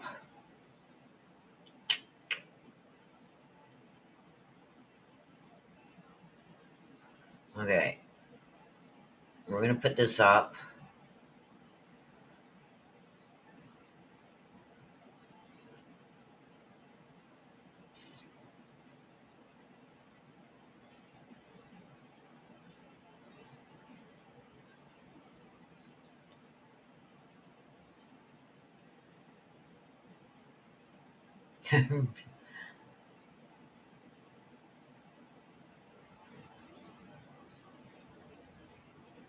Okay, so I'm going to mute you guys because I wanted to get my vacuuming done while they were on mute. At least my living room carpet here. It's not a huge carpet, but I want to get that vacuum today because the dust really irritates my sinuses. So I'm going to get that done while we wait. So I will be muting and I will be back shortly. Feel free to chit chat. Please keep it nice in chat. And I'll see you in a little bit.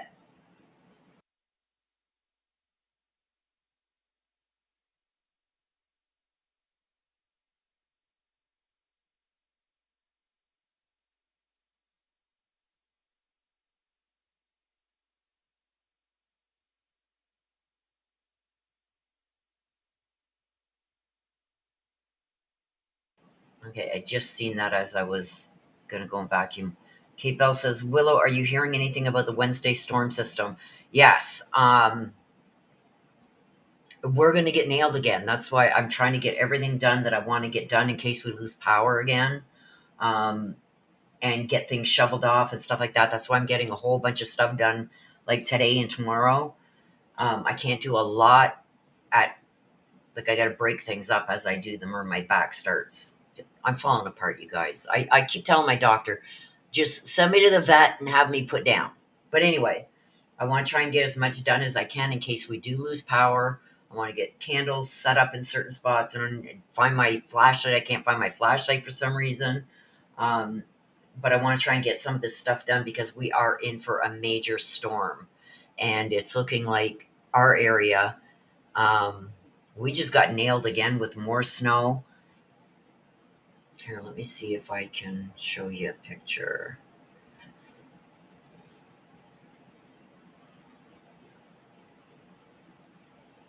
I don't have one. Okay, let me show you this. You can see all my diamond painting. Oh, wait a minute, my camera's. Oh, yeah. Okay, wait a minute. I gotta stop sharing this. Hang on. There you go. Look at my mess. This is what I'm working on, you guys. Um, this is the snow that we've got. This was 2 days ago. It has snowed more since then, and we're supposed to be getting another 2 feet from Tuesday to Thursday. This is off my front porch. That's what we got over a 2 day period. And we're in for more. So I'm trying to get everything done that I need to get done. Okay, so let me share this again in case it starts while I'm vacuuming. So you guys will still be able to hear it. Yeah, so we're supposed to be getting nailed too. So you're probably going to get nailed, Kate, probably like 12 hours before we get it, because you're in Michigan, right?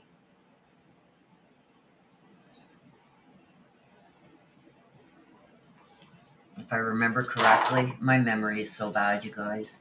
But I think I remember you're in Michigan. So if you're in Michigan, it comes across the Great Lakes and then gets us. And I'm right up in between. Um, well, I'm past Kingston, Ottawa Valley, so just below Ottawa.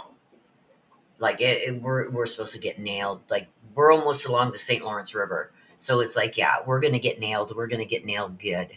So okay, so I'm gonna mute so I can vacuum, so you guys don't have to hear my vacuum. Let's go back to this. So that's off there. Everything good? Yes. Okay. I'm gonna vacuum and then I will be right back. Yes, I knew you were in Michigan. Yeah. So you guys get it. And I remember when I was in Hamilton, I have another friend that lived in Michigan years ago. And she'd say, "We just got nailed. It's coming towards you." And like within 6 hours, it hit like Brantford, Kitchener, and then Hamilton. So it's like, yep, we're getting it now. But now I'm further east, like way further east. So it's usually about 12 hours. After you guys get it, we get it. Because Lake Ontario kind of empties into the St. Lawrence River. Till 1:15? Okay. That gives me 15 minutes to vacuum. Okay, I'll be right back, you guys.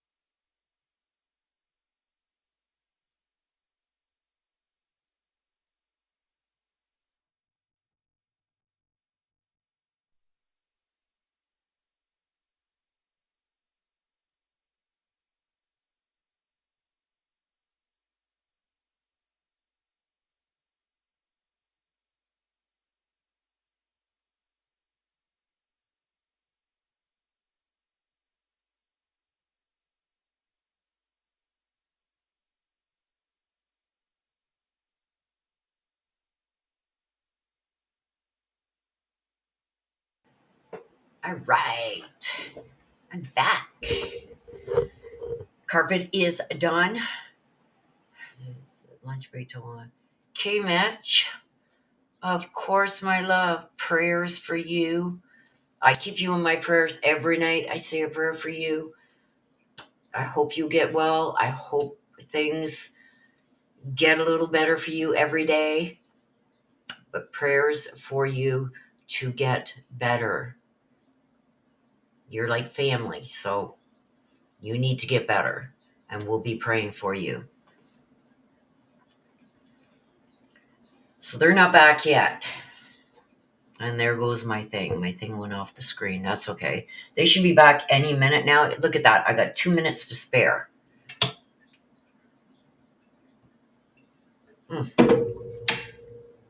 Oops, I just seen somebody's head go up. I just seen heads go by there. So it looks like they are getting ready to start. And my phone. What's this now?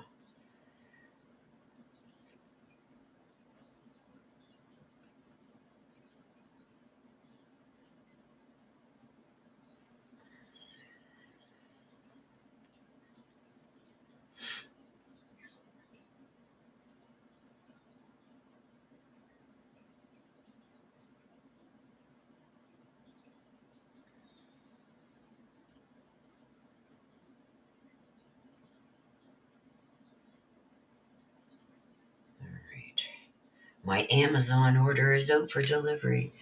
Good, because it's more Advil and it's stuff to clean my coffee maker again. Since I spent I don't know how many hours yesterday trying to do it and it didn't go through properly. I messed up a step, and if you mess up one step, you got to start all over again, and it's crazy. And I've got the dual one, the one with the big huge pot, or you can make the single cup. So you got to do both sides, and filling that pot up takes forever. You can imagine, and you got to do it once with the solution all the way to the top, and then 3 times with just water to flush it all out. So you can imagine how long that takes. And in between, when you put the solution in, when you're doing the big pot, if you want to make a pot of coffee, charf or whatever they call it, you got to wait 30 minutes. So that solution sits in there. Oh, it's crazy. Dumbest thing I ever did was buy one that you could do a charf or just a single mug, like coffee mug. You know what I mean? Oh no, K Mitch. Well, I am praying for you, my dear, and I hope things take a turn and you start getting on the mend. We're praying for you.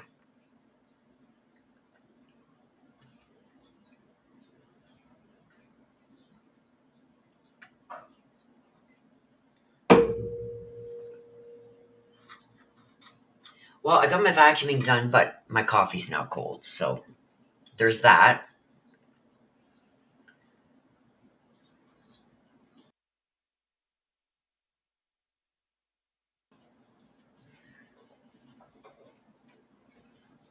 And you know what I went and got, you guys? Because I've heard a lot about this Mountain Dew. So I went and bought myself a Mountain Dew. And I'm going to try it to see what all this hype is about. Apparently, a lot of people down south drink Mountain Dew.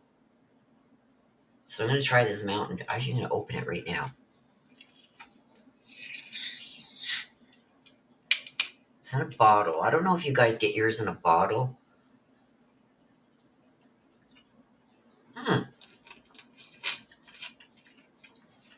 Oh, it tastes like a lemon lime. We have a lemon lime drink here in Canada, and that's what this tastes like. It tastes like a lemon lime. What's it say? Ingredients. Natural flavor, citric acid, caffeine. Oh, just what I need, more caffeine. And this is made in Mississauga, Ontario. So it's made here in Canada. So I don't know if it's different than the Mountain Dew you guys get in the US, but to me this tastes like lemon lime. It's good though. Really good. Now I see why a lot of people in the South drink it. Oh, there's the judge. I just looked up and seen his face. He don't look none too happy. Yeah, it looks like they're standing for the jury to come in. So, as we've seen this morning, it takes them sometimes a minute to get the sound back on.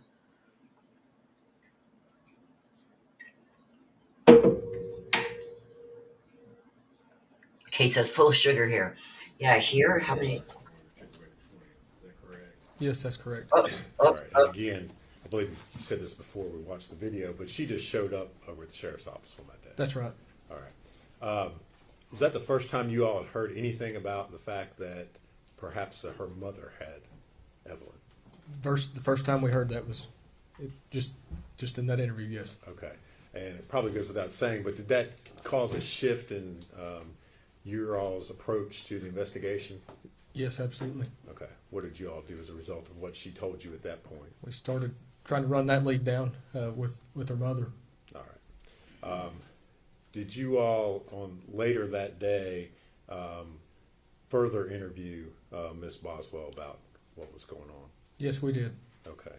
And as part of that, did you also bring her dad, Tommy Boswell, in to speak with her? We did. Okay. Was that all part of the same interview? Yes. Okay. Were you in the room and present when, well, let me ask you this. Who was in the room initially when that second part of the interview began? It was just Megan and her father. Okay. Agent Gratz also Yes. around? Okay. Were you, those interview rooms, are you able to watch or monitor the interviews as they proceed live? Yes, we are. Okay. And did you watch and monitor the first part of that interview? Yes. Okay. And eventually during this interview, does her dad leave the interview room? Yes, he does. Okay. And do you enter the interview room? Yes, I do. Okay. And do you and Agent Gratz then, and you've mentioned before, but this interview took place over at the Sullivan County Sheriff's Office, is that correct? That is correct. And is that in the same interview room that we just watched you interview her in? Yes. Before lunch? Yes. All right. So that's located here in Sullivan County? Yes, it is. All right. And has audio and video recording capabilities? Correct, it does. Prior to coming to court here today, did you have an opportunity to review that interview? Yes, I did. And is it what you saw, a true and accurate copy of the interview that you conducted? Yes. Judge, I would move to introduce that. I believe we're Exhibit 220. 220. No objection. Before exhibit 220. And I would move to play that for the jury this time. Go ahead.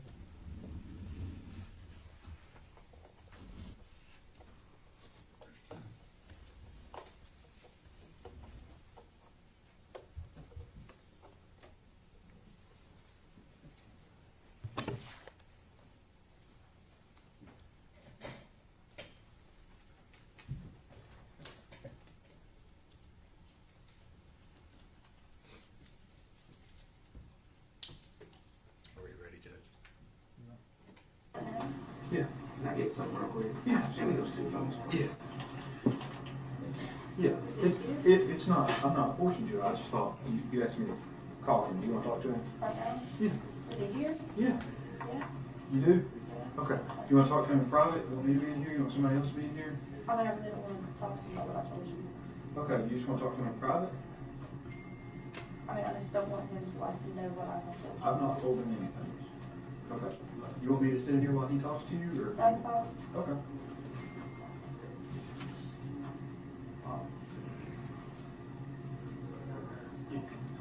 Yeah.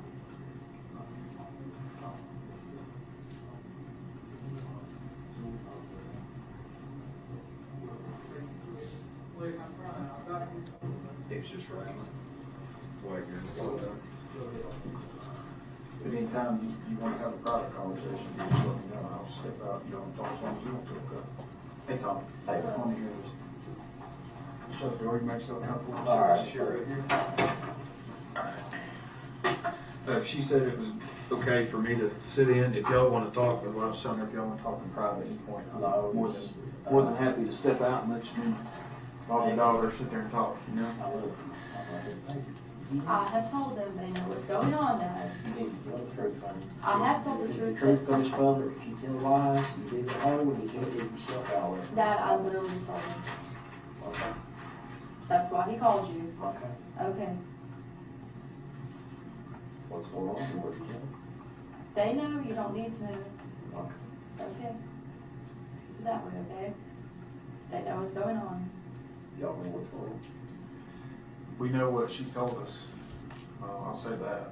You know, we know what she's told us. I've been sitting here, as Maggie can tell you, I've been sitting with her, so I've not been out on the ground running down the information, but we know what she's told us. They're trying to get hold of who has it. Yeah. So she's okay. That's what They're trying to get hold of who has it. that's what we've been trying to do the whole time, you know. I told you from that morning, you listen to the phone, it's like, that's going on, I got you, and they're gonna take you for not going to school. So I go to the mom, I said, that's fine, and I'll be back here, so I said, you just go to the next one. You didn't come back, because I told you, I said, come back, I said, you just go, I said, get up for a report date, and I said, hey, if you don't show up for report, they're gonna take you. You need to start listening to me, I love you, you're my I did father. listen to you and I talked to you. I'm not doing nothing against you, I'm not against you.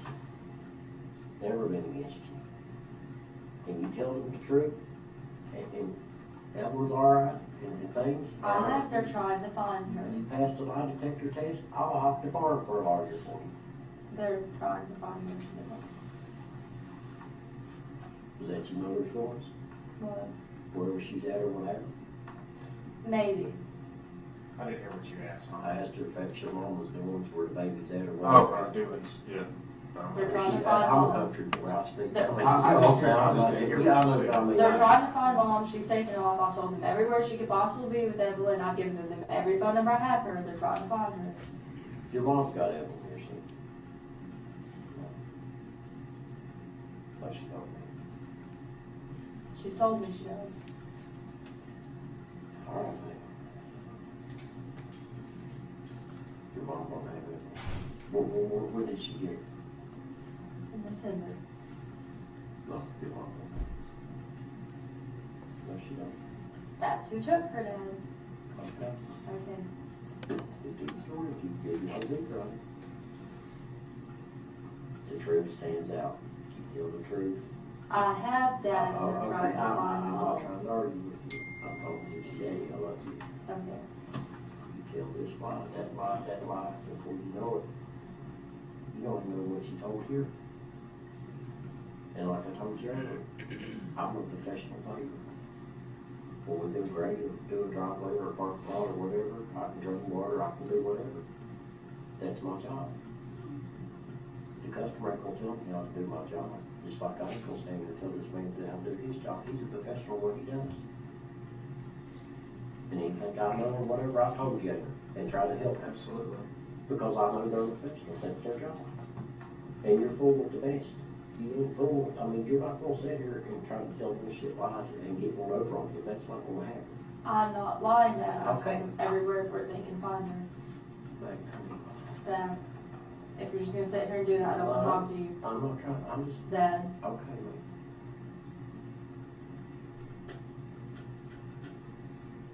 Did you tell her about Megan Boswell, she walked across the road over there and told her? Did you tell her that she's gonna meet you there and say, yes. Yesterday, we even went to Exit 7 to go hunt for her. Or, not me and you, the other, whoever. but she's a hide and she's guilty of something? Because, I reported all this. That night she called. And she said, look what you wanted to do, look what you got started. I said, I got nothing started. I said, I want to know where Evelyn's at. Well, yesterday when I met her, she was trying to take me up to Virginia, and I said, no, I'm not going. And she was like, you have to go with me. I've got to go up there, stuff like that. And I was like, look, if you don't take me up there and talk to these people, I'll get out of the car and find the phone, and they'll come pick me up from where I'm at. So then she dropped me off the Elmer shelter, and she was supposed to come back, never came back, turned her phone off, can't get hold of her at all. Turned her real phone off. Not 647 Are they still driving the beam with it? I told them everything I know about the You beam. need to like, just be honest. The tail light is out on it. Or not the tail light, The tail light's out. but part of the driver's side tail light's out on it. I mean, the truck, passenger They side, know. fender being here. They know, but they know well, yeah. I don't know why the last time she was there, something told me to get the tax. Really? Did you?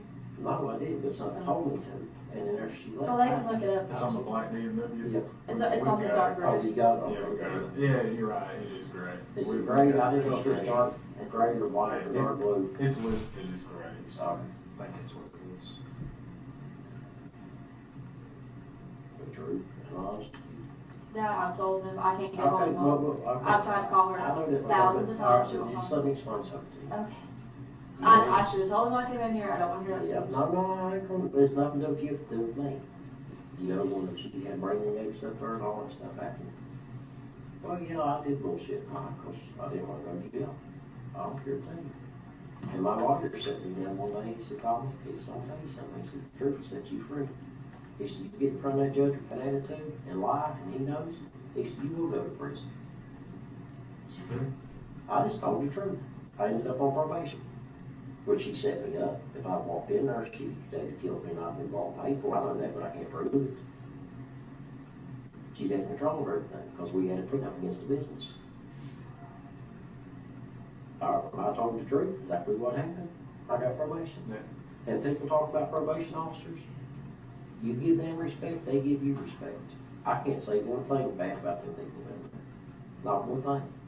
Because every time I went in there, I'd give them respect. Yes, sir. No, sir. Yes, ma'am. No, ma'am. Easy as that. And things are good.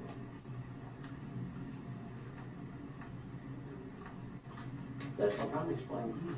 I mean, I don't want wrong with us. It's my God, like, I'm just trying to teach you something because your mom puts all this crazy stuff. Okay, and after I talked to you, I told them. Okay? That's what you need to do, is be honest. Did you take lie detector tests? No. Why not? We just ended up not getting into that. Okay. Yeah, because she provided us with some information. The truth will take you further in this world. And I have told Okay, them. thank you. And I've told them Thank to you. go I everywhere I respect you for can, that. everywhere they can I find me. respect you for that. Yesterday, me and the other, whoever, the FBI agents were here, Jeff and Yeah. Todd, Maybe. Maybe Todd, Kevin, maybe. no, not Kevin, it was just There's, me and Jeff. there's a handful of them here. Yeah, okay, well, whoever I talked to, we literally went all directed them, and they took me like every hotel trying to find her. So I don't know if she was in exit 7 and she just left Well, because, why would she leave that? I don't know. I don't know. Since she's guilty, so where is it she's running? Hey, when's the last time you seen her with that? A couple months ago, we can,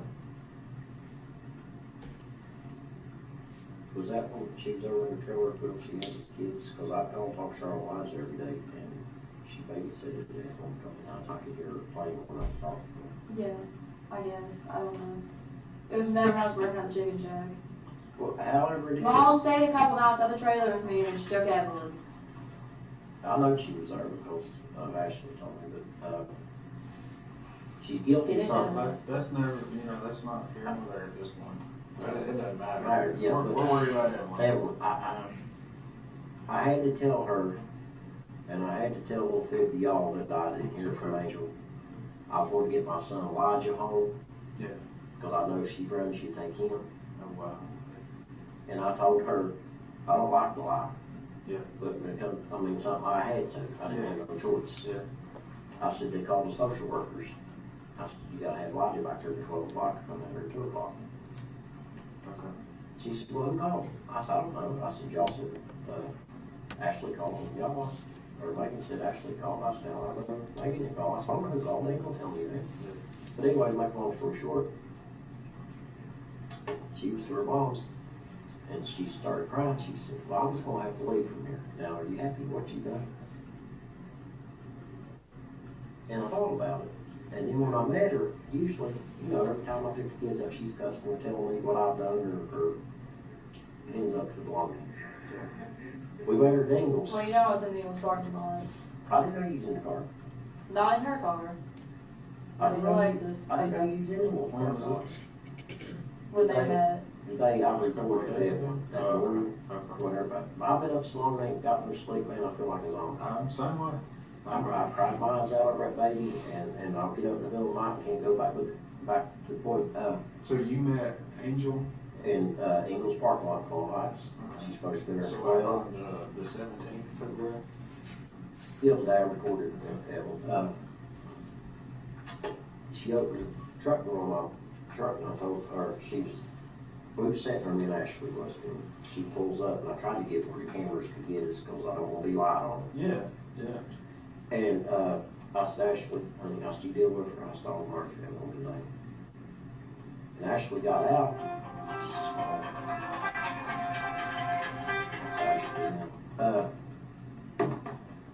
She got out and opened my truck door up. And we was married 18, 19 years. I know it won't better than anybody else. She got out crying. And I've never seen her cry the way she was crying. And she opened the truck up, put Elijah. Did you see her crying when she was crying? Put Elijah in the back seat, in his car seat, and buckled him in. And I mean the tears, man, just like you take that bottle of water, was rolling down her cheeks. Is that right? She never opened her mouth up to me. She never said one word. And I told Ashley then, I said, something's going on. She knows something. She knows that's the last time she's going to lay eyes on that Elijah. Because Elijah's her pick. Okay. And I thought about it after I left, me and Ashley got, and I meant to tell y'all, and I've had so much run through my mind and try to speculate and figure and do. That's fine. And I told Ashley, I said, I've never seen that woman cry like that. No. And then it dawned on me, I said, she knows that's the last time she's going to see Elijah. Right. So I don't know what she knows or what she's done, but something like it never did happen. Now, she'd come up and cry and try to get Elijah started, so he went real long. And Do you know anybody that she knows in Mendota, Virginia? That's where she was hell bent to take me to yesterday, was Mendota, Virginia. now, if I just got some people, In Mendota? not Mendota, Close to it? no, Damascus? just listen, my girl finished, I don't know, I worked over so much, before you get to Snowflake, Like I said, she never specified where Well, you she get was this going one, to yeah. work somewhere. before you get to Nicholsville, there's a little place called Snowflake back inside of it. Gladys's brother lived there on that farm, and there's some other people. Gladys is my mom's mom. She passed Yeah, away. yeah, that's right. Maybe they can have some people over, I don't know. But Yeah, she knows so many people, she's been in and out of jail on what she does, yeah. that I don't know. Yeah. So, I mean, that, I don't know. Well, she wasn't at the 7. I don't think she's there now after yesterday. Like I said, me and the 2 other guys, I'm at the 10. Sorry, I'm sorry. Did y'all check it, the motels, was any of them registered her, registered? I checked. I called every single one of I them. think they checked every motel. Did they go see if they got somebody else to put It was Todd and Jeff. Did you check under Michael McLeod? I didn't go out there with. Okay, well, it's William's dad. I'll do it. But it was Todd and Jeff. We went like everywhere. And exit 7, tried following her. Nothing. But that's what I've been telling you from the get-go. You've told so many lies, nobody knows to believe you. Like when Ashley first got together, she lied to me about anything. I hear her on the phone line to her mom. I said, Ashley, that's one place I never talked to her. I said, there's no reason you lied. She lied to her mama one day because where her mama's driveway is. Well, Tommy's truck's clean. They've been going down the road. My truck's dirty, man. It's unreal. He don't want to bring up the driveway to get dirty. I said, what are you talking about? My truck's dirty. I said, well, Auntie Mama, she got off the phone from her. That was way back there, which I broke her from lying. I said, there's no reason why. Because if you tell this lie, you tell that. Yeah, but I really didn't want to think they were looking into her because she took off yesterday when she Well, got that idea. Just when you're trying to make my girl, she don't trick her again. I know. Now I'm telling you, if you know something, you just don't say a word till I get done. If an accident happened, you need to tell it, because if something did happen to the baby and they get it, you can go to prison for the rest of your life. Child molesters and somebody harms your babies, their life is living in prison. I told them everything I know. Now I'm telling you, I told them, am I right or wrong? You're right. I told them every single thing I know. Okay. Anywhere I think she could be. Do you have any other numbers for her besides the 3 that I might have given? They was on Ashley's phone, cause I never called her off this phone, cause she harassed me so much and called and cussed me out. Okay, well, I have like Will's 647 number and then a 375. When she was going there last, she called from that text now, wherever. Yeah, that was 375. She called from that one, and the last few times she was a blocker remember, that time when I thought after we Ashley got talking, I said, well, we had that number, why would she be blocking the number? And it dawned on me, I said, she might be in a motel somewhere, and they won't get over where she's at, or she's blocking the number. You know, I mean, I only have the 3 numbers for her. but if accident happened, Megan, you're young, you just need to tell them. But just please, because maybe find it, if something happened, and get all toxic trouble, maybe you don't have to tell them. Technology is too smart. And if you be honest now, right or wrong, y'all go along with it. Long she's been honest. We've talked about that several Yeah, times. you know what I'm saying? Several times today we've talked about that. I know, and I told you all clearly. I'm just agreeing. Well, like, we're just trying to, we're not one to argue with my girl. I love you. Yeah. You're my daughter. I love you regardless. I might not agree with what you do, but that don't stop me from loving you, caring about you, worrying about you.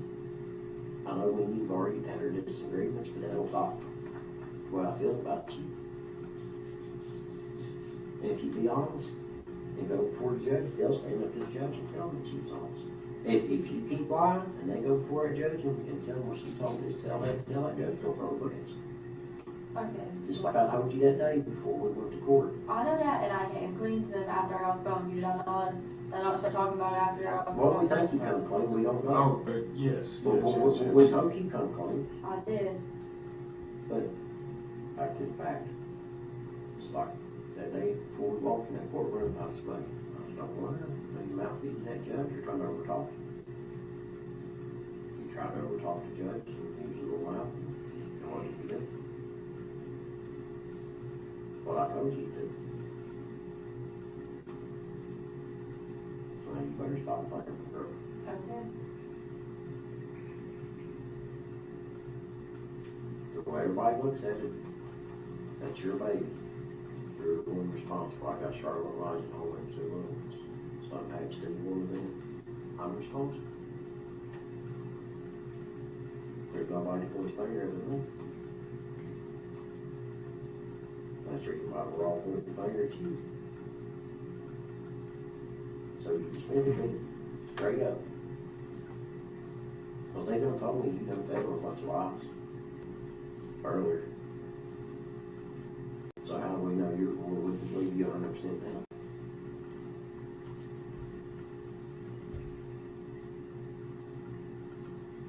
It's going to come out. It's just a matter of time till they find out what went on. They got, how many guys you got, 40-some people working on this? We got like 40-some people working out of this specific location. Yeah, like, That I swear to God, I just told them the truth. okay, fine. I'm just telling you, I mean, it's just a matter of time till it comes out. I told them the truth just now. Right before he called you. Okay. That's when I started talking. Okay, well, I'm just telling you, I mean, it's just, it's like a clock on that bomb, it's ticking. Well, do you know where else Mom could be? I don't know where your mom could be. I don't hang out with your mom. And then usually wherever, I don't know where she lived at over at Will, or to your mom and dad's. Well, But other than that, do you know the exact address on Jenkins Hollow Road, or just that it was on Jenkins Hollow Road?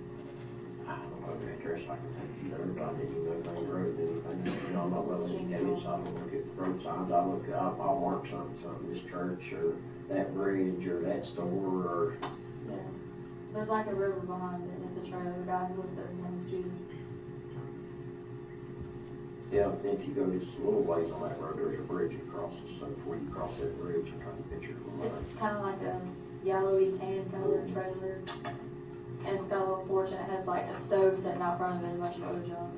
There's a fence goes in between that, there's a little house, and there's the 2 trailers, there's the 1 trailer behind the house where it was at, because Yeah. we went over to, I picked Charlotte up that last time, Elijah, because she told me she was going to have them. Just put me on speaker when we talk to the kids. She put me on speaker, I said, "Like kids," I said, "I'm coming to get my kids, you let me have them, I'm bringing them along with me." And I know everybody in there hear me when she put me on speaker. Boy, they got ants in their pants. Me and Charlotte watched them out my book and dry money. Okay. Yeah. See, your mom, hang out for nobody but herself. She don't love you kids, well, I love y'all. I lay down and die for, I'd die for any of you. And we wouldn't make an eye about it. She's not that way, man. If you don't love her, something's wrong. She's for herself. Whatever benefits her, whatever keeps her out of trouble, she's for herself. And I'm trying to explain it. Mikey knows that's the reason Mikey spoke to her, what, 8 years? What do you think your brother's going to talk to her for? She's found that thing. She's not going to sign that statement. You don't cross your family like that and think your family's going to love you. You got to take your brother to prison. And then she says, oh, that's your fault. You done wrong.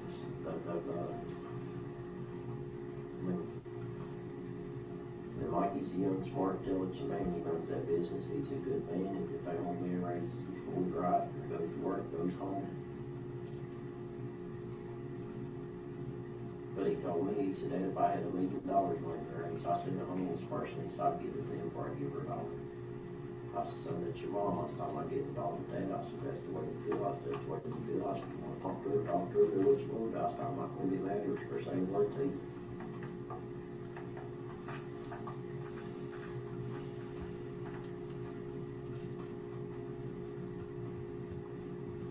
Don't get mad when I say this. I don't think you're telling us the truth. And telling the truth. I'm giving them every single way I know how to find her. Yeah, you might be giving her every single way to find her. That I'm being Where's that honest. one? Mom had her lost. Well, why did you say Ethan had her conversation? Because I thought Mom was going to run off. Which now it's a little late for that, don't get me wrong, but you know, I kind of didn't want her to just take off and leave. Why would she just take over and run? You walk out of the room for a second. Absolutely. That won't ever see. I'm gonna just take some of the things we saw. Well, Thank you, buddy. Appreciate it. yeah, thank you, Tom. Thank you. You know when all that stuff happened and she was still running off that hard, accusing me of doing it? Yeah. That was the start of that. How's it going, Jennifer? She wanted the money back. Yeah. Okay. So why would she want that? You're not following our point. No. Okay, she stayed at the trade with me for a little bit, okay? Yeah. She watched Evelyn while I went to work for a little bit. Mhm. And then she started about that money, like, I'm really broke, I don't have, you know, a dime to my name Mhm. at this point in my life. And she just, I went to work again. I came back and she was gone. Mhm. I called her, she's like, bring me the money and I'll let you have her back. That, I swear to God, right hand to God, that's how it went down. Well, what'd she do with that one? That I don't know. Yesterday she kept trying to take me to notice. Every time that I would talk to her between now and like last month when she did finally start talking to me again, every time I asked her about her, she'd be like, she'd say, Well- get her back in a little bit. Here, I'll just step back in for a minute. Yeah. Okay.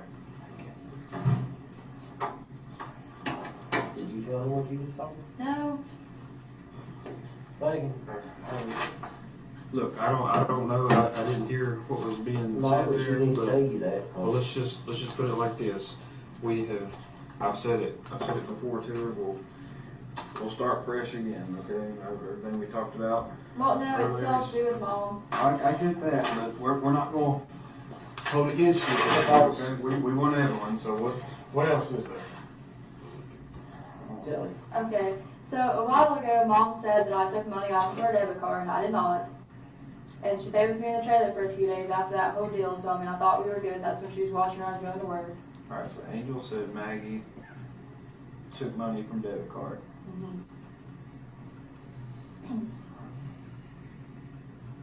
Debit card. Mom kept Evelyn overnight when the first night that I stayed at Hunter's, and I was late to work the next morning by like 20 minutes. So Mom kept Evelyn the first night you stayed at Hunter's. When was that? A week after the chicken shack opened. So first night Maggie stayed at Hunter's. Help me out with the date. I don't know anything about the chicken shack, don't know when it opened. Do you have, no, I'm on the calendar right here, just letting you know. What month meeting is it? December, Okay? I guess it would have been 2 weeks after. It probably was around like either the 14th or the 16th. Okay. 12, 14, or 12, 16. Mm-hmm. Okay. Mom kept Evelyn the first night. Maggie stayed at Hunter's the 14th or the 16th of December. Okay. I was supposed to be at work at 6 a.m. the next morning, but I stopped by the trailer to check. Maggie stopped by a trailer where Angel and Evelyn were. Mm-hmm. All right. They weren't there, and she started, hey, when you give me all that money back from the debit card, I'll let you have her back. Angel and Evelyn weren't there. Angel stated, give me the money back you stole from my debit card, and you can have Evelyn back, right? Right. We like always. I guess it was Bessie. Where was who? Will, I was Okay. He What? didn't stay at the trailer, but he wanted that. Okay. Hang You on. go back to Will like that? Angel, Yeah. Angel said to you, give me the money back you stole from my debit card, you can have Evelyn back. Text, phone, Facebook, Phone. talking over the phone. Talking over Okay. the phone. What number were you using then? Like my number? Yeah. It was the 579 number that I showed T- you. Well, tell me the 423 579 579 6173. 6173. I don't know which number Mom was calling from at that point. Okay. So Maggie, At what time did you have that conversation? Of the day? this. Well, I mean, not It was that early in day. the morning, Dad. Like That's fine. That's before fine. 6:30. Okay, I do know this. I can't remember when in December, she had my 2 kids over there, Yeah. and she told me she babysat them. Okay. I did hear Evelyn in the back, but I can't Okay. remember the exact date. Not sure. December. Okay. All right. So it's 12, And 14, she told me 12, she was 16. babysat them. She's a hiding somewhere, she must be running. What else? That's it. Okay. Now see, you raised your hand to God, and you said you told the truth the first time, that's what I'm trying to do. I'm not mad at you, I'm not fussing at you, but Let's. how many churches she told you? Well, I don't know. I don't No. know. I don't know. It's supposed to be on me, but we know it was baloney. I don't know. We can take what you tell us, but we have to go verify. You know. And you're killing time. If Evelyn out there, somebody got her, and tell them this, tell them that, and lead them over here where they should be over here to find her. They Right. need to go talk to Mom, and I literally told them every way in the world I had to get a hold of her for where she might be. Well, let's do this. Since I've been doing different things and Matt's been doing different things, can I just? Mom has family in Oklahoma. You think she'd go there? Okay. Mom has family. Angel has family in Oklahoma. Do you know she had money to make it in Oklahoma? Angel has family. Yeah, I know she has family. I'm sorry, that just popped in my head. Gladys's brother, ain't it? Yeah, Howard Jack. Yeah. Who? Howard Jack. Howard Jack. Jack. That's first and last name. I don't think that's his last name. I don't know his honest That's what how you know. If that's Mom Gladys- just talked about him. If that was Gladys's brother, Delmer was a Delmer. I'm sorry, I completely forgot about her family in Oklahoma. Just not That's popped in fine. my head. That's fine. Let's do this. Let me She get threatened to go to Oklahoma. Matt back in here. You okay with talking to Matt again? Yeah. What I want to do is try. We're gonna plug this in. We're gonna narrow that down in our timeline and see when exactly we can say definitively we last saw Evelyn. Okay. So, Cubby, if you don't mind, just because of kind of the space, I'm gonna get Matt in That's there fine, and that's swap fine. you all out. That's fine. Let me step out. Would you like anything to drink? Get this No, back. I'm good, thank you. Would you like a bathroom break? No. Would you like a Mountain Dew? No. Anything to eat? Okay. I'll be right back. Like, So that's why I'm trying to tell you more. If you go from this to that, we don't know if that's what you when your house is true. Let's go ahead and step. All right, step right. forward to find that. If you need anything, just wave by.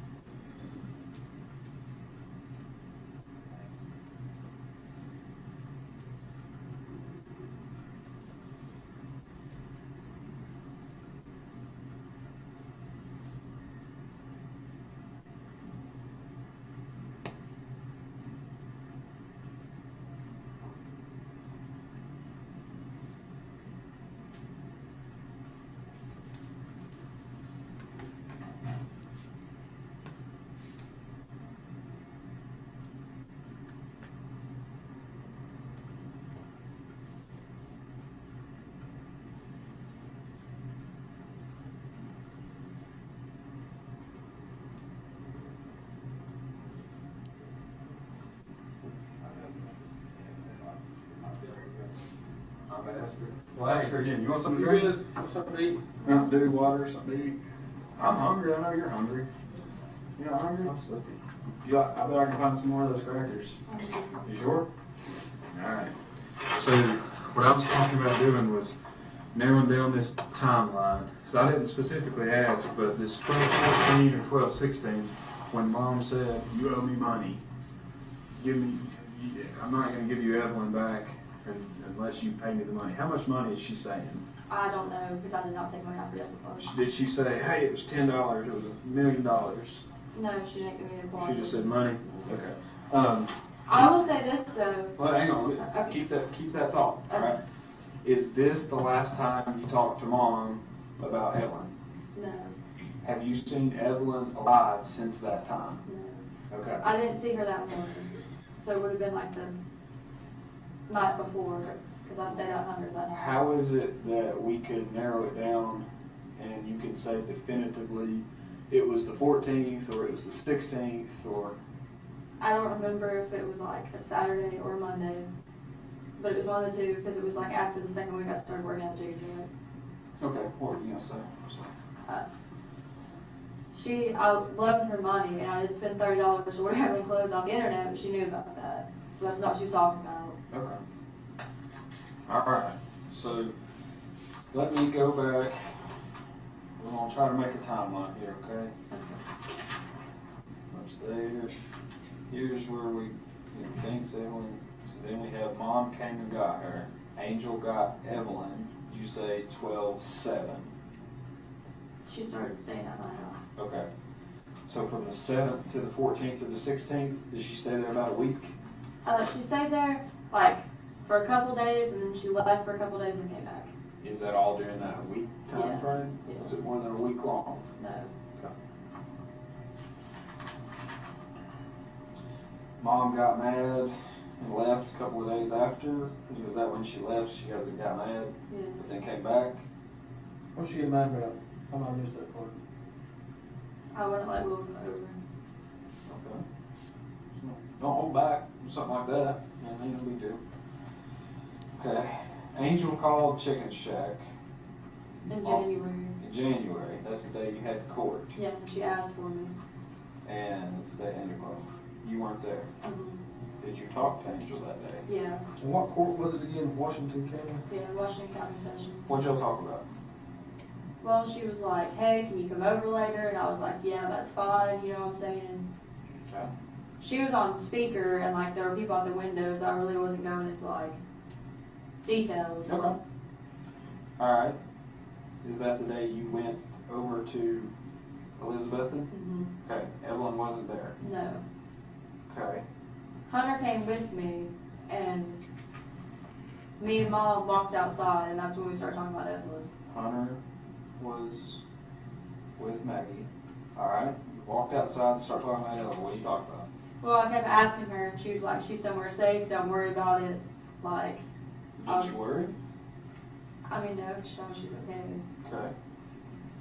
That was approximately a month after you'd seen Evelyn? Around the month. I mean, let me just ask you this. Were you just wanting a break from Evelyn? I never told Mom to take her. I just wanted her to help me, like, watch her. Yeah. And not that I wouldn't say at Hunter's, yes, I didn't want a break, and I was like, I'm going to be back in the morning for her to work to check on her. But what I'm saying is we've got about a month time span where you're not seeing Evelyn. I couldn't get hold of Mom. She changed her phone number. Right. I had no clue where she was at. But you're not like freaking out, oh my God, I need to call the police. Yeah. You're just like, hey, I just need a break from Evelyn. I'm tired of raising Evelyn. Well, I thought she was okay. Okay. Okay. Yes. So let's say this. We've got as late as the 12th or the 16th. Never talked to your mom from that point to when she called you in January? I would try to contact her, and I even called her parents and stuff after they knew where she was at, and they told me no. So I didn't have like a current phone number for her. let me just ask it directly. Did you ever speak to your mom in person during that time frame? No. Did you text her? Facebook messaging. She didn't have Facebook. I tried to. Well, I mean, whatever like, number she had, but I couldn't get hold of her. Just here's what I'm asking. Did you all have a conversation through text messages during that time? No. Snapchat, Instagram? She doesn't do anything like that. Whatever. There's probably something I've never even heard of. She doesn't do anything like that. Do you do anything like that? I have Instagram. Okay. Were you messaging her on anything during that time? No. I tried to contact her, like I said, in that phone number, like somebody else had had at that point. Okay. So like a month goes by, there's zero communication with you and Angel, right? Right. You talk to her maybe, can you tell me at the 1st of January? The end of January? I really don't remember much. It was definitely in the first part of the month. Okay. You go look at what my birthday was. Yeah, we're working on it. We can, yeah, we can do that. So it was your court date in Washington County, Tennessee, Yes. for reckless driving? Reckless driving. Doing like 90 or 95 and like a 65. We don't even care about that. We're just trying to Well, I'm just letting you know so that way it's specified the ticket was for. I mean, you got a bunch of tickets in January? Did I? I'm asking you. I mean, I no. know. I got it in December. I got the ticket in December. The Right. court date was in January. Yeah. And that's it when was your from mom January. called you? That's the day you talked to your mom? Yeah. I remember that because she called while I was gone. Just out of the blue, hadn't talked to you in a month, roughly, Yeah. a couple weeks. Well, she tried to call a mommy first, and a mom told her I was working at Chicken Shack. She tried to call where? A mommy. Dad's mom. Grandma. Alright. Okay. How'd you call her? Oh, mommy. Oh, mommy. Yeah. I started calling her that when I was little, like old mommy. I just not heard She that. raised me. I just not heard that before. Well, I try not to say that because then it, Well, it's fine. it's I mean, confusing. well, as long as we know what you're talking about. Okay. All right. So month-ish goes by. You don't hear from Yeah. Angel. You hear from her that day. You go over to Elizabeth, and do you drive with her or follow her? Just meet her there? No, me and Hunter drove over to the house she was at. Was she already there? Yeah. Okay. And that was the trailer, Jude's trailer. Okay. On the river, on Jenkins Hollow Road. Okay. Well, you know which. Well, we'll get to that later. Evelyn's not there. Right. What do you do?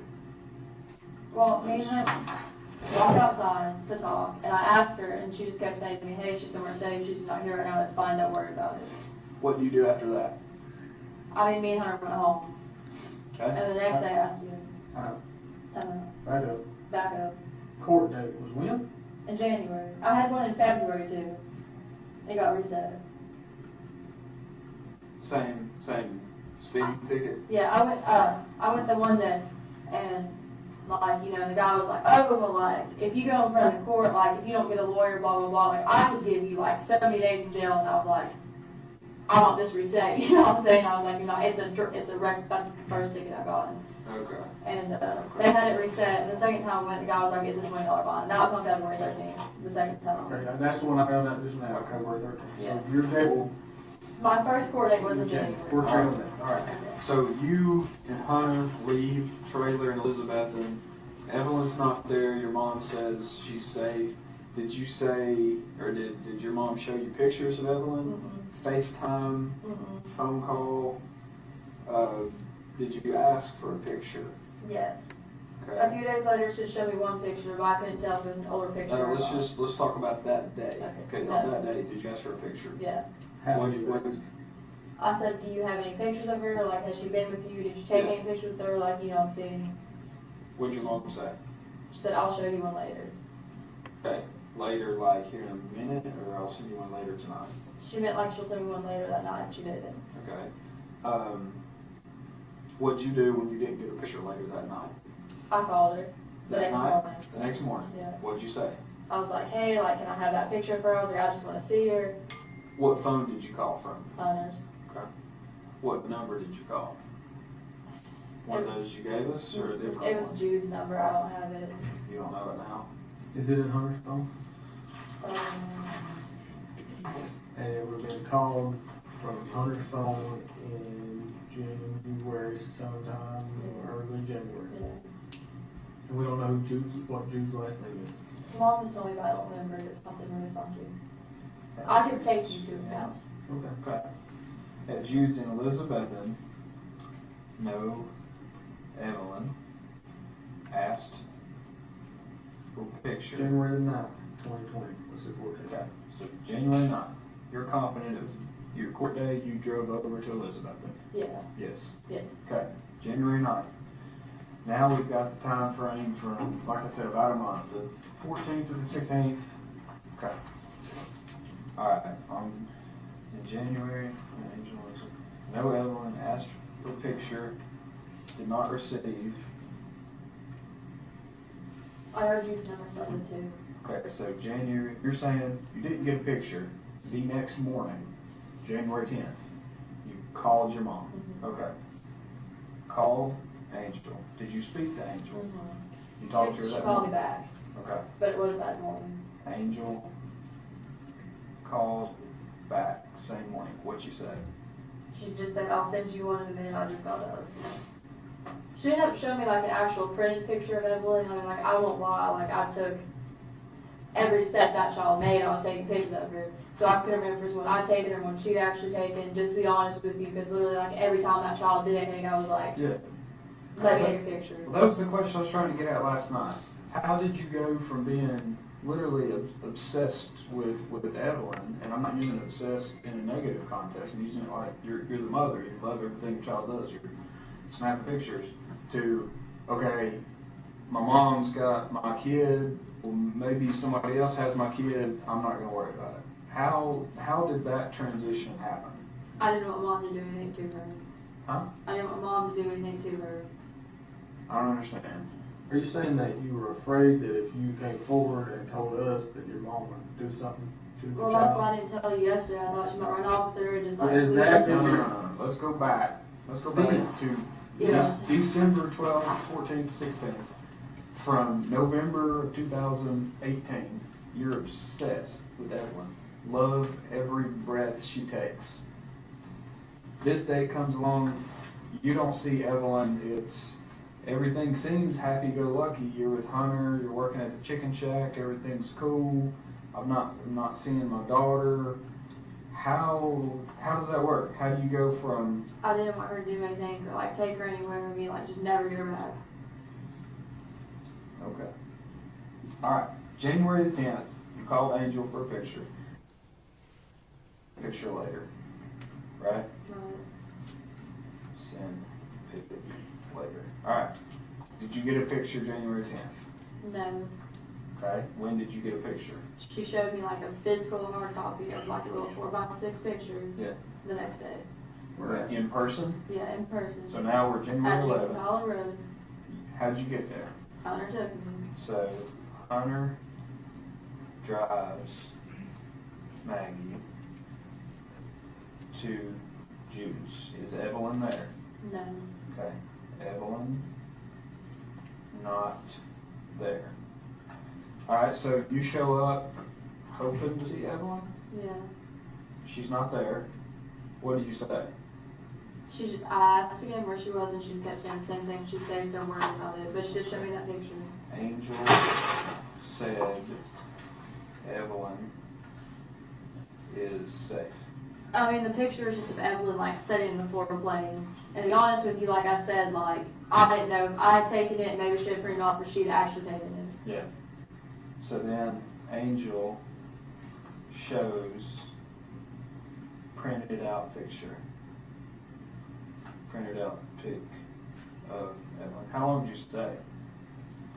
I mean, every time we went over there, we usually there for at least an hour or longer. Okay. January 11th. What happens January 12th? The next day. We still went over there and it was the same thing. So y'all are going over every day? Yeah. Alright, so I'm gonna write. We might have went like maybe 1 or 2 days out of like the whole month, but like I was in constant contact with them. Okay, so you're going over there every single day? Yes? And same story. Same story. Are you ever getting any pictures of her? Not after that one, Never any live pictures? no. Facebook, No. Instagram, chat, No. everything, like a FaceTime? No. Were you Mom ever, doesn't have anything like that. were you ever on the phone with somebody and hear Evelyn's voice? No. Okay. How do you feel about that? Well, I mean, like I said, I didn't want to do anything and piss her off and her like just run and not tell me anything. Okay. So you were over there for an hour, roughly every time you went over there, and it's kind of the same conversation. Yeah. So we'll take an hour out of the 24 hours in a day. The other 23 hours, what are you doing during those days? I was probably at work. Working? Yeah. Okay. I was either at work or in bed. Did you ever worry, hey, where's Evelyn? Well, I mean, yeah, but like I said, that's why yesterday I didn't want to tell you all anything. But now she's already like kind of disappeared, so I mean, let that one. She's kind of let you hanging out. Yeah. Why? We're going over there every day. To try to get her over to you. Did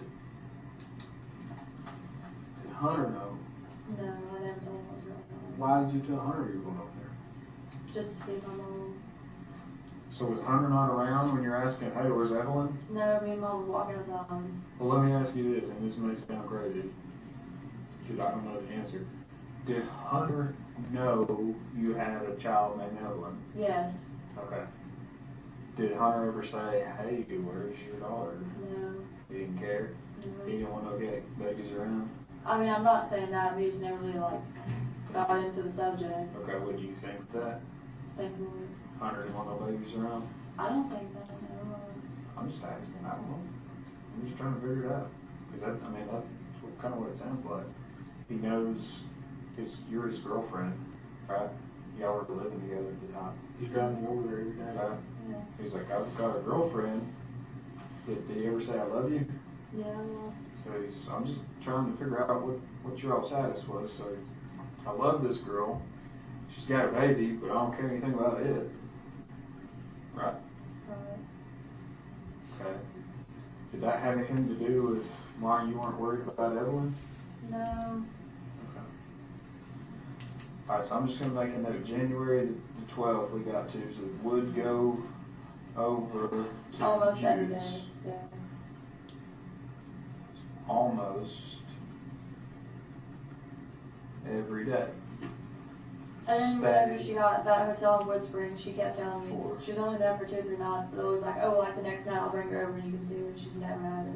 We say, hang on, let's get to that thing. Stay for roughly 1 hour. Yeah. Go outside. Go outside. Or Hunter would go out to the car lot, get dipped, and then we talk about it. Away from Hunter. Then talk about Evelyn, right? Right. Did Hunter ever ask about Evelyn? No. Okay. Hunter never asked about Evelyn. During the time you had a phone, like, I mean, you know how, generally how phones work. I've got a picture on the background line. Mountains. Okay.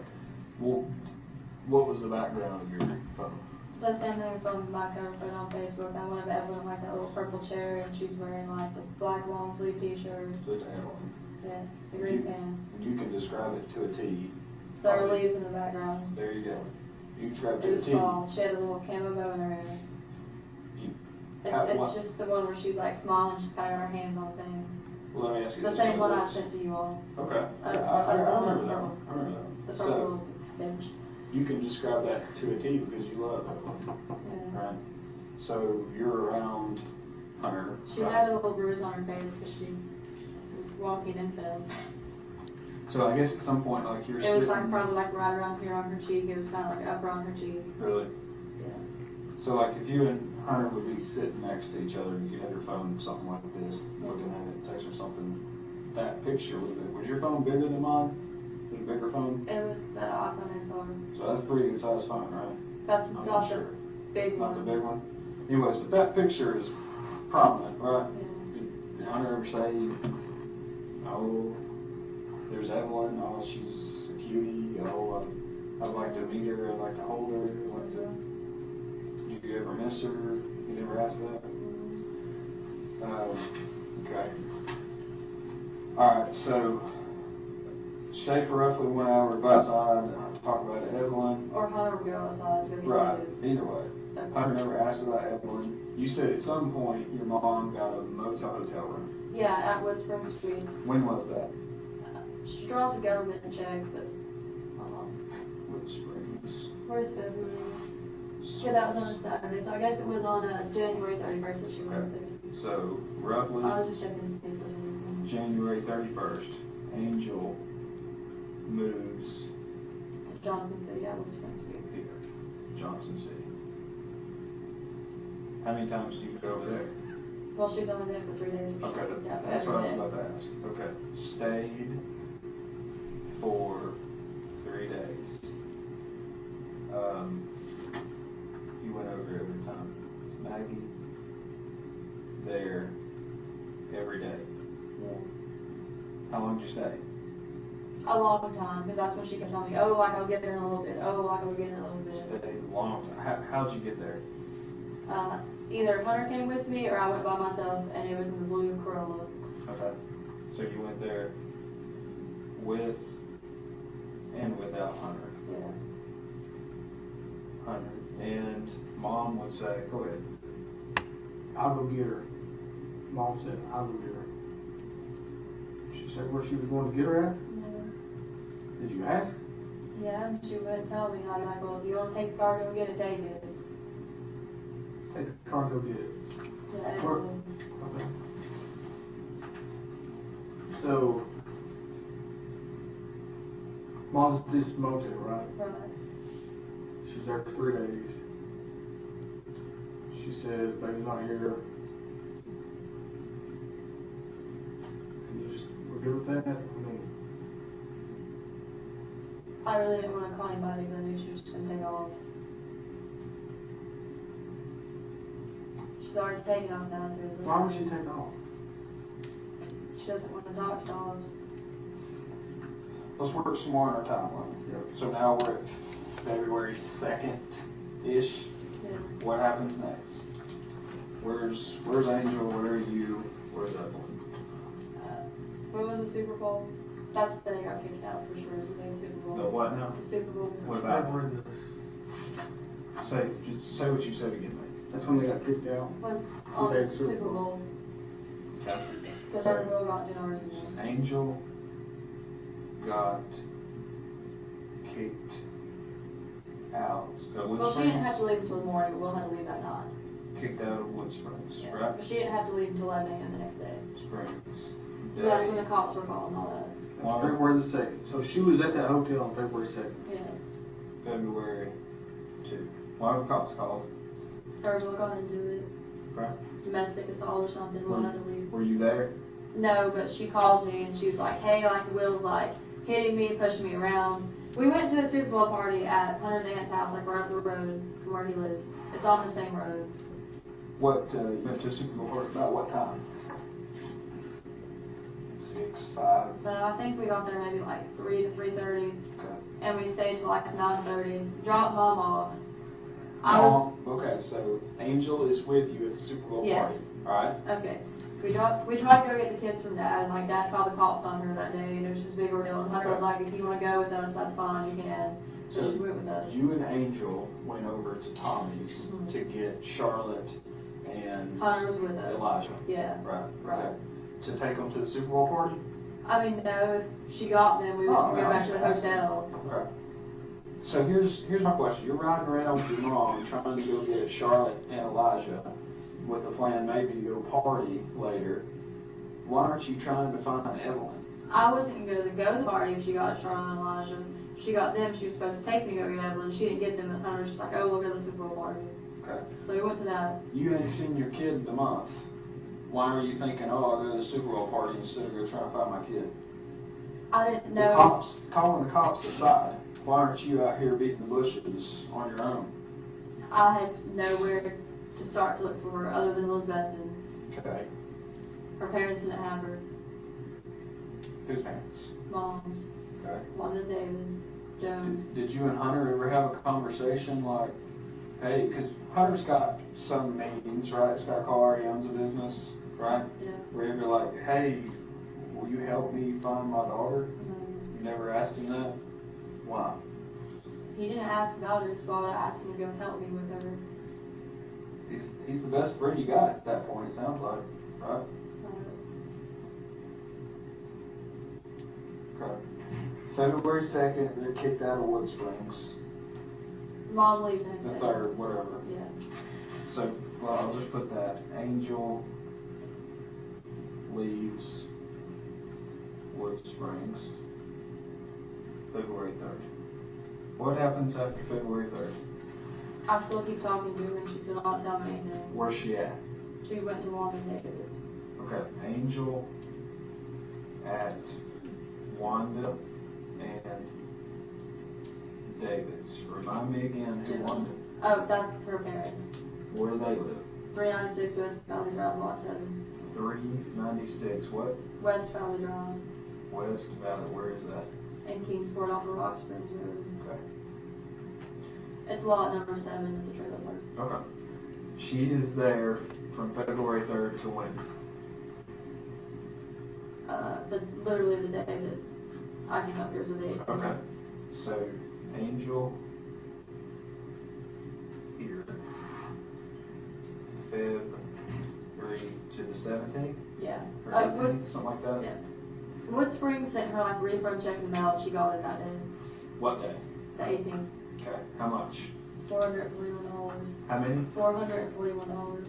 $441 Wood Springs. And it was a check? Yeah. She got it cashed at Wells Fargo on exit 7. You know that to be a fact? I took her there. Okay. So yes, I do know that. So, I was going to go run down where she cashed it. So did you drive over in Kingsport to exit 7 to cash a check?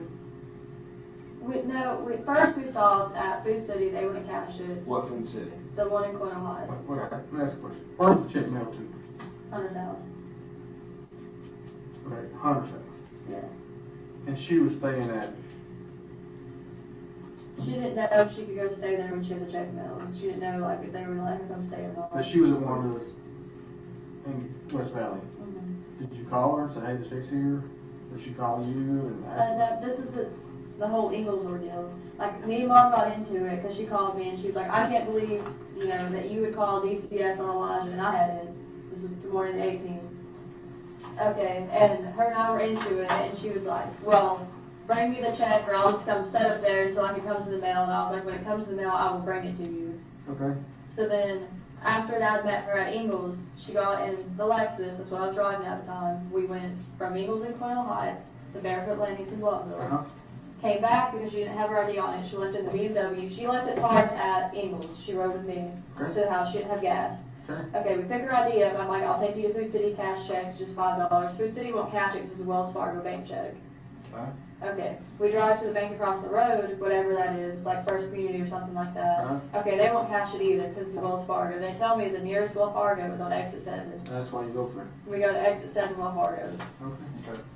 Just you and her. No, Cash. no, with us. Okay, what else with you? Yeah. Cash to at, say it again. Wells Fargo. Wells Fargo. Exit 7? Yeah. Exit 7. Alright, let's go back to you sitting at Food City. You might have missed this earlier as me and Tommy in here. You're sitting there at Food City in a different car. Ingles. That's where they met. Ingles. Angel is there with Elijah Yeah. and Charlotte, or just Elijah? Just Elijah. Just Elijah. Tommy pulls up to do custody exchange, right? Right. You're over in the parking lot. Tommy doesn't know I you're was there. away from them. Right. So, you know Evelyn, you know that Angel has Elijah, is taking good care of him for what, a couple of days or something, whenever? Yeah. Right? Okay.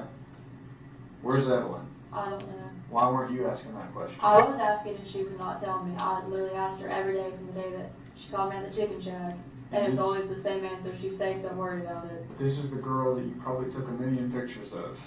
And now it's like, hey, where's Evelyn? Well, I don't know. You just shrug your shoulders? Alright. Want me to go back to Hunter? Well, I didn't really know what to do, and I didn't want her to like leave or do something to do Evelyn. What do you think you should do? Not sit back and wait? I mean, yeah. For how long? How long are you going to wait? That's a really good question. I don't know. How long are you going to wait? I mean, it's been... Last time you started was when? December 17th? 16th? 14. Okay. So it's been 1 month and 6 days. 36 days since you've seen your child. And you're okay with that? I mean, no, like I genuinely did not know what to do. And yes, I know you're going to tell me, oh, you should have called us, like... Well, that's neither here nor there. Whatever. I'm just trying to understand. I'm just trying to understand how that you are, that you're okay with this. Well, I wasn't necessarily like okay with it, but like I said, everyone's like I had a lot of options. I'm not going to lie to you. But you're working every day, going to Super Bowl parties, going here, going there. But I guess we just let's do it this way. Now, I think we've established it, but I know we talked about it last night. I was getting zoned out of it. I was tired.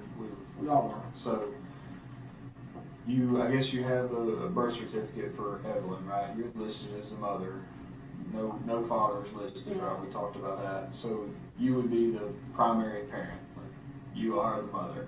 You're her legal guardian, right?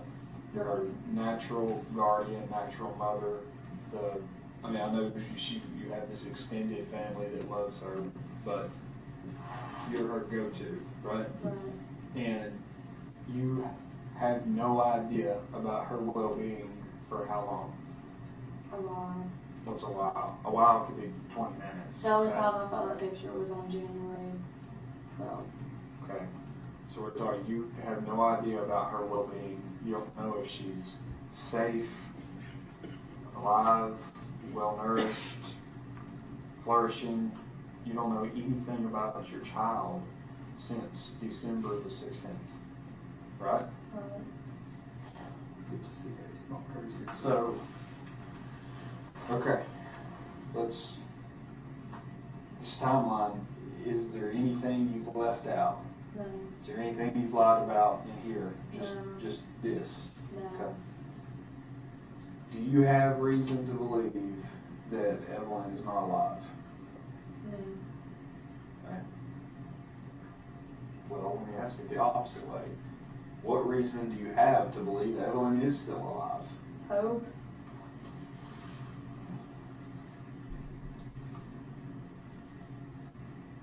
Okay. I only have a solid reason, that's just all it is. Yeah. Evelyn is 16 months, right? 15. Sorry. 15.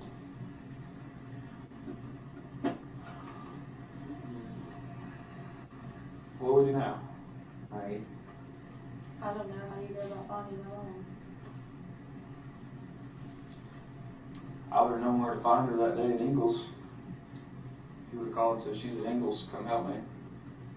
At the hotel. At Wood Springs. Hey, she's staying over at Jude's.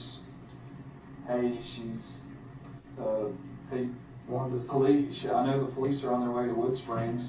I know that's where she's there. Why don't I just go there and tell the police what's going on? We know where to find her then.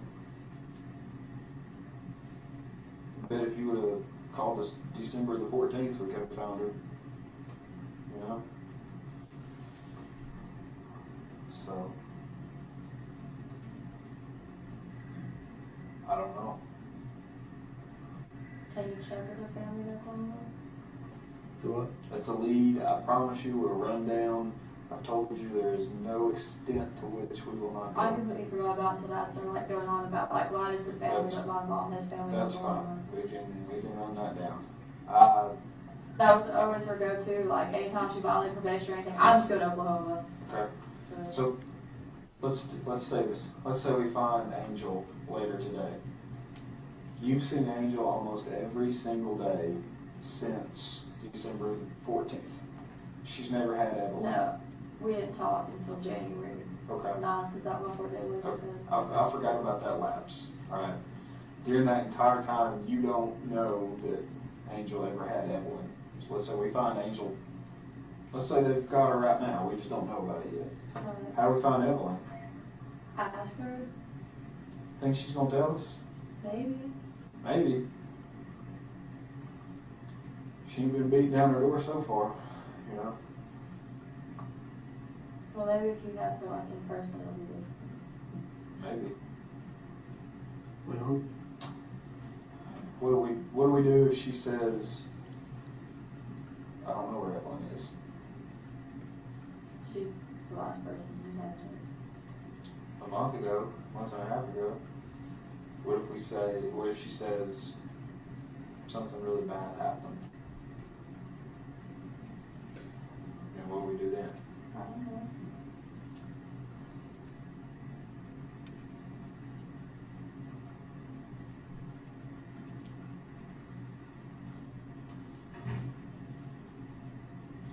Anything else? Anything you've not told us? is that the truth? Yeah. Yeah. I mean, what, you know, we've been around this I circle, know. around and around and around and around. You know, and we've been nothing but nice to you. Give you every opportunity to tell us. We are trying to help you. Do you understand that? I do. And when you tell us lies, It doesn't help. I know. when we've got all these resources tied up running down bullshit that you know is exactly that bullshit, like all that with Ethan. Do you know how much time we wasted on Ethan when we could have been looking somewhere else? You knew. You knew that was bullshit. Let me go back through it and make sure I got everything straight. So I think on the 17th or maybe the 18th, someone from Sullivan County talks with you, right? It was the 18th. And that's when you give the story of, well, I left her with Ethan, right?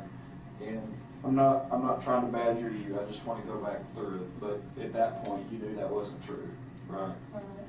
And then I guess you kind of fast forward. Am I the next person you talk to as far as sitting down in an interview? No. You talked to someone else. Was that with the FBI? No. No, the first person she talked to was some of our guys. Okay. The night we went to your house and found you, brought you up here. Yeah. You rode up here with the patrolman, right? Right. That was the first night. Well, they went to the chicken shack and Hunter took me to the chicken shack. Okay. Wherever you came from, somewhere down on 75 up here and talked to us. But let me ask you this. So they show up at Chicken Shack looking for you, like, hey, we're here to talk about Evelyn, I guess. So you say to Hunter, hey, can you give me a ride to Chicken Shack? Right? No, Hunter's dad called, Okay. and I answered the phone. He said, hey, let me talk to Hunter. Yeah. Okay. And then Hunter was like, oh, well, there's like a detective there or something. I'd already talked to him that day. Okay. This was a little bit after I talked to him. Well, you and Hunter takes you over there to meet detectives, right? It was just one call. Well, whatever. Hunter takes you there. Yeah. How far of a drive is it? Less than 5 minutes. 5 minutes. During that 5 minutes, y'all ever talk about what you're fixing to talk about? No. Hunter didn't ask. Or so He didn't say what the police doing. Now, if my wife, girlfriend, or whatever would get All he told me on the phone, no, I didn't that, not on the phone. He came home from work a little bit after the second we've been there, and he was like, some guy called me about your child. And I was like, I know I've already talked to him. I said, okay. Alright, so Hunter, that says he loves you, on February the 18th, y'all have been together for 2 months at this point, says he loves you, refers to your world, Evelyn, as your child, right? Is that what he always called her? Yeah. You ever call her anything else? He never really talked about her calling me. Did he ever talk about her in a derogatory manner? No. Okay. Alright, so then you get brought back up here to talk to some different detectives. Do you stick with the story of I dropped her off with Ethan? Okay. Then you go right around with the FBI looking at motels? Yeah. Right? This was the next day. Okay. Yesterday. So would that be then the next interview you did was with me and Angie? Or was there one in between that? What's that? I don't remember. Well, if you don't remember that. It's all jumbled together. I talked That's to fine. so many That's people fine. that, You remember talking to me last night? yeah. We talked and you stuck with the story the 24th and then the 25th and look, I'll just tell you, I knew you were lying to me last night. I didn't have enough evidence to confront you the way I did today, is the bottom line, okay? I hadn't been briefed on everything that was going on. I got caught up on that. That's why I wanted to talk to you again today, because I knew none of that was true, all right? And you knew none of it was true, right? Right. I mean, you knew I had a good reason to be asking, Right. right? Little girl's missing, and you misled us, you lied to us, right? Right. So then, today, for whatever reason, you decide, okay, enough's enough, I'm gonna tell the truth, Yeah. give us a different story. It is the truth, this one. Well, that's what I'm just trying to get it right. Okay, so that's where we're at, right? Okay, what else is there that we should know? What else can help us find Evelyn? Nothing I can think of off the top of my head. Mom was supposed to, what is today, the 20th? Mhm. She has an appointment at Kingsport House on the 25th to get a government apartment. Think she's gonna show up? Probably. Okay. I mean, that's the only time that I know she's supposed to be somewhere. Alright, February The 25th. 25th. I don't know the time. Could you all maybe call them and get the time? Yeah. Okay. February 25th, Angel appointments at Kingsport Housing. Yeah. Alright, what else? That's all. Who's Angel's boyfriend right now? William McLeod. Nobody else. Jude's out of the picture. Her and Jude went over together. They just lived with Jude. Oh, sorry. William Clyde. Seen or heard of Will him? lived with her at Jude. Okay. They paid Jude rent. I didn't hear that. Alright.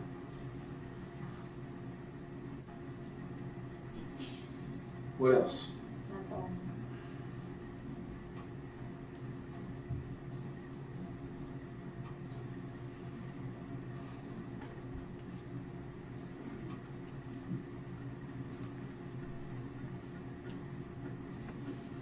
You hungry? No. Let's get some food. No. Water.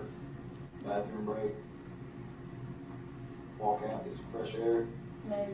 Anything? Let's, I think we could use a break too. So maybe we'll step out over here. If you want to walk out the way this elevator works, you've probably been up it enough. You gotta have somebody go down with you. Okay. We'll give you some there, okay? Sure you want something to drink? Yeah. All right.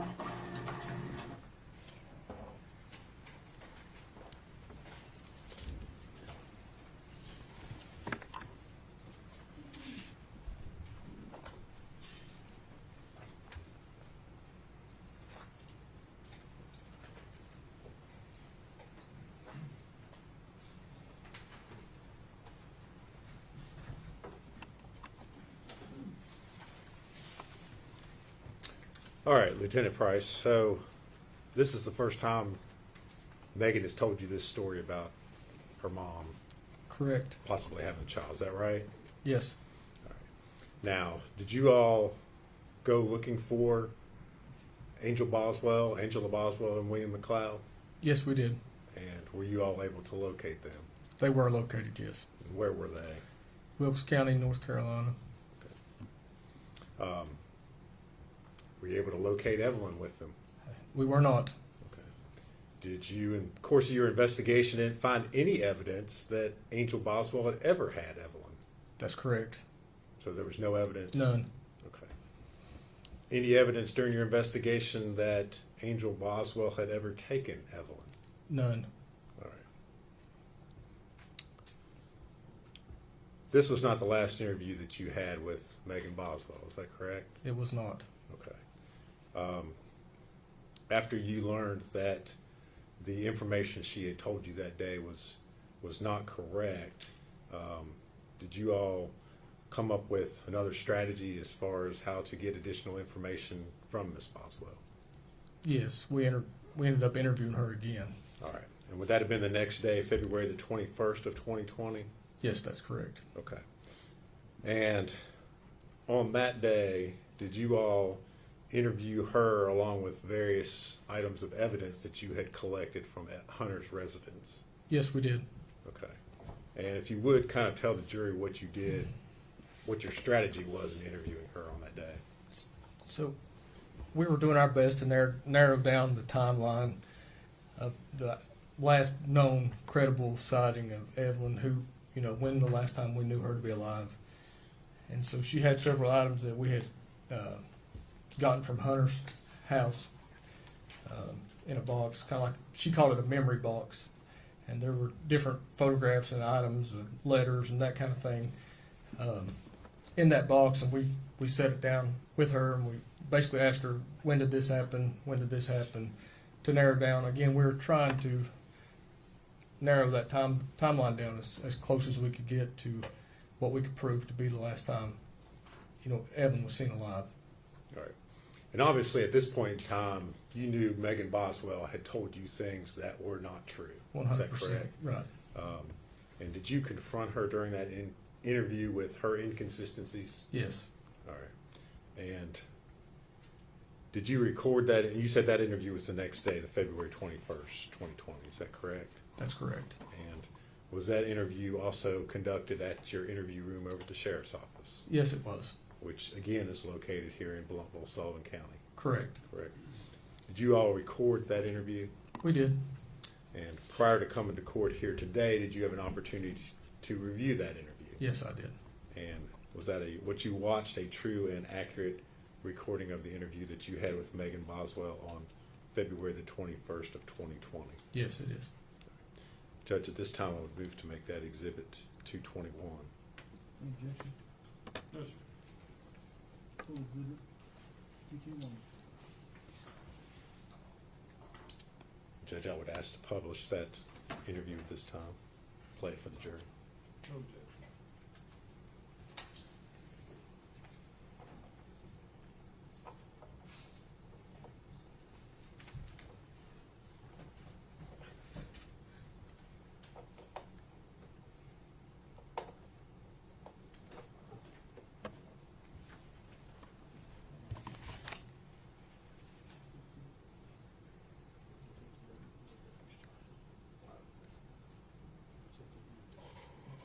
Let me get a price for a second, Judge.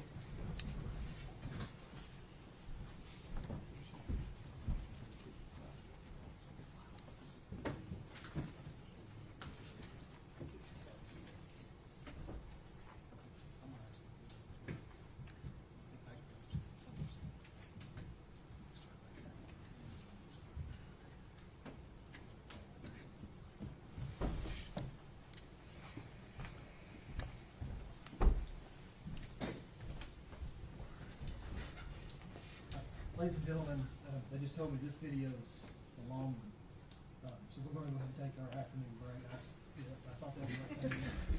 We'll go with the officer. It'll take about 15 minutes. Everyone stand.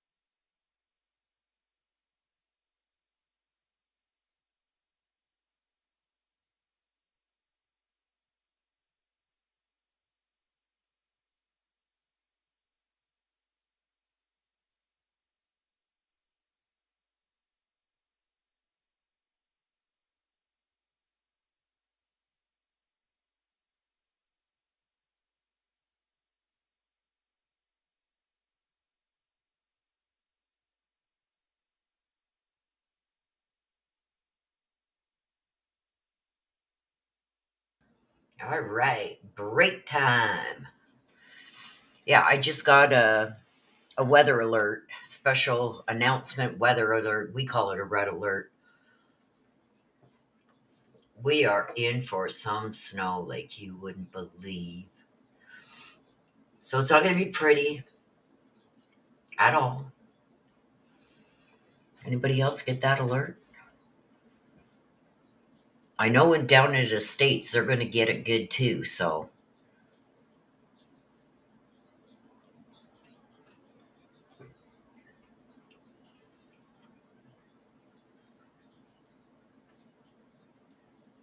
I want to hear an interview. They had to have interviewed Hunter. I want to hear his interview. I just find it odd. Like, I can't imagine a guy being with a girl knowing she has a baby. And when she applied for the job, she said she had a daughter, but don't worry about it. I can get a sitter. Because we heard from Hunter's father that he questioned her about that. Like, well, you got a baby. Is there hours we got to work around? Blah, blah, blah, blah, blah. She said, no, I can get a sitter. All that stuff. Yet, Hunter never asked, okay, well, where's your daughter? Like, you're here from like 5, 6 o'clock in the morning till sometimes 10, 11 at night. Then you come to my house. Like, where's your daughter? Right? Like, if she would have said at the beginning, no, I don't have custody of my daughter or whatever, I could see it. But she said she had custody of her daughter, but she had a sitter. Like, didn't any of these people question, like, where's your daughter? Like, come on. People can't babysit 24 hours a day for you, 7 days a week. Kate Bell says, no alert yet, but saying 10 inches or so predictions.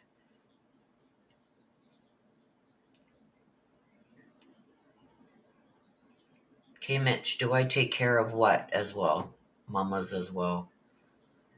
The snow removal, I hire a company that does snow removal. All I got to do basically is the stairs and the sidewalk leading from my stairs to the city sidewalk, because we have plows that go down our sidewalks here. Shy says, and I'm Mary Poppins. Yeah, so like that's what I'm saying. Like, for those many hours, and you don't, this guy's never, you're dating her. You say you love her, but you've never seen her child. She's never with her child. Come on, how much money are you guys paying this woman? Like, all of her salary would be going into just childcare, let alone rent and hydro and phone and bills and heating and all this other stuff, food. Like, what? It doesn't make any sense. I want to see the Hunter interview.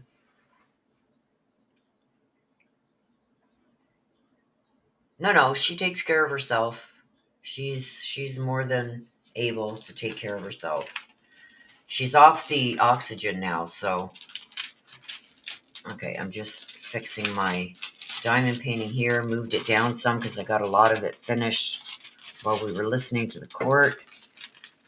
Okay, but now I got it. Oh, my Amazon order came with my stuff to do my curing machine, but that thing takes hours, so I won't be doing that today. I'm just trying to get this cover sheet fixed on my diamond painting here so I can start the next section. This is going to be so nice when it's done, you guys. Trying to get all the air bubbles out of it.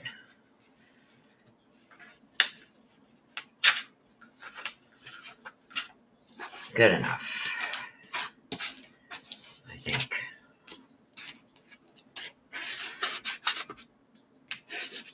Good enough. Can they show the interview if he isn't taking the stand? I think so.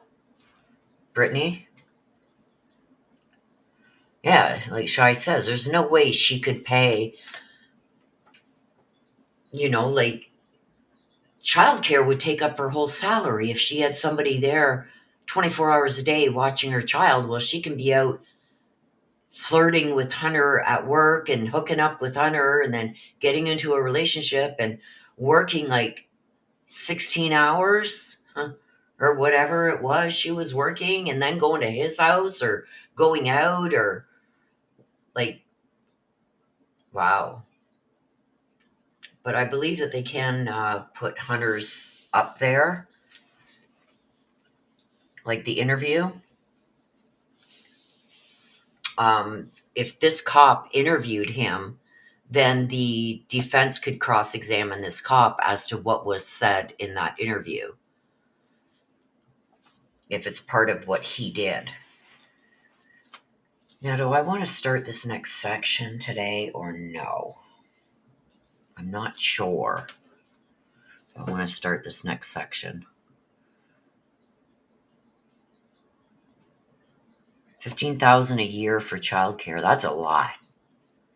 See, here in Canada, we got $10 a day childcare. The government supplements the rest.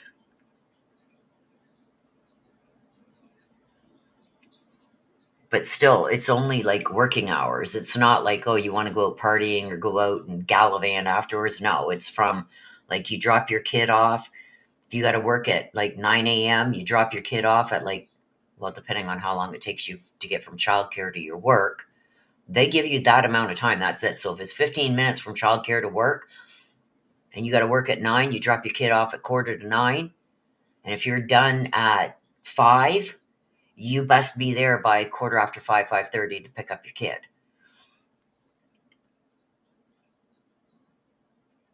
Oh yeah, I'm going to get snowed in. Absolutely. But I hire a company that clears our driveways, and the city plows the sidewalks, like the city sidewalks.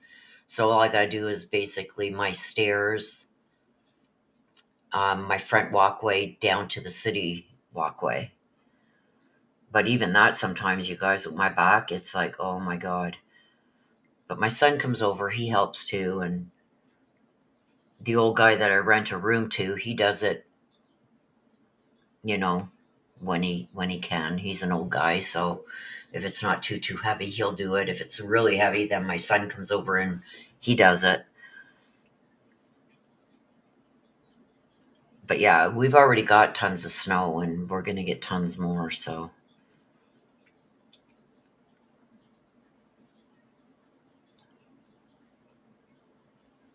I'm tired of it. I can't wait for summer.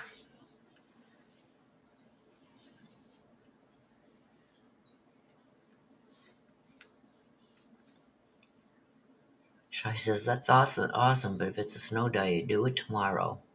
Yeah. Do you guys want me to stream this again tomorrow, or can I? Wait a minute, let me check and see what I've got on my calendar first before I...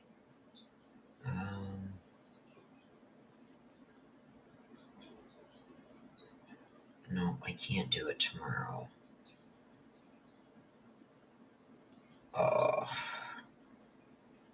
So I can't stream tomorrow, you guys. I have a Zoom meeting with one of my surgeons in Ottawa, and I don't know what time he will be calling. So ride our bikes around the snowman. It's weird because I haven't seen any of the kids in this area building snowmen. Kids really don't go out and play in the snow anymore like they used to. At least not around here. Maybe in the bigger cities or whatever, or like areas where they can get together with friends and stuff. I don't know. Do you want to build a snowman?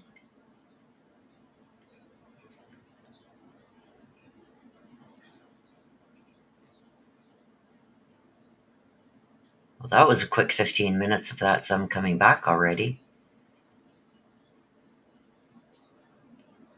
Because of the technology, yeah.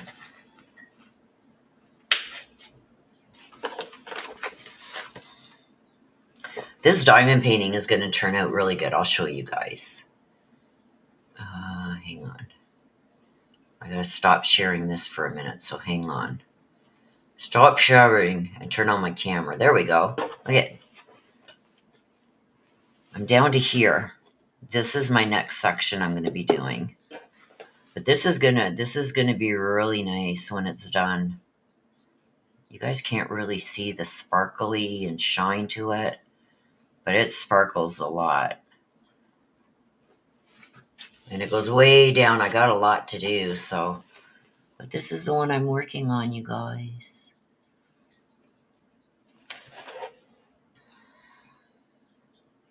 We got a rowdy crowd today. Right? Okay, let's get this back up. Oh gosh, I gotta do this. All right. Okay, there. Now I know how to get my little emblem off the right-hand side there. It's nice, eh? Excuse me. And this is sad because this is one of the companies that I'll never order from again because they claim to be a Canadian company and they're not. This came from Ukraine or something and it was made in China. It says Diamond Painting Canada at the bottom, but it didn't come from, this isn't made in Canada. This shipped from the Ukraine. And, well, it said China, then Ukraine, then back to China, and then on a boat. So it's like, if I wanted to do that, I would just order from Temu or something, right? But it says diamondpaintingcanada.ca. They're not. They claim to be Canadian, and they're not. So I'll never order from them again. All you've had is dustings? Did you see the pictures of the snow that we already have that I showed? If not, let me know and I'll show you it again. The middle of the U.S. and Nebraska. Nebraska.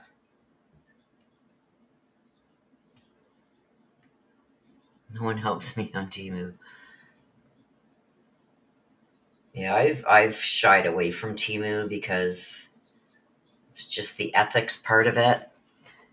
But if I would have known that this company that claimed to be Canada and is not, because I bought so many diamond paintings. I got a stash of about 30 diamond paintings to do. And then when I started learning that the artists weren't being paid for their artwork, that's when I started ordering from like Diamond Art Club and Aurora because they pay the artists. The artists get a cut of the sale of the paintings. That's why they're so expensive. And this one wasn't cheap either. So that's really threw me off when I started seeing the tracking and it was like Ukraine to China to Ukraine back to China, like, and the shipping was like next to impossible to follow, like Temu. I don't know how it is for you guys in the States, but I know if you order from Temu in Canada, Uni or Email or something, and they've got basically no information on their delivery services. It's crazy. Whereas Aurora, Loa, and Diamond Art Club, they use like UPS or USPS or Purelator, stuff like that, where you can actually really track your package, especially like the one that I showed you guys that I did, that I got from Diamond Art Club. It cost me like $120, $130 by the time I paid the exchange and everything. It came by Purelator Courier, I think. But it's expensive for shipping. So what I was trying to do was find another Canadian company so the shipping costs wouldn't be so bad. And that's when I found Oraloa.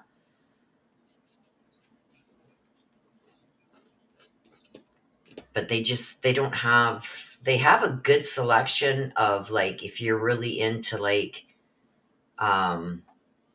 country scenes or cartoon stuff like that. It's very rare. I don't know. I find Diamond Art Club has a huge selection, whereas Oraloa, they don't come out with new stuff very often, and when they do, it's really, really expensive. I might as well just order from Diamond Art Club and get something I really, really want instead of just getting something because it's Canadian, you know what I mean? So those are my two go-to, Diamond Art Club and Oraloa. And those are the two I'm going to stick to because they're the two that I know pay their artists.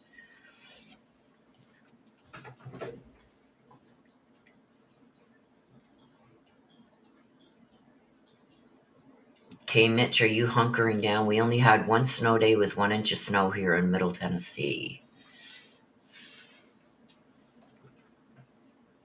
I've been watching Ryan Hall, y'all, and it seemed like Tennessee was getting hit hard. I know Florida got hit. Miss Missy was in earlier. She's in Tallahassee, and she hunkered down, and they got a good dumping of snow.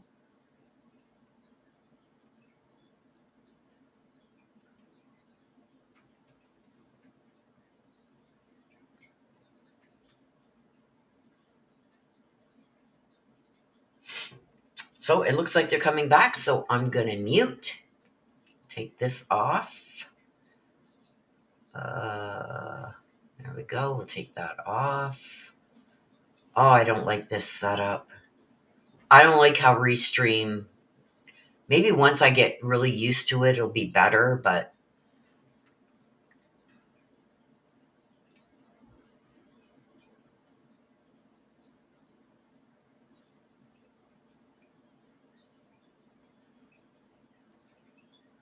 And thank God I got this new computer because I don't lag like I was on my old one. Okay, I'm going to mute you guys because they're back.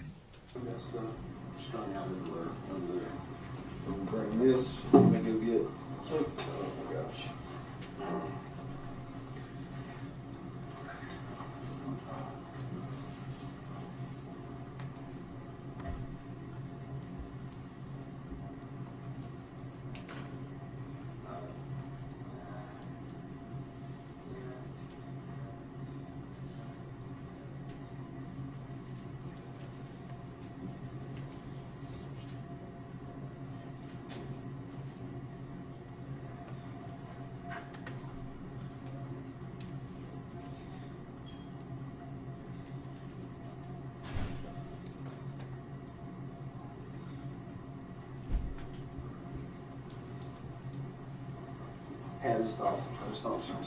So, we're with the pictures, we're kind of making that time frame.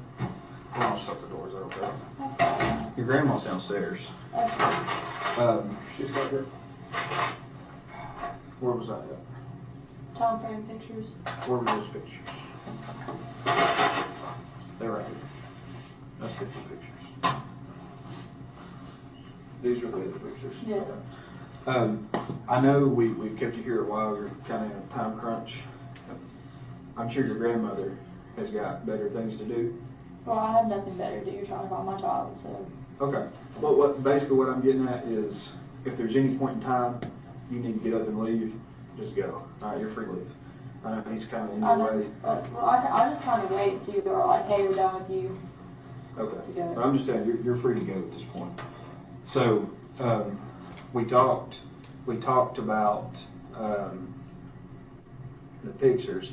I may get into a little more questions. Are you okay with answering some questions again? Yeah, do you want me to sign another paper? I don't have to. Like, I'll sign somebody. I'm definitely more than okay with talking to you all, but... Do you care to do one just in case? I'm going to get one. I just thought of this. My mind is scrambling everywhere. I'm still trying to figure out why ETSU's calling me. You know what I mean? Yeah. That's weird. The newest phone I have, if I don't have a number saved, the number comes up and it's like it guesses who it is. So like if you call it might actually have your name on there, even though I don't have it saved. I don't know how it works, but it does. Alright. Okay. While I'm kind of getting this stuff together, I'll let you start filling it out. Oh no, these stuck together. I got some of that stuff on there. I'm so sorry about that. Okay. Lord, I done messed up, didn't I? Alright. Okay. What's the date right now? Mine, Yep. 321,001. So this is in November. Yeah, that was taken out of mommy's house. When? On mommy's. Grandmother lives downstairs. So, I'll let you go ahead. Alright, Amy, read with me. You've done this before, right? Yeah, I just signed it. Do you understand it? Yeah. I'm gonna read it to you. Okay. Before we ask any questions, you must understand your rights. Your right to make silence, you not answer any questions. If you do answer questions, your answers can be used as evidence against you in court. You have to consult a lawyer before during question. If you're not afford a lawyer, one will be provided to you without cost. If you decide to answer questions now without a lawyer present, you'll still have the right to stop answering questions at any time until you talk to a lawyer. All right? You understand all that? Yeah. All right.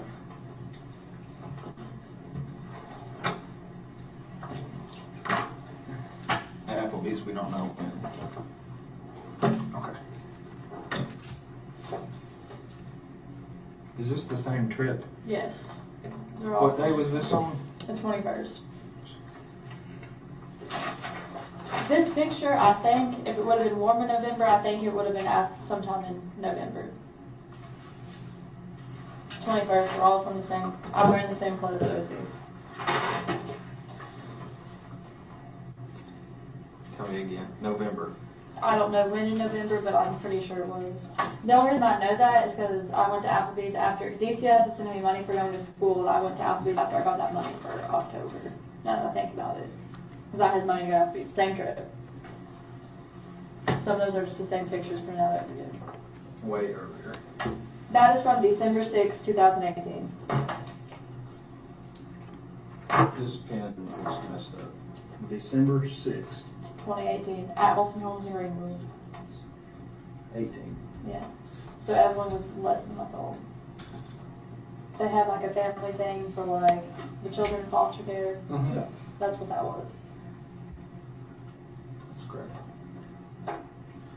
Will you help if I turn these around? I just realized No, I that. can see. They're This backwards. picture was taken on the day that she turned 4 months old, to my 18th birthday. So Help me out. 3/21, 2019. Like I So said, now some days we're I remember really 12, specific. 6, 30. That one comes after that one. That one's more recent if you're going from, Sorry. Okay. yep. When was this one? My dad has the pictures. It was from sometime in February 2018. So we're like, well, this one was December 6th. No, that's in February 2019. I'm sorry. Forgive me, because yeah, Evelyn was with us on that trip. My dad has the pictures of like me, him, Ashley, Lotta, Charlotte, Mikey, Sarah, Evelyn. What about this one? Where's first birthday come in? That's not first birthday. First That's Christmas? Christmas. I'm so That sorry. would come after that. Right there. First birthday would have been somewhere between these two. Like right, yeah.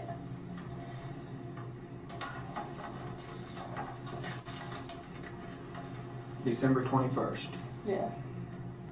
This is, From 1/11/2020. I see the date on it. you can see that? Yeah, Where?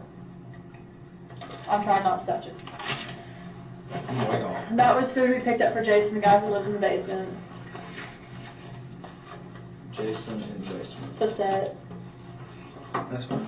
We're just making.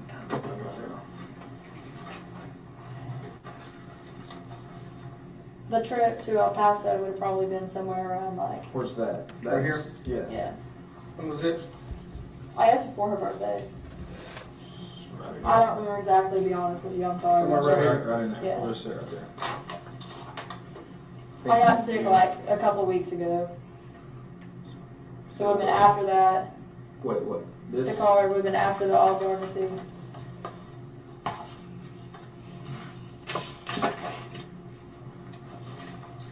This is. Hunter's insurance. So just put it down here. I don't know when I wrote that. Now you're going to ask me. I don't know. We were into it because him and his dad were arguing. Never took a check, so Before or after? after. I cussed him out before I was apologizing. Called his dad something mean. He did or you did? He did. Alright, so The ultrasounds were obviously prior to any of this. prior to the pictures. Yeah.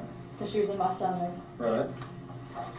The first big way night trip is the first time I took her was the night they opened. Which these pictures are from that, but I took her the very night they opened. It's gonna kind of go in weird order. Okay. We're gonna start way back here. Okay. Ultrasound. So That was the day I was having her. That was her heartbeat and my contractions. I couldn't get her out just her heartbeat. I now we're just like right here. What's Yeah. next, right? Right. That was Christmas. So it would have been with the ornament. Right. We know what the book is, so I'm gonna put it right here. Birthday. Nope, my foster mom made that for me for Christmas. Christmas when? There. It's just the first week of Evelyn's life, basically. Right. That's all the pictures Right. are. None of them are after she was a week old, if that makes sense. I'm gonna turn this sideways to give us some more room. But Patricia made me that. I'm gonna call her Gail. Huh? Okay, Gail made me that like for Christmas because I wanted a picture book of Evelyn. Okay. July, that was the July 4th trip. It was the weekend of July 4th of 2018. I was pregnant. Before or after ultrasounds? Before. It was the weekend of July 4th, 2018. So this puts us, we're over here. I took her the first night they opened. Was Evelyn with you? Yes. Is this one of the trips you took with Hunter? No. Did you ever take trips with Hunter and Speedway Lights? No. Okay. So now we're talking like right in here. Or It was a maybe little bit before that. Maybe it was with this. This is at Bristol, right? I don't know exactly when the book's from, but the first time Yeah. that I took her was the first night they opened. So the first Well- time me and her went to Speed Lights would have been November 15th, 2019, because that's the day that was So that's after the birthday. Yeah. Let's just do this. Let's put this under the pictures. Okay, I'm sorry. Makes sense, right? Yeah. So we're in that room. Okay. We don't have a date on that. It's just good colors. Those were from when the card too when I was sick. Probably the North Carolina trip, wherever those booklets are. Blowing Rock? Yep, We can tell when that was. Remember why? because there's a We got a blue, seat. yeah, with the date on it. Maybe 119 of 20. So. Moving after, Well, before you the can pick card. that up. You can Can I pick that touch up. it? That's Yeah. fine. Okay. Yeah. Sorry. Would have been before the card. Before the card. Yeah. All this goes before the card. Seen your pictures, we're like right over here, right? Or somewhere. August 20, We'll put it like right there. August 2018, yeah. We're not worried about that. Okay. We went through this, Matt. Let's see if this was for memory.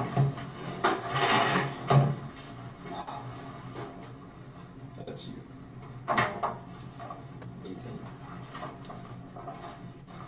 There's that one package. These are things you like eating. Yeah, Right. it's on from that. There's the baby shower the day it came. The pictures of her, like of me and her at the Christmas party, Yeah. they were way in the back. There's something else.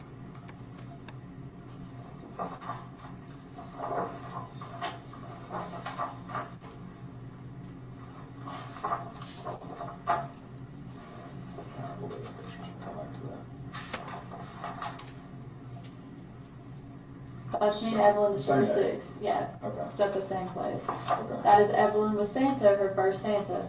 First time she met Santa, and that was the same day, at the same Christmas party, Okay. at Olsen So Home. then there's all kinds of. It started at 6 p.m. Alright, well, we know you didn't have the first birthday party really, No. but, I mean, I got her a little cake and let her smash it at my trailer, but it was just me and her. Yeah. Like, my dad wanted to be like, one can do one day, the other can do that day, I just couldn't do every day, and I said, well, just screw it, it's my child's first birthday, I'd rather it be just me and her anyways, not arranging around you all the time for her first birthday. do you wanna fill this stuff in? Right now, she doesn't have a birthday party, Well, so you did this birthday smashing thing, right? I'll fill it out later. Okay.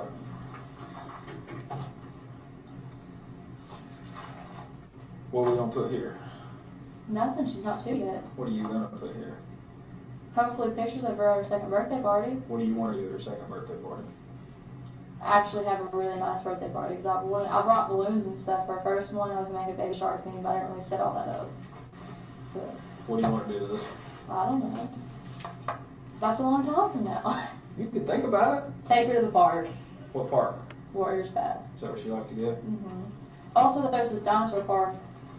Backyard Terrace. I used to take there a lot. In Bluff City? Yeah. And walk with her. How many times you go there? A lot. Really? Aren't they doing some kind of dinosaur thing at either Meadowview or at the Speedway? I was going to take Elijah. So which one? Is it at Meadowview or is it? At Nephew. Are they doing it at the Speedway too? I think. When were you going to take Elijah? Today, tomorrow, and Sunday. When did they start it? Today. Horn fish, she's going to be getting pretty big. Yeah. About the size of Elijah? Yeah. What do you think you'll be doing then? I don't know. Whatever she likes. Alright.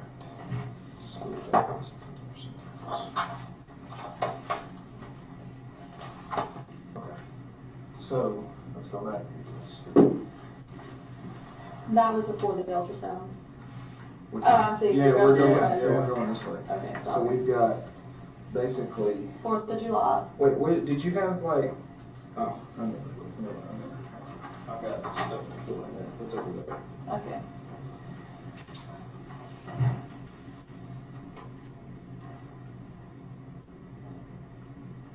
You can see her teeth really good in this picture. I'm sorry, I can't You even can see her look. teeth really good in that picture. How many teeth did she have? 8.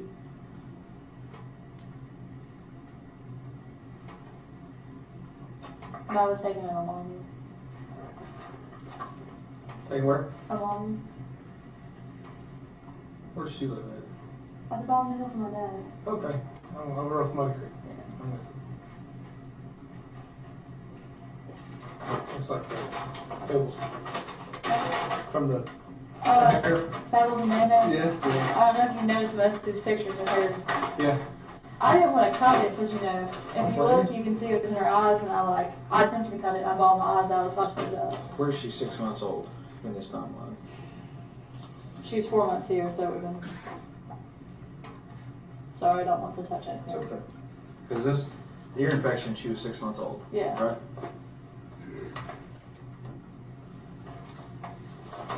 Newborn. New- Right? Her hospital bracelets. Okay, yeah. So, right here. That goes with that. They go together. Yeah. Okay. And the hospital cat goes with the thing. That's where she was born. What was that? Coming home outfit. That was right after she was born. I have to read that. Okay. Evelyn's one of your birthday shirt. We'll go with the hat.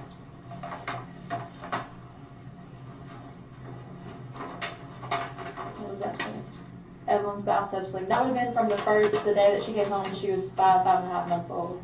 So that fits in kind of Anywhere. around this area. Yep. Look right here. Where's the Okay, that works, yeah. What was that thing?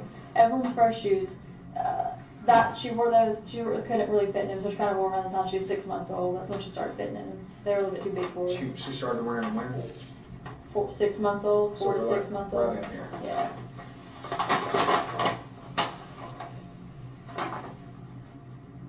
Okay. So let's count. 1, 2, 8.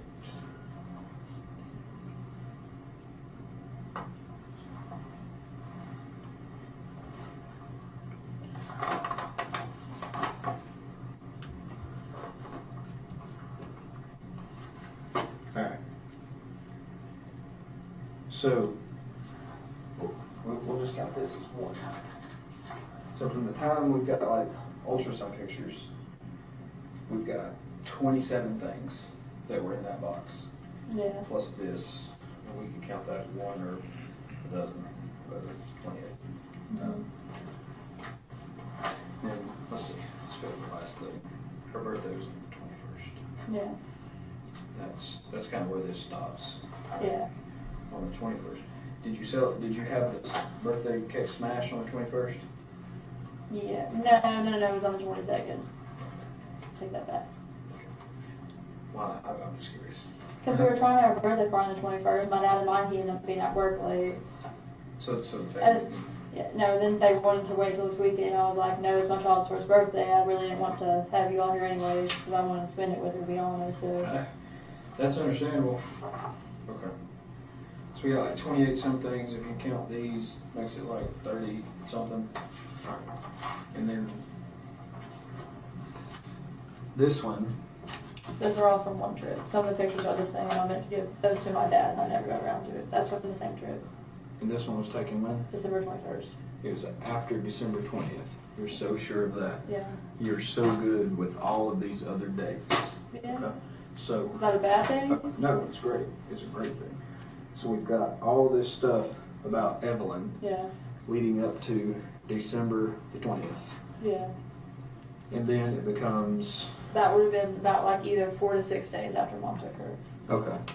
So then we got. Hunter put that stuff in baby box. Well, I hang just on put a it in second. there. Hang on a second. Okay. So we've got the trip, Ripley's here Yeah. with Evelyn. Then the trip with Hunter, we've got 1, 2, 3, 4, 5, 6 pictures. Yeah, so like 4 of those pictures are these same pictures. Okay. But there's 6 pictures there. Yeah. All right. And then. I have pictures of Evelyn from this trip, but Dad has them. Okay. All right. They're not in the baby box though, right? And then the 21st. No, that's The 11th. 11. Evelyn's missing, Mhm. and you're out getting shrimp Alfredo for who? Jason. Jason. That's it. And Evelyn's missing on. This one has the receipt. Mystery. Evelyn's missing on the 19th. You're going to Blowing Rock with Hunter, And Mom. stopping and taking pictures. He saw to take that. Right. And then you got this big long letter. Hunter wrote you this big long letter, Mm-hmm. right? Like a couple weeks ago, I was due. Doesn't mention, sorry, we can't find Evelyn, right? You mentioned, you write this letter to Hunter, I'm sorry, love you always, because you all are fighting. Yeah. You're not fighting over looking for Evelyn, are you? No, Should you be? I mean, Hunter was never really that concerned about it. Exactly. Here's my point. You were all about Evelyn. You did all this stuff. You saved the bracelets. You saved the cat, the coming home outfit, Evelyn's bathtub sling. You saved this picture. You saved these little footprints. You saved the first Christmas. You saved this book. You saved the trip to Ripley's picture. Can't read upside down. The bracelet from the ear infection. You saved that. This came from the baby box. Her first shoes. You saved all that. You've got this from the first birthday party. Evelyn's 1-year birthday shirt, worn for 3 days. You can sit here and tell me you know she wore those for 3 days. What 3 days were those? The 20th, the 21st, and the 22nd of November. Of November. You know that right off the bat. Yeah. Because you loved Evelyn, right? I do love Evelyn. You love Evelyn. I just want to clarify just so it doesn't sound bad. She didn't wear that shirt for 3 days straight. I washed it every night. I understand what you mean. Okay. You made a trip all the way to El Paso for her to see her dad. You drove, right? Did you do that for yourself or for Evelyn? For Evelyn. All right, look at all these pictures you're taking over. You're so happy with her, right? You saved the Speedway and Lights. It stops December 20th. A minute ago, you started crying on December the 20th. What happened December the 20th? No, I was crying on the 21st. Okay. What Because that was happened? the day she would have been 1 year and 1 month old and Mom had her. Okay. I didn't have her with me. On That was sad. December 21st, you were upset because you didn't have Evelyn with you. What efforts did you take on that day to go find Evelyn? I went to my grandparents' house. She was not there. I tried to contact my mom, couldn't get a hold of her, and I actually rode around for a little bit trying to find my mom or Will, the place where they would be, because this is when I still had my road cruise. But when the cruise got taken, when did I go to court? January 9th for that ticket, right? Our road cruise got taken on the same day from Okay. court. So I still had it on that point in time, so I was trying to find mom. Okay. So, you're saying I had planned the trip to the aquarium like pre ahead, and her she's like, oh well, we'll go. So So you we went. did all that on the same day you all drove from this area Yeah. all the way down to Gatlinburg. How long does that take? An hour and a half. Hunter drove, and Hunter speed's really bad. I'm not So gonna lie to you. you're saying that's a 1 hour trip. Yeah. I can't make it to here from Morristown in an hour. How are you getting to Gatlinburg in an hour? Hour and a half. It's an hour and a half. Okay. Let's say you get there in an hour and a half. You have to drive back in an hour and a half, Right. so that's 3 hours. Yeah, How long did you stay at the aquarium? 30 minutes or less. 30 minutes or less, and got your picture taken. Yeah. There's 4 hours. And what part of the day did you spend looking for Evelyn? Earlier before we went, we didn't get up there till probably like 3 or 4. Okay. I don't even, now I take it back, I really don't think we left till probably about 3. So up until that point, that's what I was doing. January 11th. I was trying to talk to Mom that day, and I was trying to get her to meet me in Kingsport, and actually I eventually gave up on it, and Jason had called and wanted food, so I brought him some back on the way back. Okay. Didn't get a chance to buy anything for Evelyn that day, right? Mm-hmm. Why not? And she wasn't with me. Or was she? With Mom. Did you see her January 11th? No. So she was missing January the 11th, Yeah. right? That would put her, how many days? What did you tell the news that where you dropped off Evelyn? I didn't. You didn't say it to the news? No, I didn't tell her where. What did you tell the news? I haven't seen it. I've been up here working. I mean, they asked me what was going on, and I'm like, well, they're trying to find the person and stuff like that, you know, I mean, that's about it. I didn't tell them anything specific. Okay.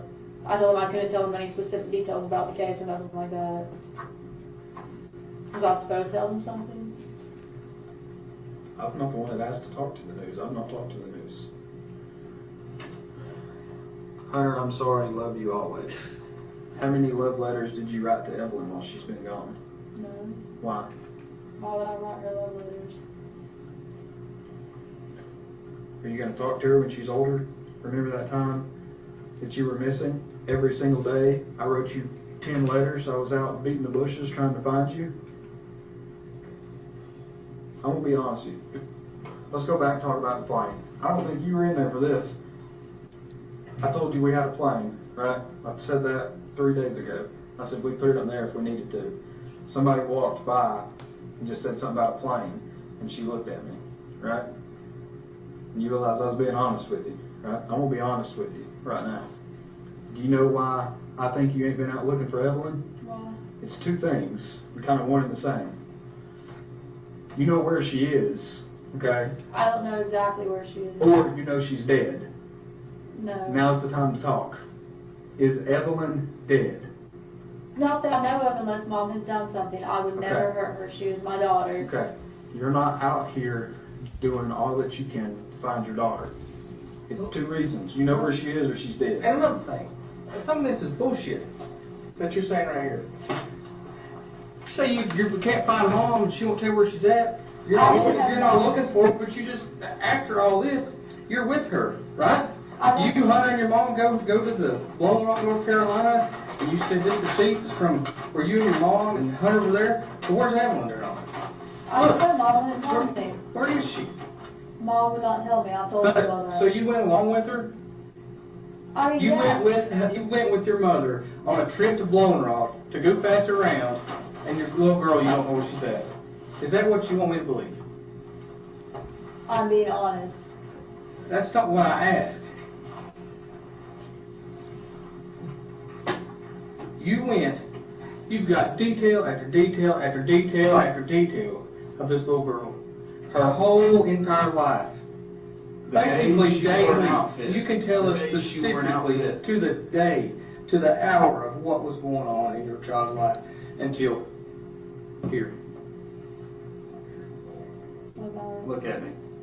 Is Evelyn ever going to get to wear this? Yes. Unless she doesn't fit in it. It's 18 months. You know what I'm asking. Yes. I'm listening. There's no way. There's no way. I'm a parent. There's no way. No way you don't know. It's impossible. I honestly thought she was my mother. Bullshit. Every time I'm being honest, every time I ask my mom, she'd be like, she's in the same place, don't worry about it. I don't know what else you all want to know.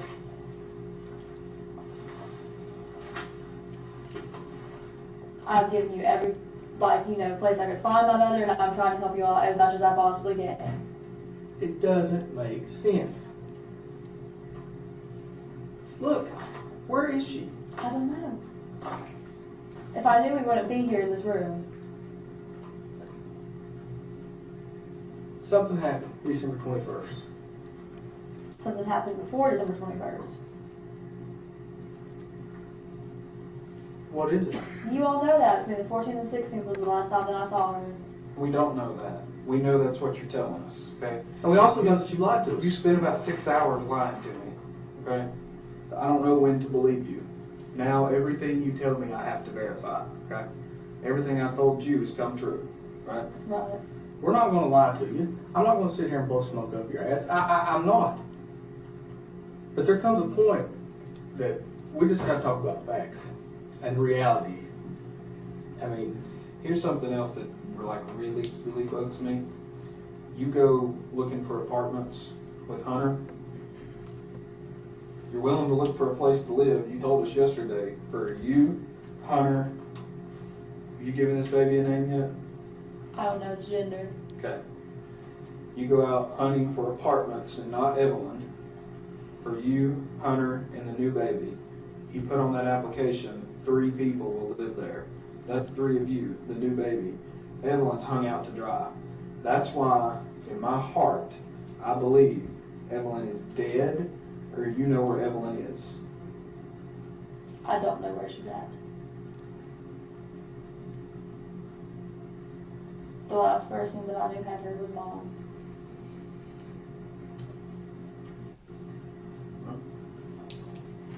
Did Mom ever call you back? Here's the thing, Mom's hung out to dry.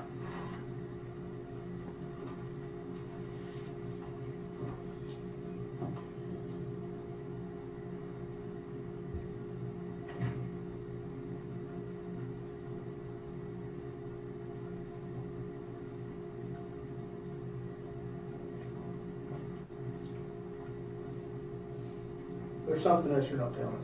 There's not. And I can 110% say that. I know I lied to you all before, but after I started telling you everything with Mom, I've done nothing but tell you all the truth.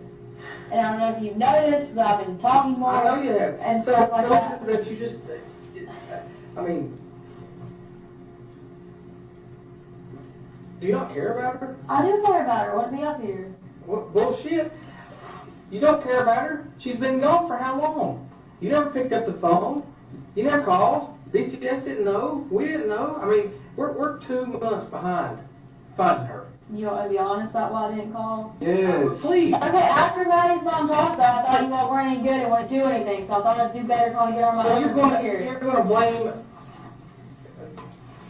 Maggie, that's not even believable. No. Okay, that's a lie. Okay, whatever. I mean, I know Maddie's mom, and she may not like us, but do you, like I said, do you believe everything you told me a minute ago? You didn't believe everything she told you. Not only she said that, but literally everybody else. Who's everybody? Stephen, Buck, Lacey, Dana. Have you ever talked to law enforcement before in your life? No. So you're basing everything on what? 3 or 4 people that are always in trouble with the police, dope head, drug dealer, overdose victims. Hey, guess what? Guess what? Just in a second, I'm gonna walk over here and grab my work phone. Christy has been blowing my phone up. She's done more to help Evelyn than you ever did. So if that excuse you just told us is true, which I don't believe, it's insane. Because Christy's daughter died, and the police investigated it, and for whatever reason weren't able to solve it. She still has hope that the same police, this man right here, can find your daughter. Do you want me to show you all the stuff she's been sending me? You want to see how many times she's called me today? I finally had to tell her to quit calling me because I was too busy doing other things. I had to send her to the 1-800 number. Christy believes in us and believes in Evelyn more than you do. How's that going to come out? How's that going to look? Do you believe we can help you find Evelyn? Yes. If I didn't believe that, I wouldn't be up here every day.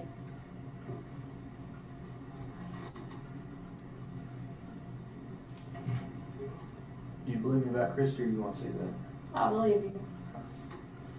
I dare say she's called again since I've been sitting over here. But if you go on Facebook, all she did for like months was trash talk like every I don't give a damn about Christy. Facebook. Okay. I think Christy's crazy, okay? But she's trying. In her mind, she is trying.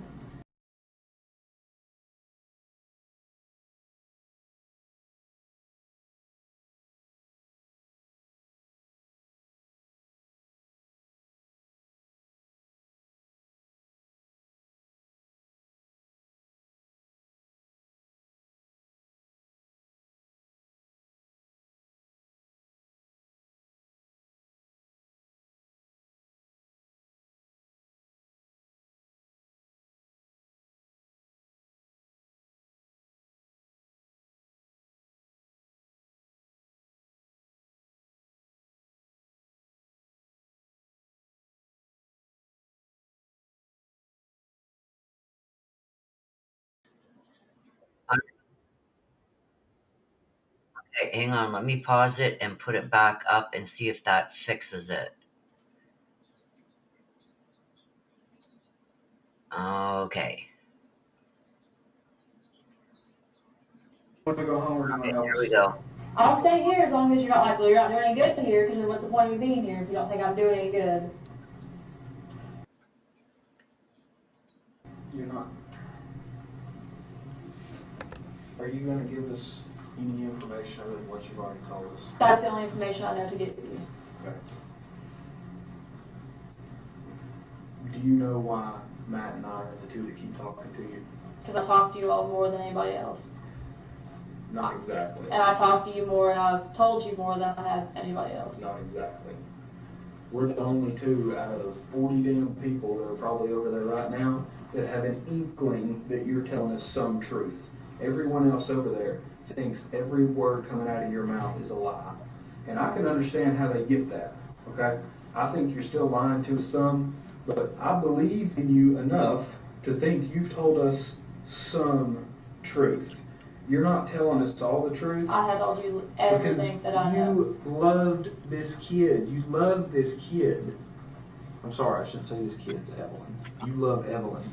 You dated every minute and every second of her life. You remember it. You can say that picture. Remember putting that outfit on her this day. She was happy. So on and so forth. And then Hunter comes in the picture.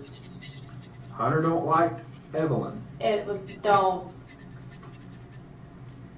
Evelyn is gone.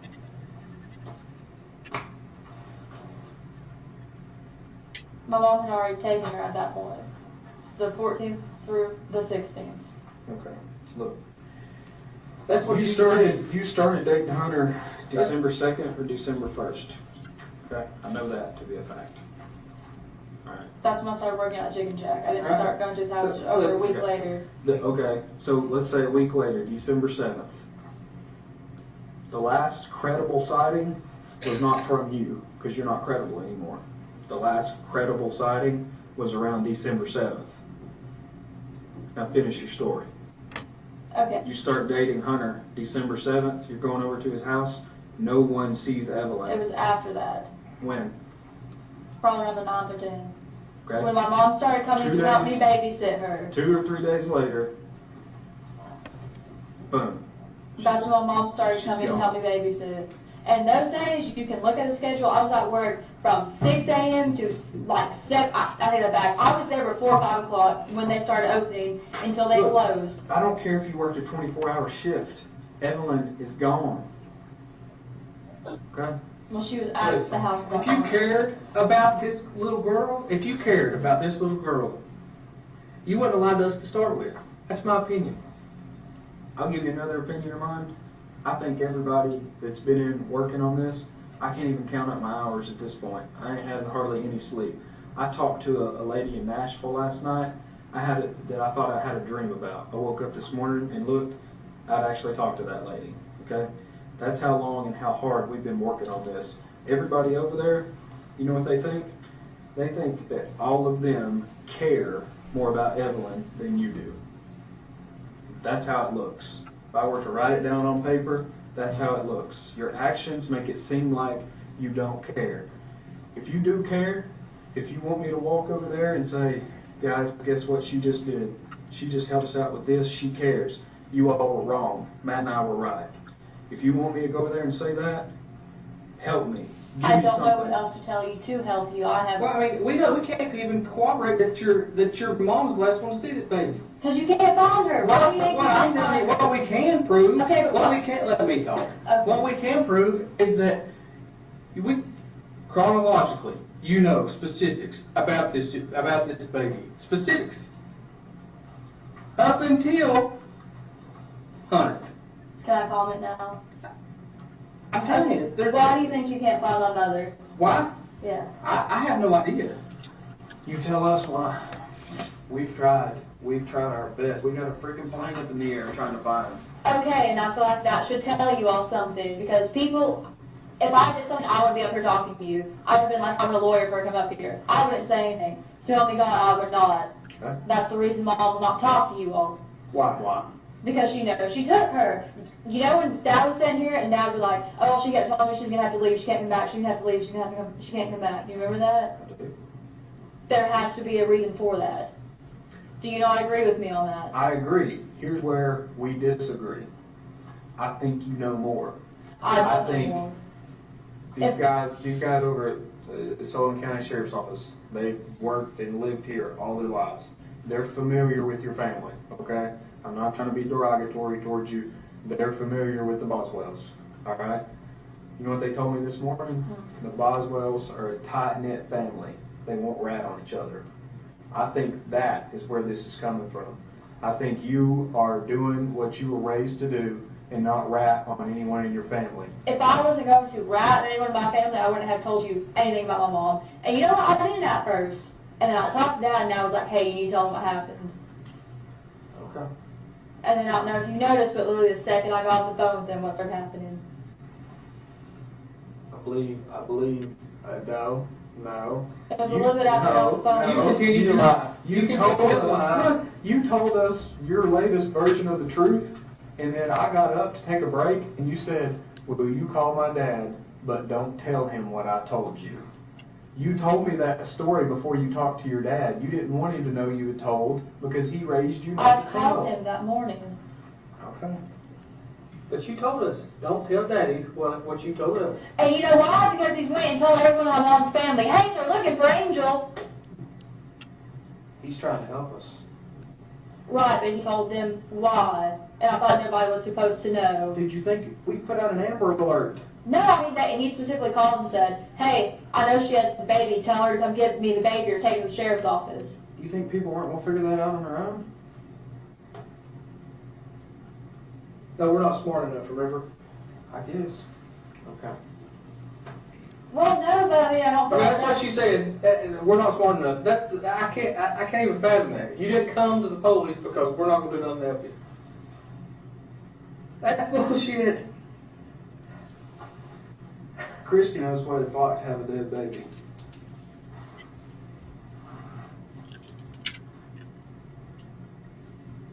Okay. She's trying to help us. She don't want you to feel that. At this point, I can't tell if you know how that feels, because I don't know. I don't know how it feels, and I hope I never have to know how that feels.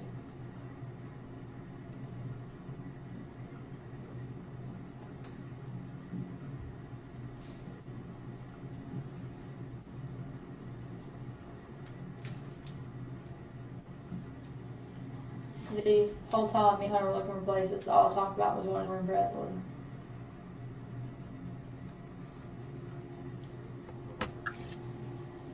How'd Hunter feel about that? He just didn't really comment on it. That's literally like, if you talk to the lady at the apartments we looked at, you can ask her. You think we ain't already done that? I talked about my daughter. She knew that. She said she had 2 kids. Do you remember us showing you that card that Yeah. Hunter filled out? How do you Yeah. think we got that? From her. Wolffield. No extent, we ain't gonna go. And look, we're not trying to be mean, hateful, jackass jerks, but we're getting to the end of the line here. And I have you told know you what I mean? everything that I know, Listen to and me. I'm trying to help you. Let me talk. Okay. We're getting to where there's not much more than you're helping us with. Because I don't know anything else to tell you all. That's what you say. I don't. Let me ask you, when's your court date? The 25th or the 26th. Is that Wednesday? Today? Yes, it's Wednesday. What's your plan? What are you gonna tell the judge? If I don't have her, I can't produce a child, so I guess I'm going to be arrested for being contempt of court. Okay. How does that make you feel? I mean, not great, but Have you ever whatever. been to jail before? No. I mean, it's All no place to be. I mean, newsflash. Okay, well, I don't want to go to jail, but if I don't have anything else to tell you all, why not? I can't tell you anything else. I really I told mean, you here's what everything I know. I think you're at peace. Whatever happened to this little girl, you're at peace with it. I'm not at peace with it. Well, you don't act like you're not at peace with it. That's what I think too. I think you I mean, pulled it up it's on December 21st. That's when you started crying You know, about it. But there you has had been 2 months to process it. You're at peace with it. I'm not at peace with it. Well, What it why looks is it that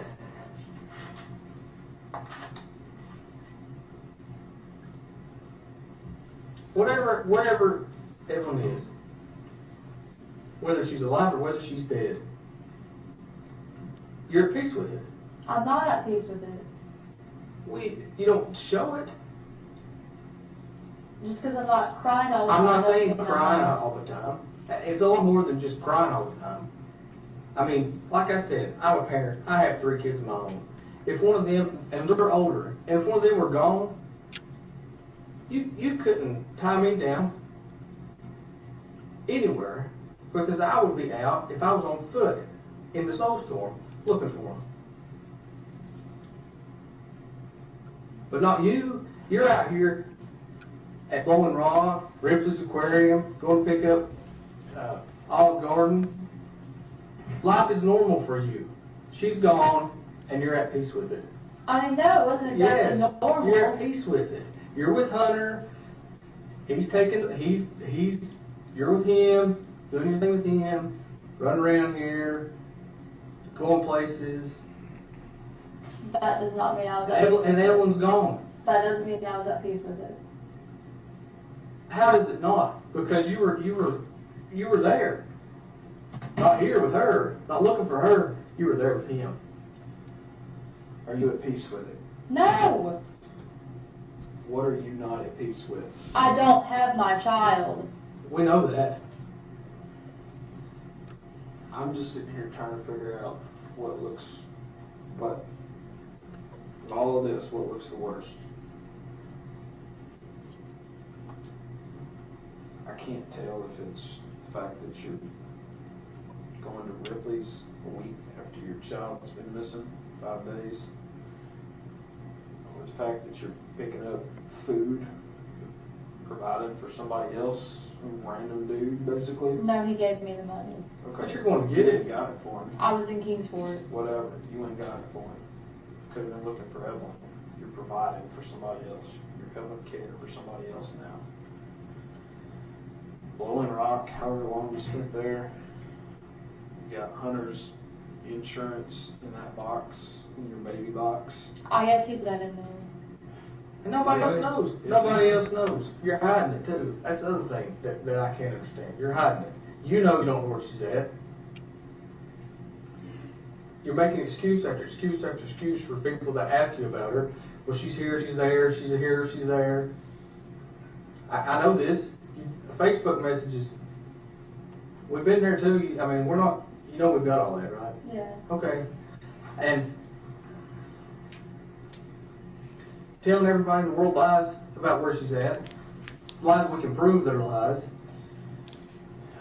You know how many, I lost count. Last night, I knew the dates, the days, the reasons, and the number of times you took Evelyn to the doctor. Okay? She's a baby, she's going to get sick. You cared for her, you took her to the doctor. All right? You remember how many times? She had an ear infection one time. I think I took her for like just allergies and nails another time and checkups and stuff like that. She's little. She's got to go all the time. That adds up. So, I mean, there's quite a few visits, right? Now, you have a baby, she's your life. Well, yeah, they weren't like sick visits, but they were just checkups and stuff like that. But the point of it is, You did it. we deal with mothers all the time who don't take their kids anywhere. Okay? You did it. You took Evelyn to see the doctor. Okay? And then, 1 year, the well visit rolls around. You start making excuses because Evelyn is. We know you rescheduled it. We know you told them that you switched pediatricians. That was a lie. Right? That was during the time that Mom would stay with me, and I was working literally from 5 o'clock in the morning to like 7 or later at night. And the only reason I got a job was so I could have the money to take care of Evelyn. Okay, where was your mom working? Nowhere. There's my point. Your mom's not fit to be having a baby. Okay? You left your mom, you left Evelyn with your mom. Now you're telling me you had to reschedule the appointments because you were at work. I was at work on those days, you can look. The point, I believe that part. The point of it is, your mom wasn't at work. She was probably doing dope, right? And your child is missing well visits. If, it's a big if in my mind, if Evelyn is still alive, she ain't safe. Your mom wouldn't even take her to a well visit, okay? So again, we're right back to you're caring for this baby, doing everything that a mom can do. You're getting a job to provide for her, because the daddy ain't, right? And poof. Evelyn vanishes. I mean, really, she vanished. The last credible sighting we had. I mean, basically Thanksgiving. I can't wrap my head around how you go from every bit of this. This was after Thanksgiving. Look. Maddie's balloon release was after Thanksgiving. Listen, I'm listening. that's not credible now, because it only comes from your mouth. I have no way to verify that, okay? Just put her in lots of cameras. Look, that stuff erases. Have you talked to Bailey? Who's Bailey? She went with me to Evelyn to Speedway Live. When's the first time you told me that? Just freaking now. Don't you think that's important? Did we not tell you 1,000 times you got to tell us everything you know? Here's the point. Bailey Hawkins went to us. She was there in this picture taken. She was, I touched that. Can I touch it? Yeah. Look, She was there at Applebee's. I guarantee you Bailey will be able to help us find this baby, right? But we're going to track her down. She can verify that. Okay, what? She can verify most of what I'm telling Look, you. I can verify that Evelyn's alive in that picture. I ain't doing us no good right now. Okay? Let's go back to what I'm trying to wrap my head around. You do all of this stuff for your baby. You go above and beyond. You're as good a mother as there ever was. Okay? And it stops. Something happened. I had told you why it stopped, but I'm not repeating that again. Okay?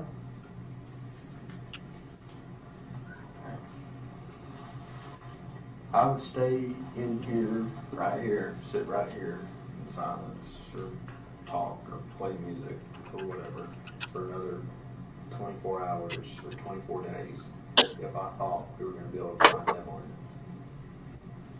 But I don't think this is going to be good. You agree with me? You do? Is there anything else you're going to do to help us? I told you everything. If we need you, are you going to let us, or will you answer the phone? Yeah. Can we go down with you and get that phone number? Well, I mean, I couldn't stop you, but I mean, I'm not going to say no. We couldn't what? I couldn't stop you. I'm not going to tell you no. I couldn't stop. Yeah. You I'm want going to to go down there. Oh, we're going to know this, we need to get hold of you.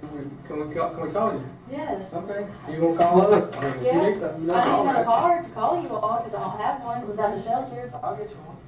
Actually, you're going to program it into that phone. Where's that?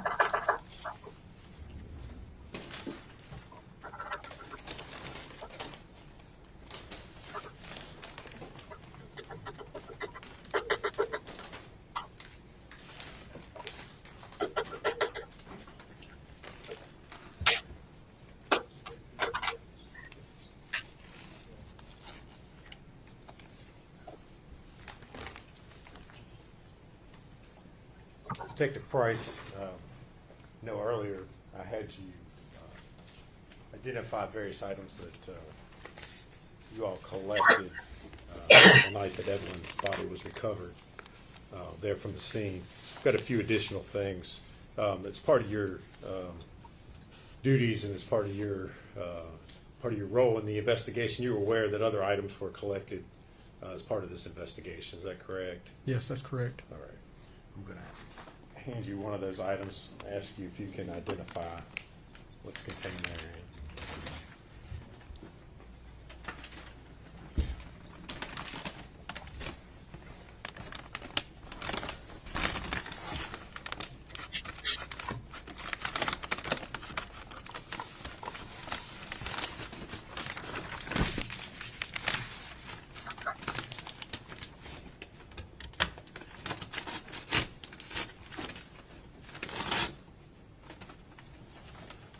Yes, I can. You recognize it? What is it?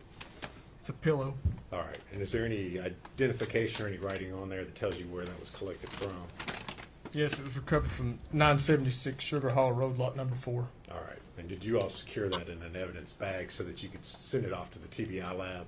Correct, we did. All right. Judge, I'd move to make that exhibit number 222. Any objection? Yes, sir.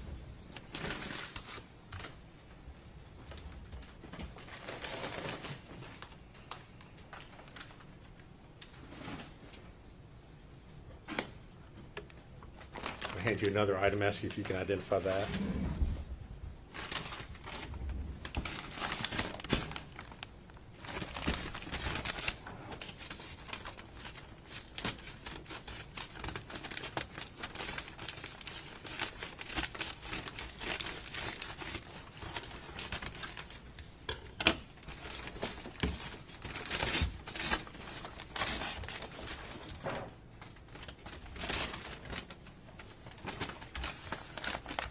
You recognize that? Yes, What is it?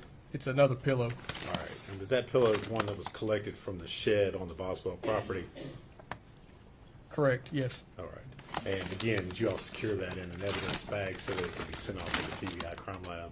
Yes, we did. All right. Judge, I'd move to make that exhibit 223. No objection. No objection. Full exhibit 2.3.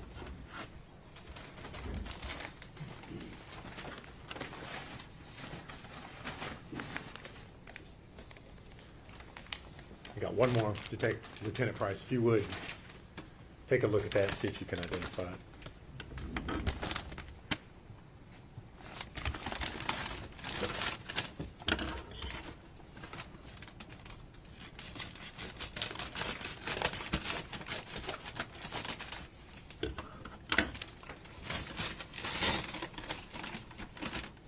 Yes, I can. And what is it? It's another pillow. All right. And was that pillow also collected from the Boswell property in the shed? Yes, it was. And again, did you secure that in an evidence bag so that it could be sent to the TBI lab? Yes, we did. All right. Judge, I'd move to make that exhibit number 224 at this time. Any objection? No, sir.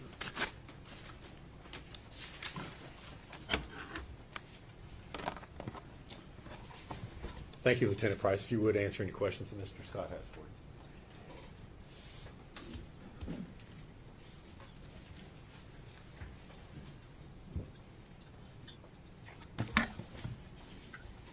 Lieutenant Price, my cross-examination will seem brief following those videos. I want to ask you first about the interviews you took with Megan. What date did those begin? I think it was the 20th of February. And on the 20th of February, how many times did you talk to her? Twice. How far apart were those interviews? There was probably, from the time we left the room and came back, there was 15 to 20 minutes. Okay. Would it be fair to say the second interview is a continuation of the first interview? It was another interview. We were still trying to find. Continuing the Yeah. interview about the same subject matter. Fair Correct. enough? I'd agree with that, yes. Are you sure it was only 2 times you talked to her, or was it 3 that day? Without looking at my notes, I think it's just twice that day. And the last interview we just did was the following day. Okay.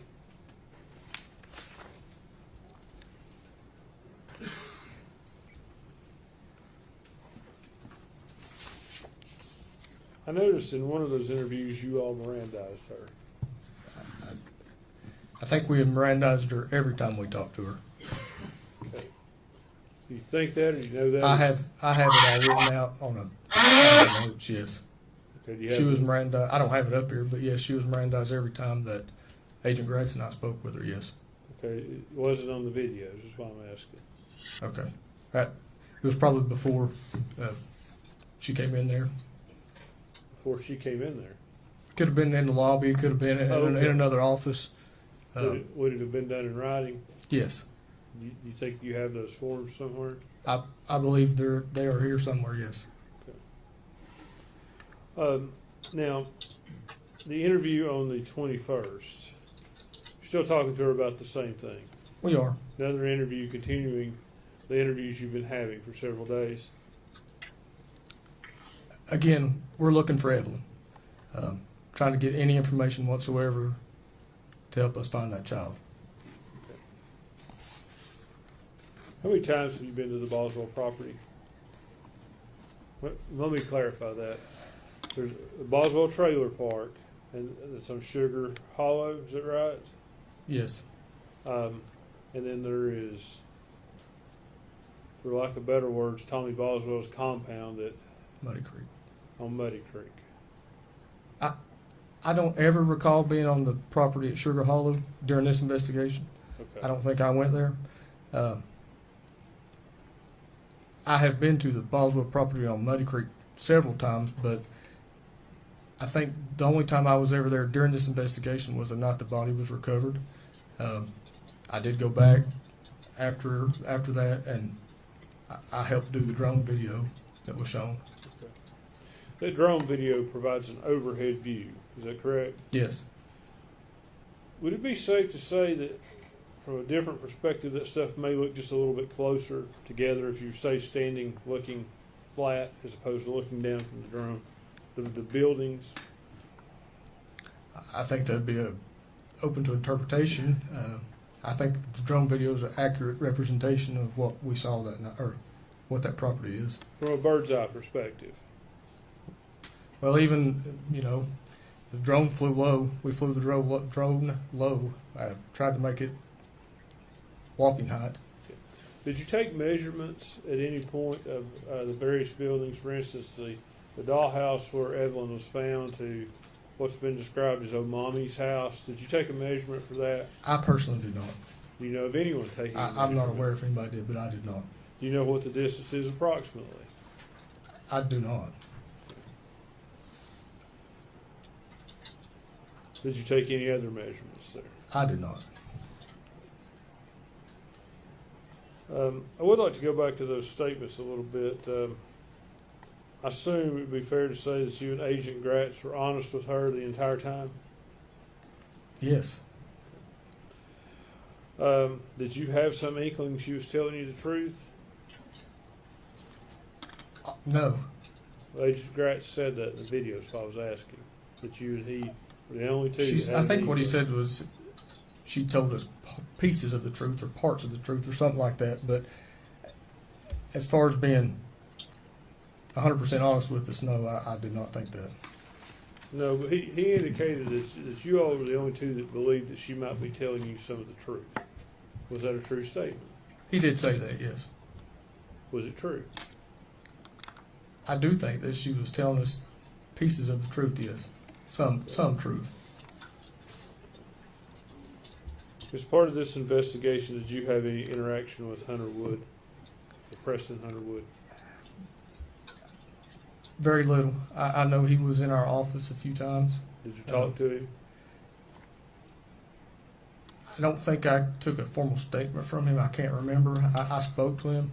I don't remember taking a statement or anything from him, though.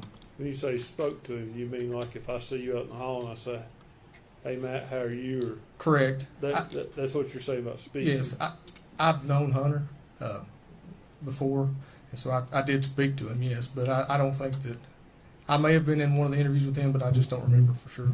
You know him on a professional or a personal basis? A professional.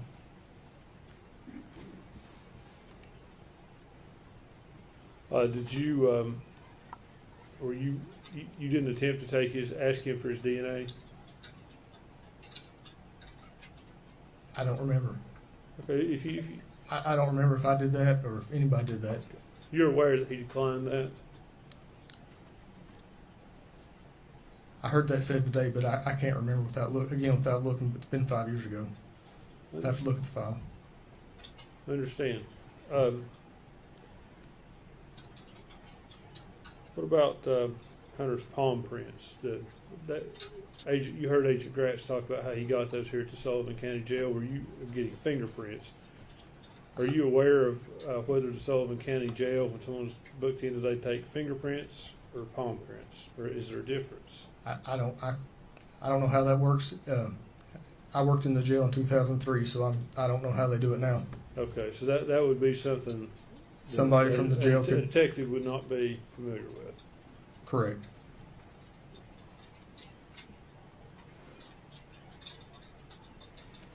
At some point did you, in this investigation, you were active in this investigation, is that a fair statement?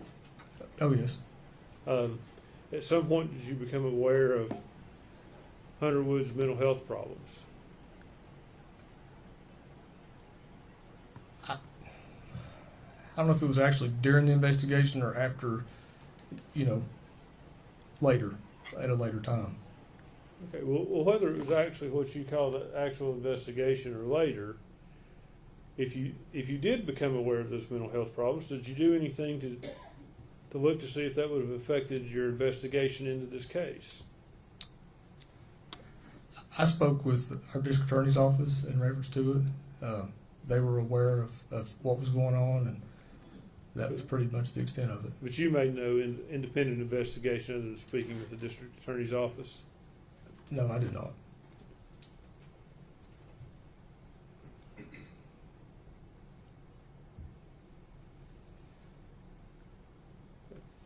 When did this investigation begin?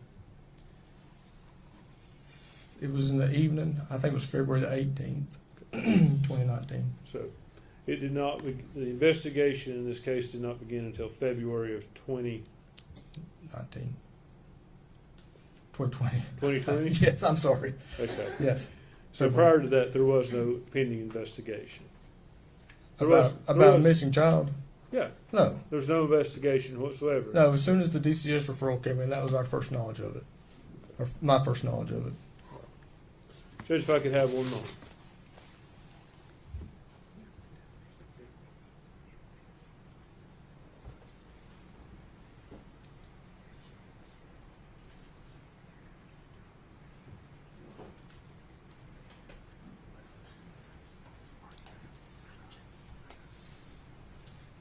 Lieutenant Price, were you there on February the 23rd when Mr. Boswell's property was searched with cadaver dogs? I was not. Thank you.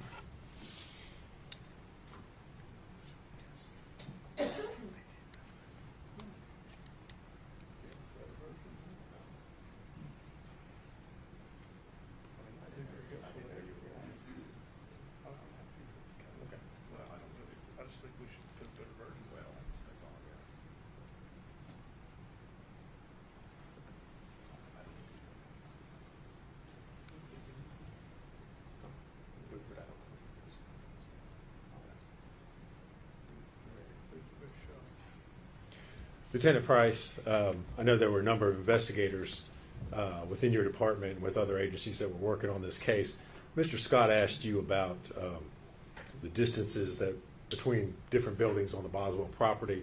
Yes. One of your specialties, one of your areas of expertise is in computers and use of computer sciences. You also work, I believe you mentioned, with the drones at the sheriff's office. Correct. Is that correct?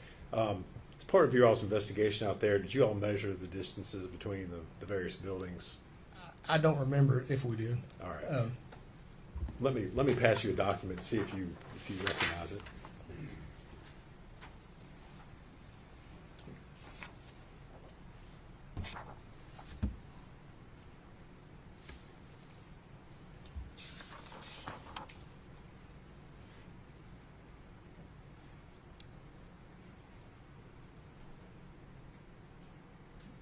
Yes. Okay. What is it? It's a Google Map photograph of the Boswell property, measuring distances, showing distances displayed between buildings. So it is a Google map looking Straight down. over it, and you all have, is that something that you all have overlaid the distances between the properties on top of that? Correct. Okay. And does it show the distance, I believe, I'm not looking at it right now, but between the trailer and the playhouse where you all recovered the body? It does. And what does it indicate the distance is?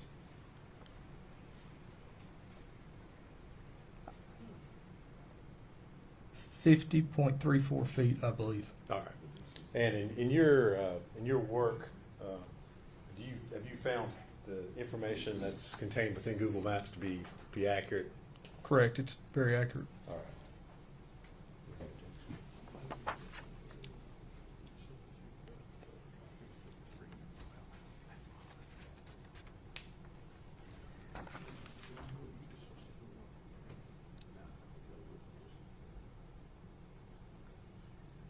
I don't have any objection to it.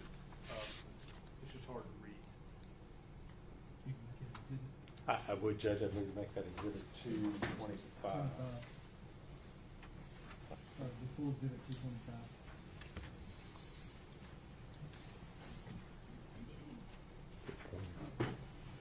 I asked to publish that to the jury if I could.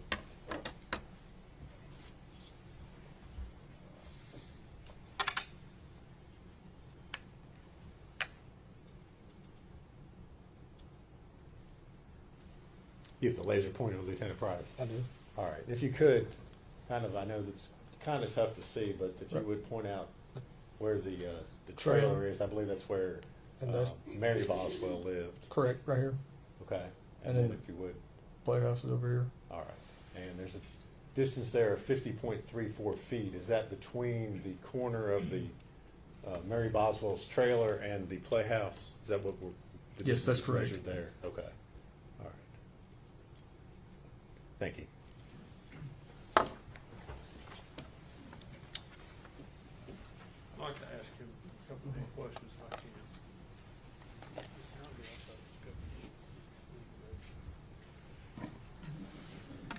Agent Price, I saw in the video at some point though, y'all were giving Megan a cell phone, is that right?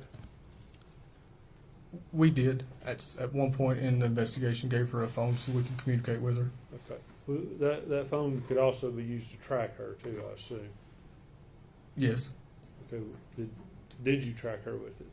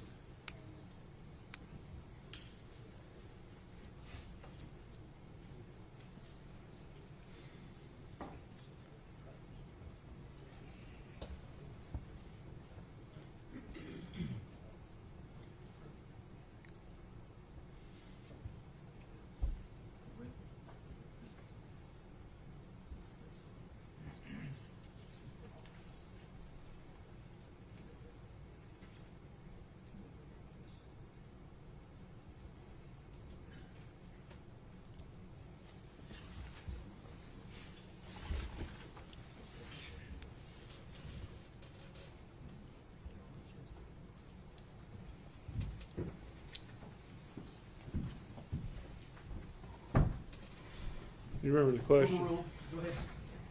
We ask it again. Yes, I'll try to ask it the same way. You all gave her a cell phone that she could be tracked with, did you not?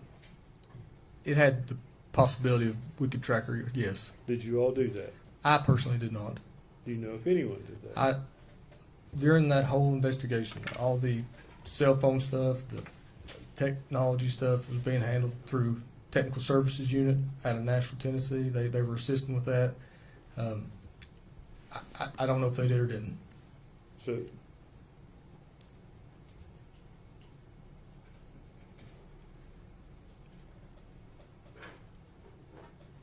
I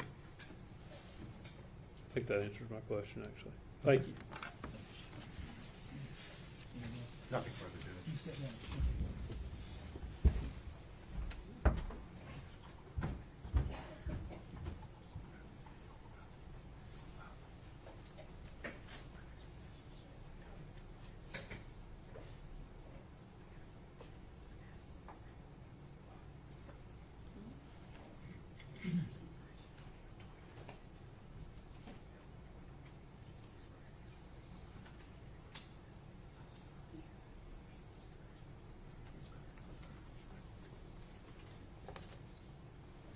We ready, Judge? State would call Jay Clayton.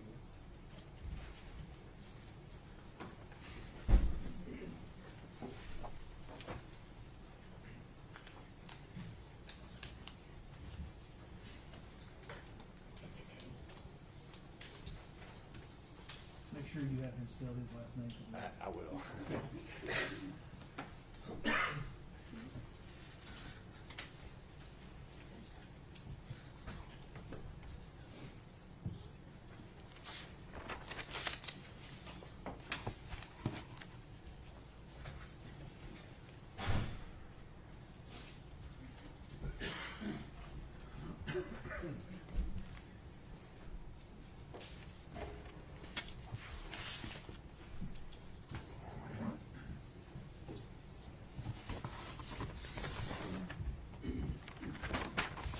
Raise your right hand, sir.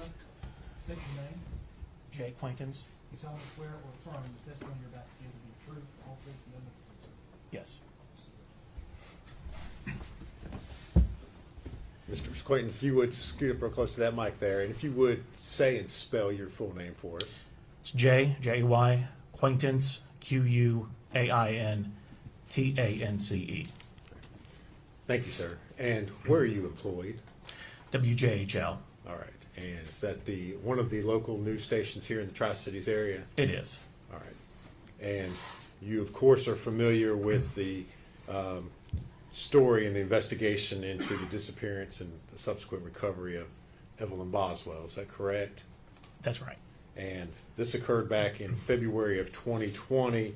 Did your news station cover that story as it was happening? We did. All right. And on February the 24th of 2020, did one of your reporters interview the defendant, Megan Boswell? We interviewed her. I don't recall the exact date, but we interviewed her. All right. And does the news station maintain a copy of the raw footage of that interview? We do maintain a copy for a time being. All right. And at some point in time, at the request of law enforcement, did you turn over a copy of that video to law enforcement? We did. All right. And would that have been a true and accurate copy of the interview that you all recorded with Megan Boswell? Yes. All right. Judge, I would move to make that exhibit number 226. Objection. No. Full exhibit 226. And I would ask that I be allowed to play that for the jury. Go ahead.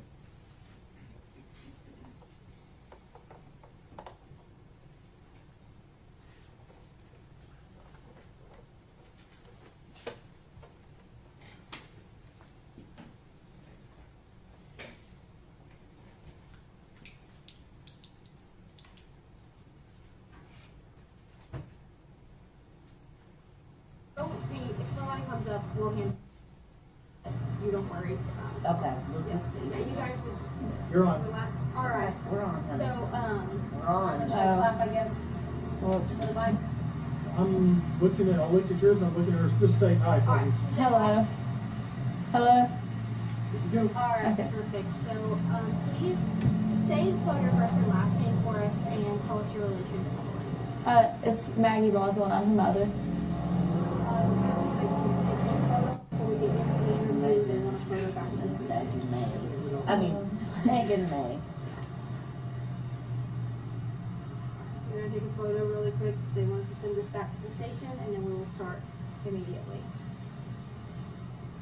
Well, legally my first name's Megan. I go by Maggie. Does that matter? Her middle name's Meg. Would you want us to put you so we have supers, and would you want us to put it as Megan or Maggie? It doesn't matter Okay. either Well, way. we'll go with wait, I'll put Megan and then do Maggie in parentheses and then Boswell. So it's your last name is Boswell, right? Okay. Mhm. And it's Boswell. W-E-L-L. Perfect. All right. All right. So obviously today we are seeing videos of Evelyn. Mhm. First off, tell me what kind of little girl she is. She's very sweet. She loves everybody. She's never been mean ever, which I'm very thankful for. She's just a really good-hearted baby in general. Like textbook how you want a baby to be, like has every milestone early, you know what I mean? And speaking of that, tell me what kind of things does she like? What kind of milestones has she been hitting recently? Well, when she was 6 months old, she actually put a bottle on her own and it went straight to a sippy cup.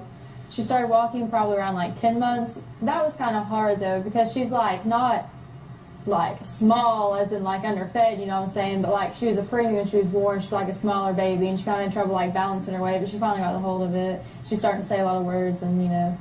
Tell me what kind of things she likes to do. What kind of is she into any certain TV shows? Only Baby Shark. And riding in a car. Yeah. She loves to be in the car. We went to Texas to see her dad, Ethan, and she slept the whole way there. Like I had to make her wake up to eat and stuff like that. And that's like a 24-hour drive there. So let's get into the last time you saw her. Tell me what that time was like and when that was. Well, actually, I want to talk about that. I've told TBI where to find her in Mendota.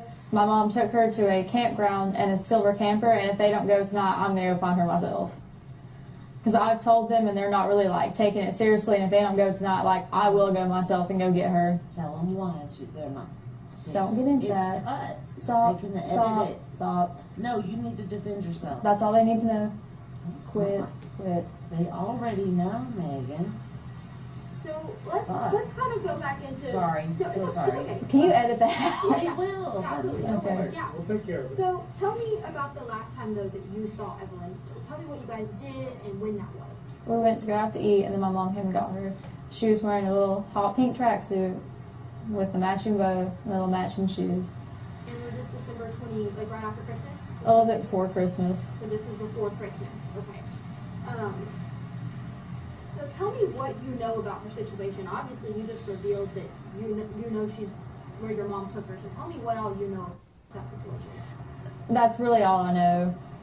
My mom, like you can ask her, is a very vindictive, manipulating person, and she basically like threatened me the whole time that she was gone. She's like, seriously, I don't care to say it. She's like the biggest sociopath I've ever seen in my life. So, alright, so she was with your mom, but obviously your mom is being, at the moment, extradited back to Tennessee right now. Do you know who has Evelyn right now? She dropped her off somewhere in Mendota at a silver camper. That's what her mom told her. So that's all you know. You don't know who she's with. But my mom would always say the person, not like people, plural. So there is a person that has her in Mendota. Tell me, obviously you said you just know that she's just been naming them as the person, so do you know what their name is?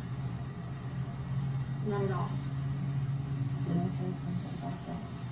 Can I talk, say something to her real quick? Yeah. Off the record. If you want to talk to her. I don't know. Listen to me, sweetie. Do you want the baby found?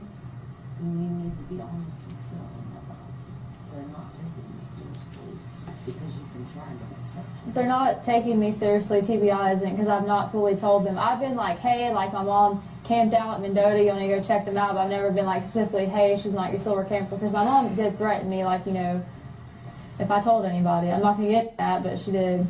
So your mom has had Evelyn the whole time?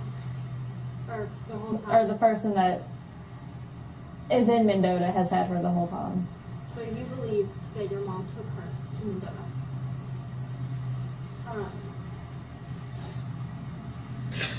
Tell me why you let your mom take care of her. Did she take her from you that night? And Well, she was just supposed to babysit her because I was going to work. And then when did you know that something was wrong? Well, whenever, like, she picked me up Wednesday, And I told her, like, hey, they're doing a press release about the ambulance thing, and then she freaked out, and that's why they couldn't find her. Like, nobody talked to her for days until they arrested her. She just kind of poof, gone. But she kept trying to take me to Mendota, and I kept asking. I was like, are you taking me to Evelyn? And she would never tell me yes or no. And I was like, well, if you're not, I'm just calling somebody from the police station to come and get me. Like, I'm not playing these games with you. And so tell me, the day that you dropped her off with your mom to let her babysit, That's what she's asking. tell me that day. what, was there anything off about your mom that day? Did you have any suspicion that she was going to take your child? No. So what they're wanting to know is, and this is where the confusion comes in, is when you came home from work, sweetie, and the baby was gone, like, what did you do and what was your reaction? Well, I called her, and she was just like, oh, she's safe, like, you know, that kind of thing. And then she started threatening me, which, like I said, I'm not going to get into, like, everything she threatened me with, you know, because I'm just not, but... But she has made very bad threats in the past that I can validate. So when you went to go, were you going to pick Evelyn up that night after work? Yeah. So when you went to go pick her up, was your mom gone? She wouldn't answer. And you just couldn't get into the house to get to Evelyn? And so, obviously now that you believe you know who has her, what do you have to say to them? To just bring her back. Look in the camera. I just want her back, that's all I want. I've been so long without her, and I know a lot of people are like, oh, why didn't you miss it earlier? Because my mom threatened me, and I just want her back. That's all I can think about, so much I just want her back. I can say watching her grow up, she has tried, Megan has tried repeatedly to have a relationship and trust her mom. And her mom, every time, let her down. This girl's been raised to be like a maid, a cleaner. She was a babysitter for her younger siblings. And Angela is only out for Angela, not the grandchild. And talk to me about when you had the indication that she was missing and something was seriously wrong. Just when she left and took off and just to answer her phone. And obviously your dad is the one that made the report. Talk to me about why your dad made that report. Because he was talking to my mom the night before, and he was like, oh, well, if she doesn't come home, I'm going to call. And she was going on, well, you're going to regret this. Like, I'm going to have to leave and never be able to come back. You will regret this. And so, obviously, you know, was there a reason that, you know, that you didn't make the call and it was your dad? Because Mom kept threatening me if I made the call. And when did you realize that there was going to be an issue with her care with your mom? You know, obviously you said that you've had some issues with your mom in the past. Was there a reason you decided to let her babysit her that night? I know that, you know, you said that you had... Well, she's my mom. I wanted to trust her. Sad. And, Sheriff Cassidy told the media on Friday, I was there, that you were giving conflicting statements. Because I wouldn't necessarily, I was trying to protect my mom maybe in hopes, oh, well, she'd just tell them where Evelyn was, but obviously she's not going to. So now you're coming out and you're saying this is the honest truth, that you know where she is. I know she has to be in a campground in Mendota with somebody. And Mom told me that they had a silver camper, and that's all she would tell me. Are you cooperating as much as you can with TBI and the Fulton County Sheriff's Department? I am.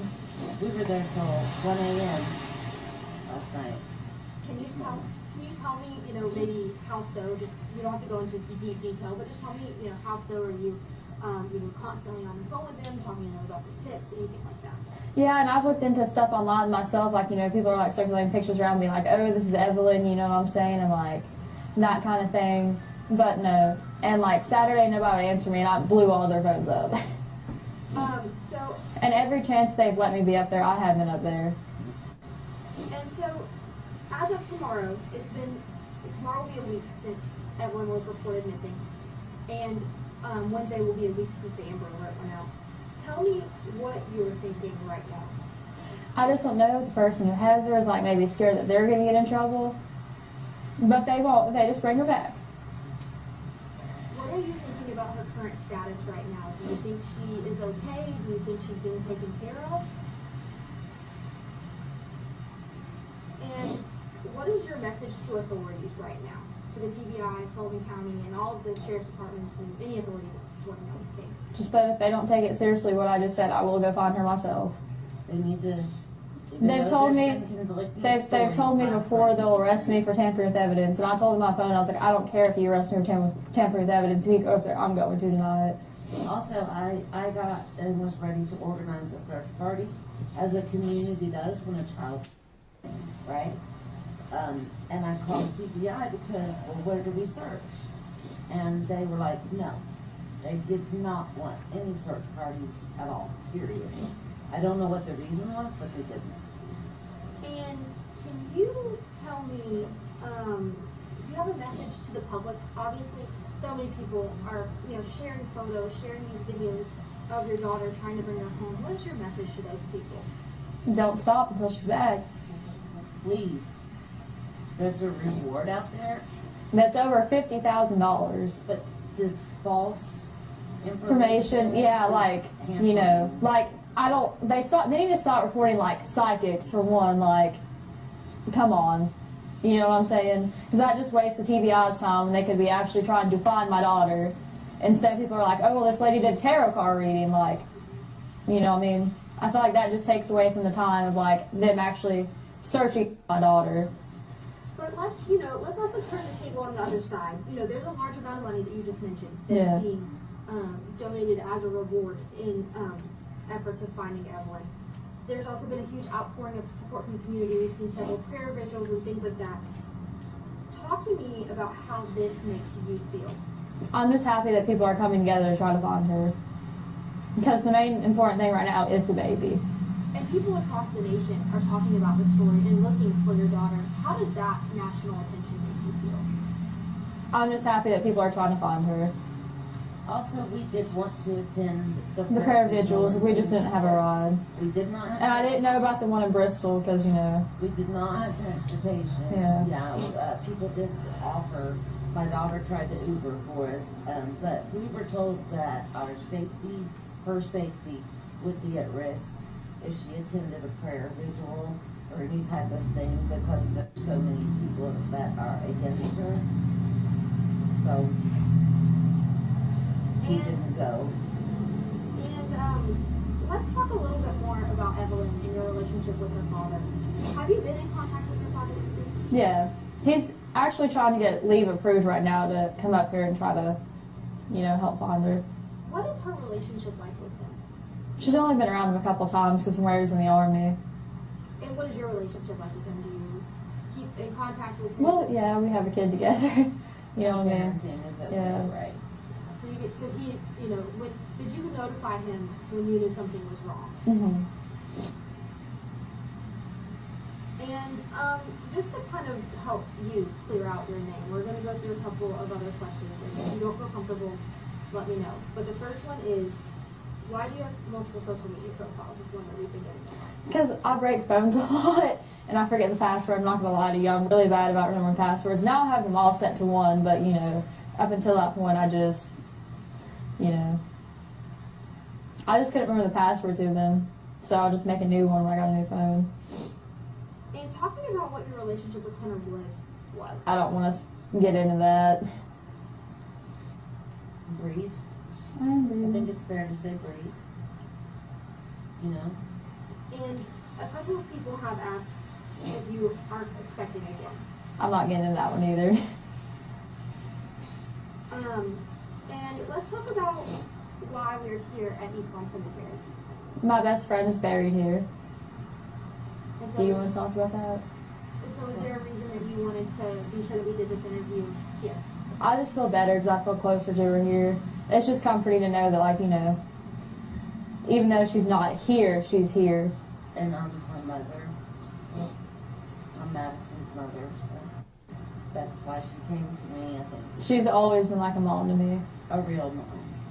One that's not. And especially in this time. Always kind. One that will tell you what you need to hear, Especially in this time, my second family, them, has been way more supportive of me than my real family has.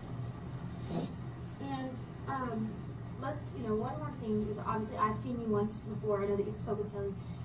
Tell me why you wanted to come out today and speak with us. just to talk about Evelyn. You know, if TBI doesn't go find her tonight, I'm hell bent on going myself. And that's the truth, one way or another. And obviously this is a really big case, and a lot of people have a lot of questions surrounding this. I know there's several Facebook groups that are out there and things like that. Is there any other message that you want to send to anyone besides what I've already asked you, what we've talked about? Well, if you don't have tips for sure, because over 370 some tips have been called in and they've not panned out. Like, I appreciate people trying to help, but like, also that's wasting like TBI's time, because they have to check out every single lead that's called in. And would you say that, would you say that you feel with the way authorities are handling this case? Do you feel like they have, obviously, you know, they've lost a lot of time. Do you feel like they're handling this to the best of their abilities? I do. And is there anything else about the time frame that you wanted to talk about? Obviously, it's been a long time since you've seen your daughter. Are you worried that you've missed out on anything with her? Are you worried that that could hinder the case at all? A little bit. Do you think you've missed out on anything with her because she's been gone for so long? I mean, I'm sure I have. Yeah. Yeah, like stuff like that. Have you all seen the video of her walking? I think I sent it to you all. You know, she doesn't want to pick her feet up. So what if she's learned to pick her feet up and like, I miss that? You know what I mean?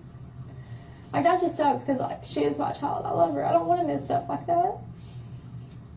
And, you know, obviously it's been a long time since you've seen her. Are you worried about that, about reuniting with her? No, because I love her. I know she loves me. And do you think she's been taken care of well in the time that you've missed with her?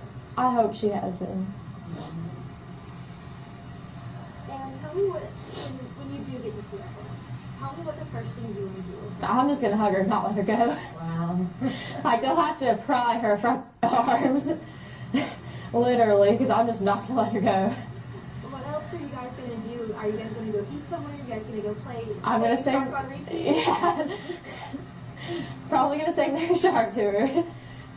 And just hug her and not let her go. My favorite thing is, the first time she kissed me, Lord, I cried for over a week. Because she would pull my hair, and I would just let her do it, you know, because I love her. Like, I didn't want to make her cry or be upset in any way. And she would pull chunks of my hair out.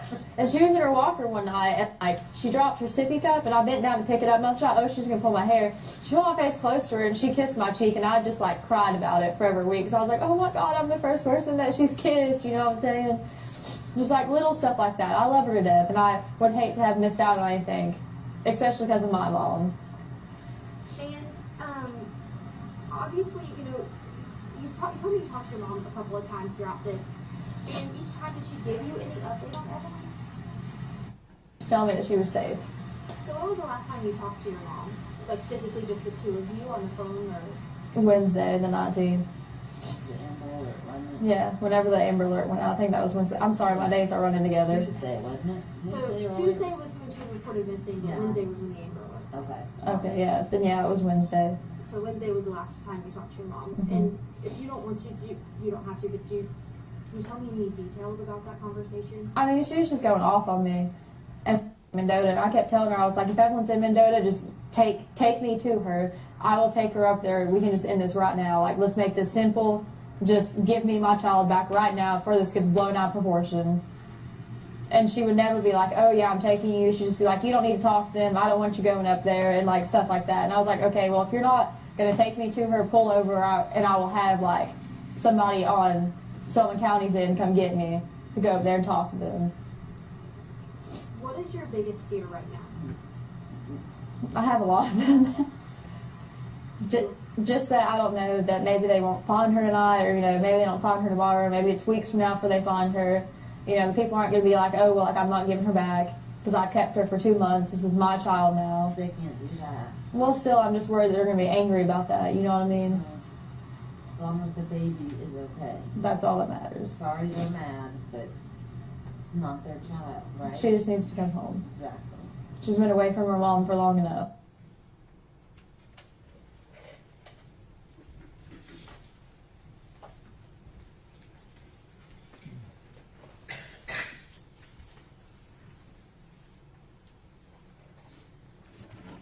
Thank you, Mr. Quaid. No questions. Is he free to go? Yes. He is, Judge. Mr. Williams, thank you for your testimony today. Here's a lease to your subpoena, so you're free to go. Thank you. All right, next. Statement called Keith Weiss.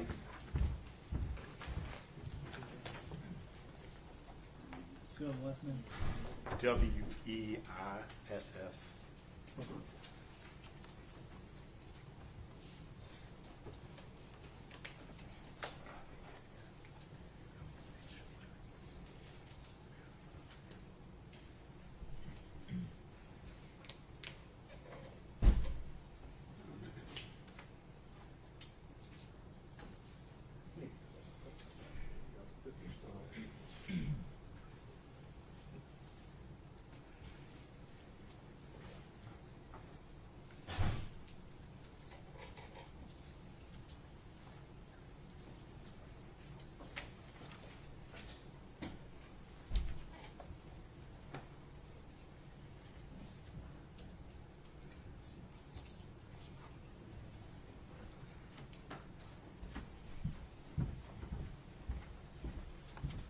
Raise your right hand. State your name, please. Keith Weiss. Mr. Weiss, you solemnly swear affirm testimony you're about to give be the truth, the whole truth, and nothing but the truth. Yes, Your Honor. Thank you. Good afternoon, sir. Good afternoon. You're Keith Weiss, is that correct? Yes, sir. And Mr. Weiss, where are you employed? WCYB TV. All right, and that's one of the other news stations here in the Tri-Cities, is that correct? Correct. We provide news for the NBC affiliate. We're the NBC affiliate for the Tri-Cities region, and also produce news for the Fox affiliate here. All right.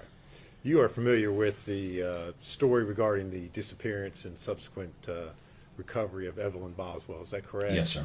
And was that a news story that your TV station covered back in February of 2020? Yes, sir. And as part of your news coverage, did one of the reporters there for WCYB interview Megan Boswell? Yes, sir. And that was an interview that took place over here outside the sheriff's office, is that correct? Yes, it did. Yes. And do you at WCYB maintain copies of the news footage that you all record? Yes, we do. And did you provide a copy of that footage to law enforcement at their request? Yes, we did. All right. Judge, I would move to make that exhibit number 227. Any objection? No, sir. Full exhibit 227. Judge, that is all the questions that I have for Mr. Weiss. I don't know if Mr. Scott has any. Only other thing I have to do is play the video. No questions, Judge. So I don't know if you want to excuse him or if you want him to sit and. No, he should sit here while you're. Okay. It's just the exhibit came in through. That's fine.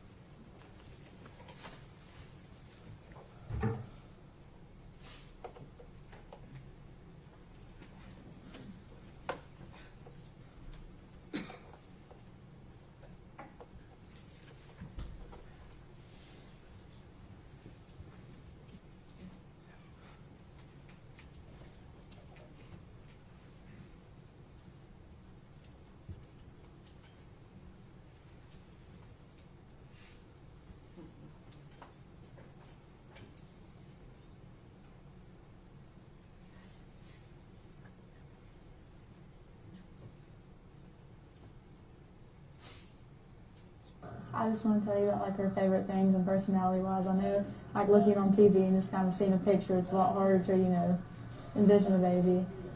Like her favorite food is like sweet potatoes. She's really sweet. She loves to give people kisses. Favorite song is Baby Shark. Just like that kind of stuff. Can you tell me what's her favorite toy? She has a little Baby Shark puppet. What would y'all do together? Well, she loves to take baths.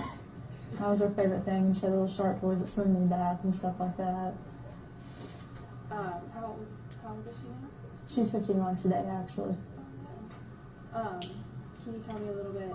Like, so you said she's very sweet. Is she sweet with everybody, or just? She is. She loves everybody. Can you tell me a little bit about like how you're feeling? Do you miss her? Are you worried? Of course, I miss her, and like, I can't tell anything about the ongoing investigation, but they are. I'm sure you all have released an article about the car and stuff like that, so we have a pretty good idea of who has her. I mean, if they're watching, I just want you to bring her back. Is there anything you'd like to say to them if they're watching? I just want her back. Yeah, that's my child. I'm sorry. I know this must be hard. Why don't you tell me a little bit more about her? Do you have any pictures of her? Have you been looking? Not on me, no. Not on you? Have you been looking at photos and stuff of her while you're? How are you coping with all of this? I just want her back.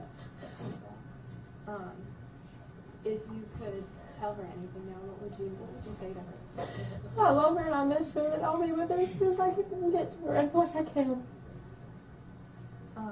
Is there anything that you can tell us about, like, what kind of baby she is? I know you said that it's hard to see. She's a happy baby. She hardly ever cries. She wants to wave and talk to everybody. She walks funny. She doesn't know how to pick her feet up, so she kind of wobbles. Is she talkative? She is. What, she giggles a lot. You'll smile at her, she'll just start giggling. She's very happy. Mm-hmm. And so you said she is talkative. Is it full sentences? Like, what milestones is she met? Like, is she a smart little girl? She is. She hit every milestone early. She's not. She can almost say "I love you." She's not fully got to sentences yet, but she does say a lot of words. You must be so proud of her. I am. When Baby Shark plays, she tries to like dance with them and sing it. You said that's her favorite song. Do you do the puppet with her a lot? Mm-hmm. And I know all of this is very hard. Can you tell me, like, how you're feeling? I just want her back. That's all I want. Are you feeling worried or anything along those lines? Yeah. Can you tell me about that at all? Well, the reason I didn't report it or anything is because I knew the person who had her, and I didn't want them to run away with her. And as soon as they thought anything was going on, they just kind of vanished. Mm-hmm. So I'm just worried about, like where they're at, what they're doing with her at this point in time. So you do know who has her? Can you tell us who that is, or you don't? I can't release anything further about that. I'm sure they will at the press conference, but further than that, I can't say anything. Mm-hmm. And so you do know who has her. Are you worried about her safety? Well, now I am, because they won't answer phone calls. They've just kind of disappeared. Mm-hmm. What is it like to? I'm assuming that you trusted this person. How has this trust been broken? What's been going on with that? It has definitely been broken after this. Have you spoken to her father at all during this process? Are you having any support from him or from your family? Yeah, my grandma's very supportive. She always is. That's good. But you haven't spoken to him at all? Mm-hmm. When was the last time you saw her? In December. And what was that last day like? Was it a good day? I think it was about around Christmas, right? Can you tell me about that? It was a good day. She had a little pink bow in her hair, a little Puma tracksuit on. It was hot pink. And I know that you're hoping that she'll be returning shortly. Is there anything that you'd like to say to the person or people that have her that you think they should hear from you? They should just bring her back. They obviously know like what's going on, and like they need to bring her back home. Mm-hmm. And you said that you trusted this person. So when did you realize that trust might have been broken? Well, when they just kind of took off and wouldn't answer anybody. Around when was that? Whenever this whole thing started. Okay. And can you tell me a little bit more about like how you're feeling? I know all of this is scary and everything. It is. I just want her back. Mm-hmm. That's all I can think about. Is just get her. Anything the community can do to help you? No. Other than look for her. I know they released the car information and the tag number and stuff like that. Just any leads at all, they need to like call so we can go check them out. Has anyone have you gotten any information from the that's been helpful, or you just kind of? I don't really know. They've all been looking at leads and stuff like that. I mean, they are working their butts off. Has the police department and everything, the sheriff's office, been keeping you in the loop for this? They have been. How's that been going? Has that been good? Positive? It is good. Good. And I know that you said that you're getting a lot of support from your family. Are they like helping you going to court meetings and stuff with you? I know you've had a lot of. Yeah, they didn't know I had court today, or I'm sure my grandma would have been there. Did you keep it from them, or? I mean, I've just not really talked to them that much today, to be honest. And like I said, stuff was going on like while we were sitting in the courtroom, and I couldn't, well, not while, but like, you know, waiting to go to court, and like I just couldn't tell her exactly what was going on. So you said, like, obviously you can't share anything about the case, so you haven't been sharing with, like, your family or anything either? No. How's that, not being able to confide in anyone? I mean, the police officers are very nice, especially like Sergeant Matt Price and stuff like that. I can talk to him or like them, and they've been like really helpful this whole time. They really have been. And anything else that you think that people should know about Evelyn, about like what makes her so special? She's just a very sweet baby. She's got, you know, the little dimples on her face. Do you think she looks like you? No, she definitely looks like her dad, but she does have my eyes. That's good. You have very pretty eyes. She's the cutest baby ever. So you'll know it's her when you see her. She loves everybody. She tries to kiss everybody on the cheek. She tries to wave to everybody. She's very friendly. She's very friendly and sweet. So. When hopefully you're reunited with her, what will be the first thing that you do? Just hug her. I know it sounds weird, but like I miss how she smells and like her laugh and like everything. I just want to hold her.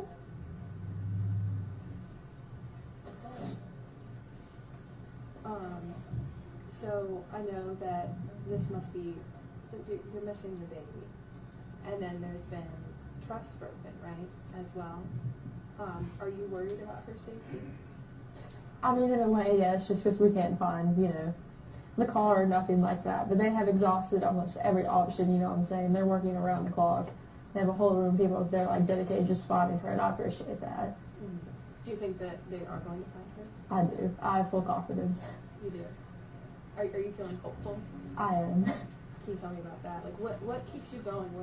What's giving you hope? And the team up there is just honestly really good. They're all really good, and I can like confidently say that, you know, like when I'm not up here, I know that they're doing their best to find her. I'm not worried that when I'm not up here, they're not like, you know, just sitting around and twiddling their thumbs. I know that they are trying genuinely. Do you have any regrets about not involving the police sooner? I know that. Well, sort of, but also in a way, I knew that as soon as anything went down, you know, the person was going to just disappear, and they have, and they've tried to find them. They are going to find them. And I know they'll bring her back to me. You feel fully confident. But if you could do this all over again, is there anything you would do differently? Yeah, I probably called the first day.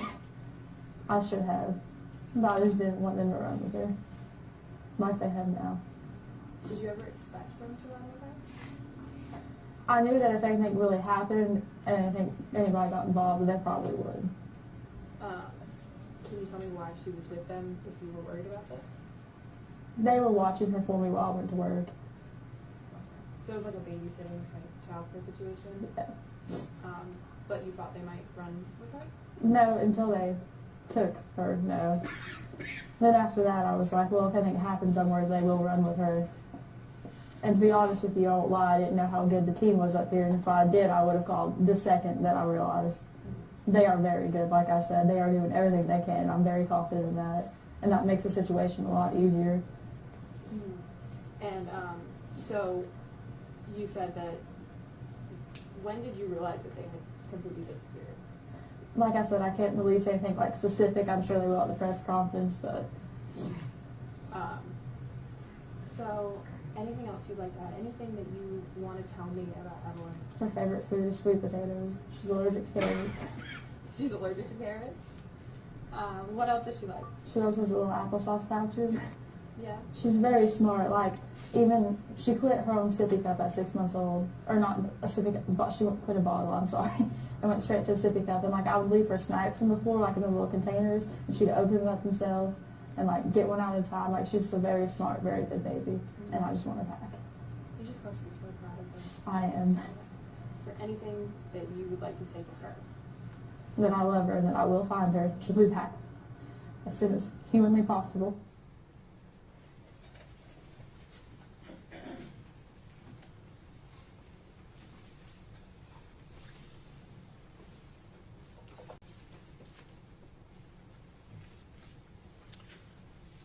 Mr. Weiss, I think I forgot to ask you this on the front end. The date of that interview is February 21st, 2020. Is that correct? To my best knowledge, that would be around the time frame of that. Yes, sir. Thank you. If you would answer any questions, I don't think Scott had any. So that's all I have for this witness. See, can you be please? Yes, sir. Yes. Mr. Weiss, thank you for your testimony today. Thank you, Your Honor. You are released from your subpoena subject for today. Thank you.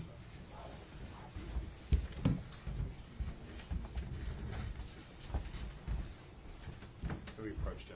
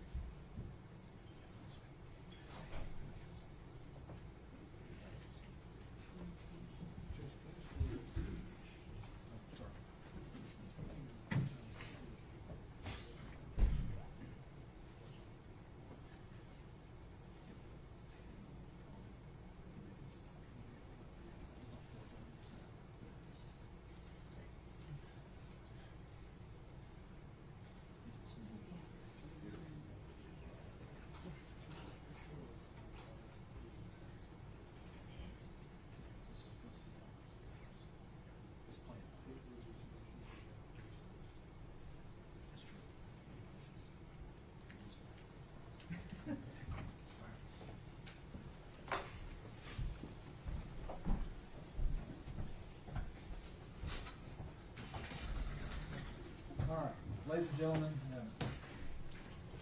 this seems to be a good natural place for us to stop for today. I'm going to give you these admonitions. You're not to communicate with other jurors or anyone else regarding any subject connected to this trial. You're not to form or express any opinion about the case until it's finally submitted to you. You're to report promptly to the court any incident involving an attempt by any person to improperly influence any member of the jury or any juror's violation of any of the court's admonitions. You are not to read, watch, or listen to any news reports concerning this case. You're to decide this case solely on the evidence introduced in this trial. You'll go with y'all. Everyone stand.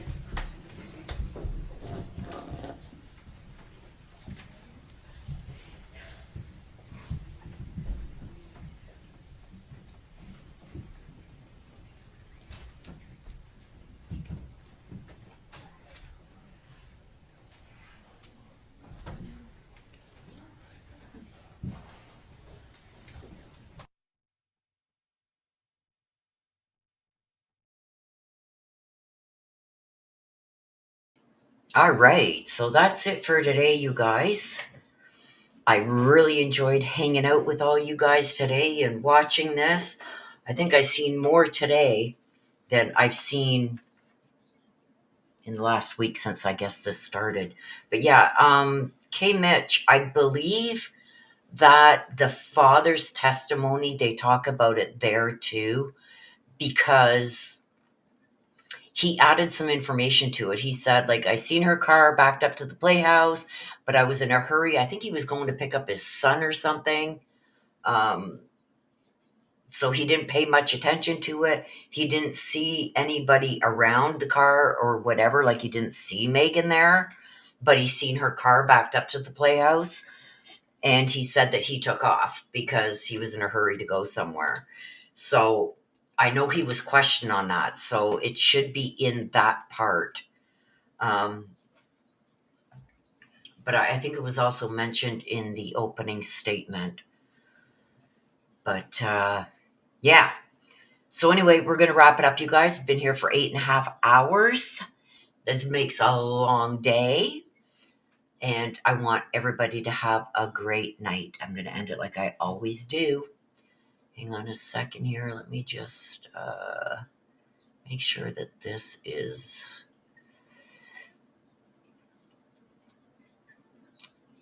Let's see.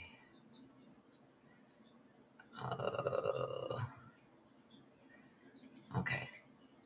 I'll end it like I always do. Please be careful. Please stay safe. Always be aware of your surroundings.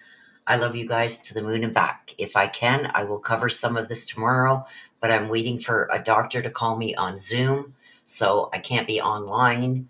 But as soon as that call comes through, I will try and jump on and cover it. If not, maybe I'll cover it the next day. I'm really hoping that we get something regarding this hunter. You're very welcome, K. Mitch. So yeah, check that out, the opening statements or the father's, when the father was on the witness stand. I love you guys too. So please take care of yourselves. Please stay safe. Always be aware of your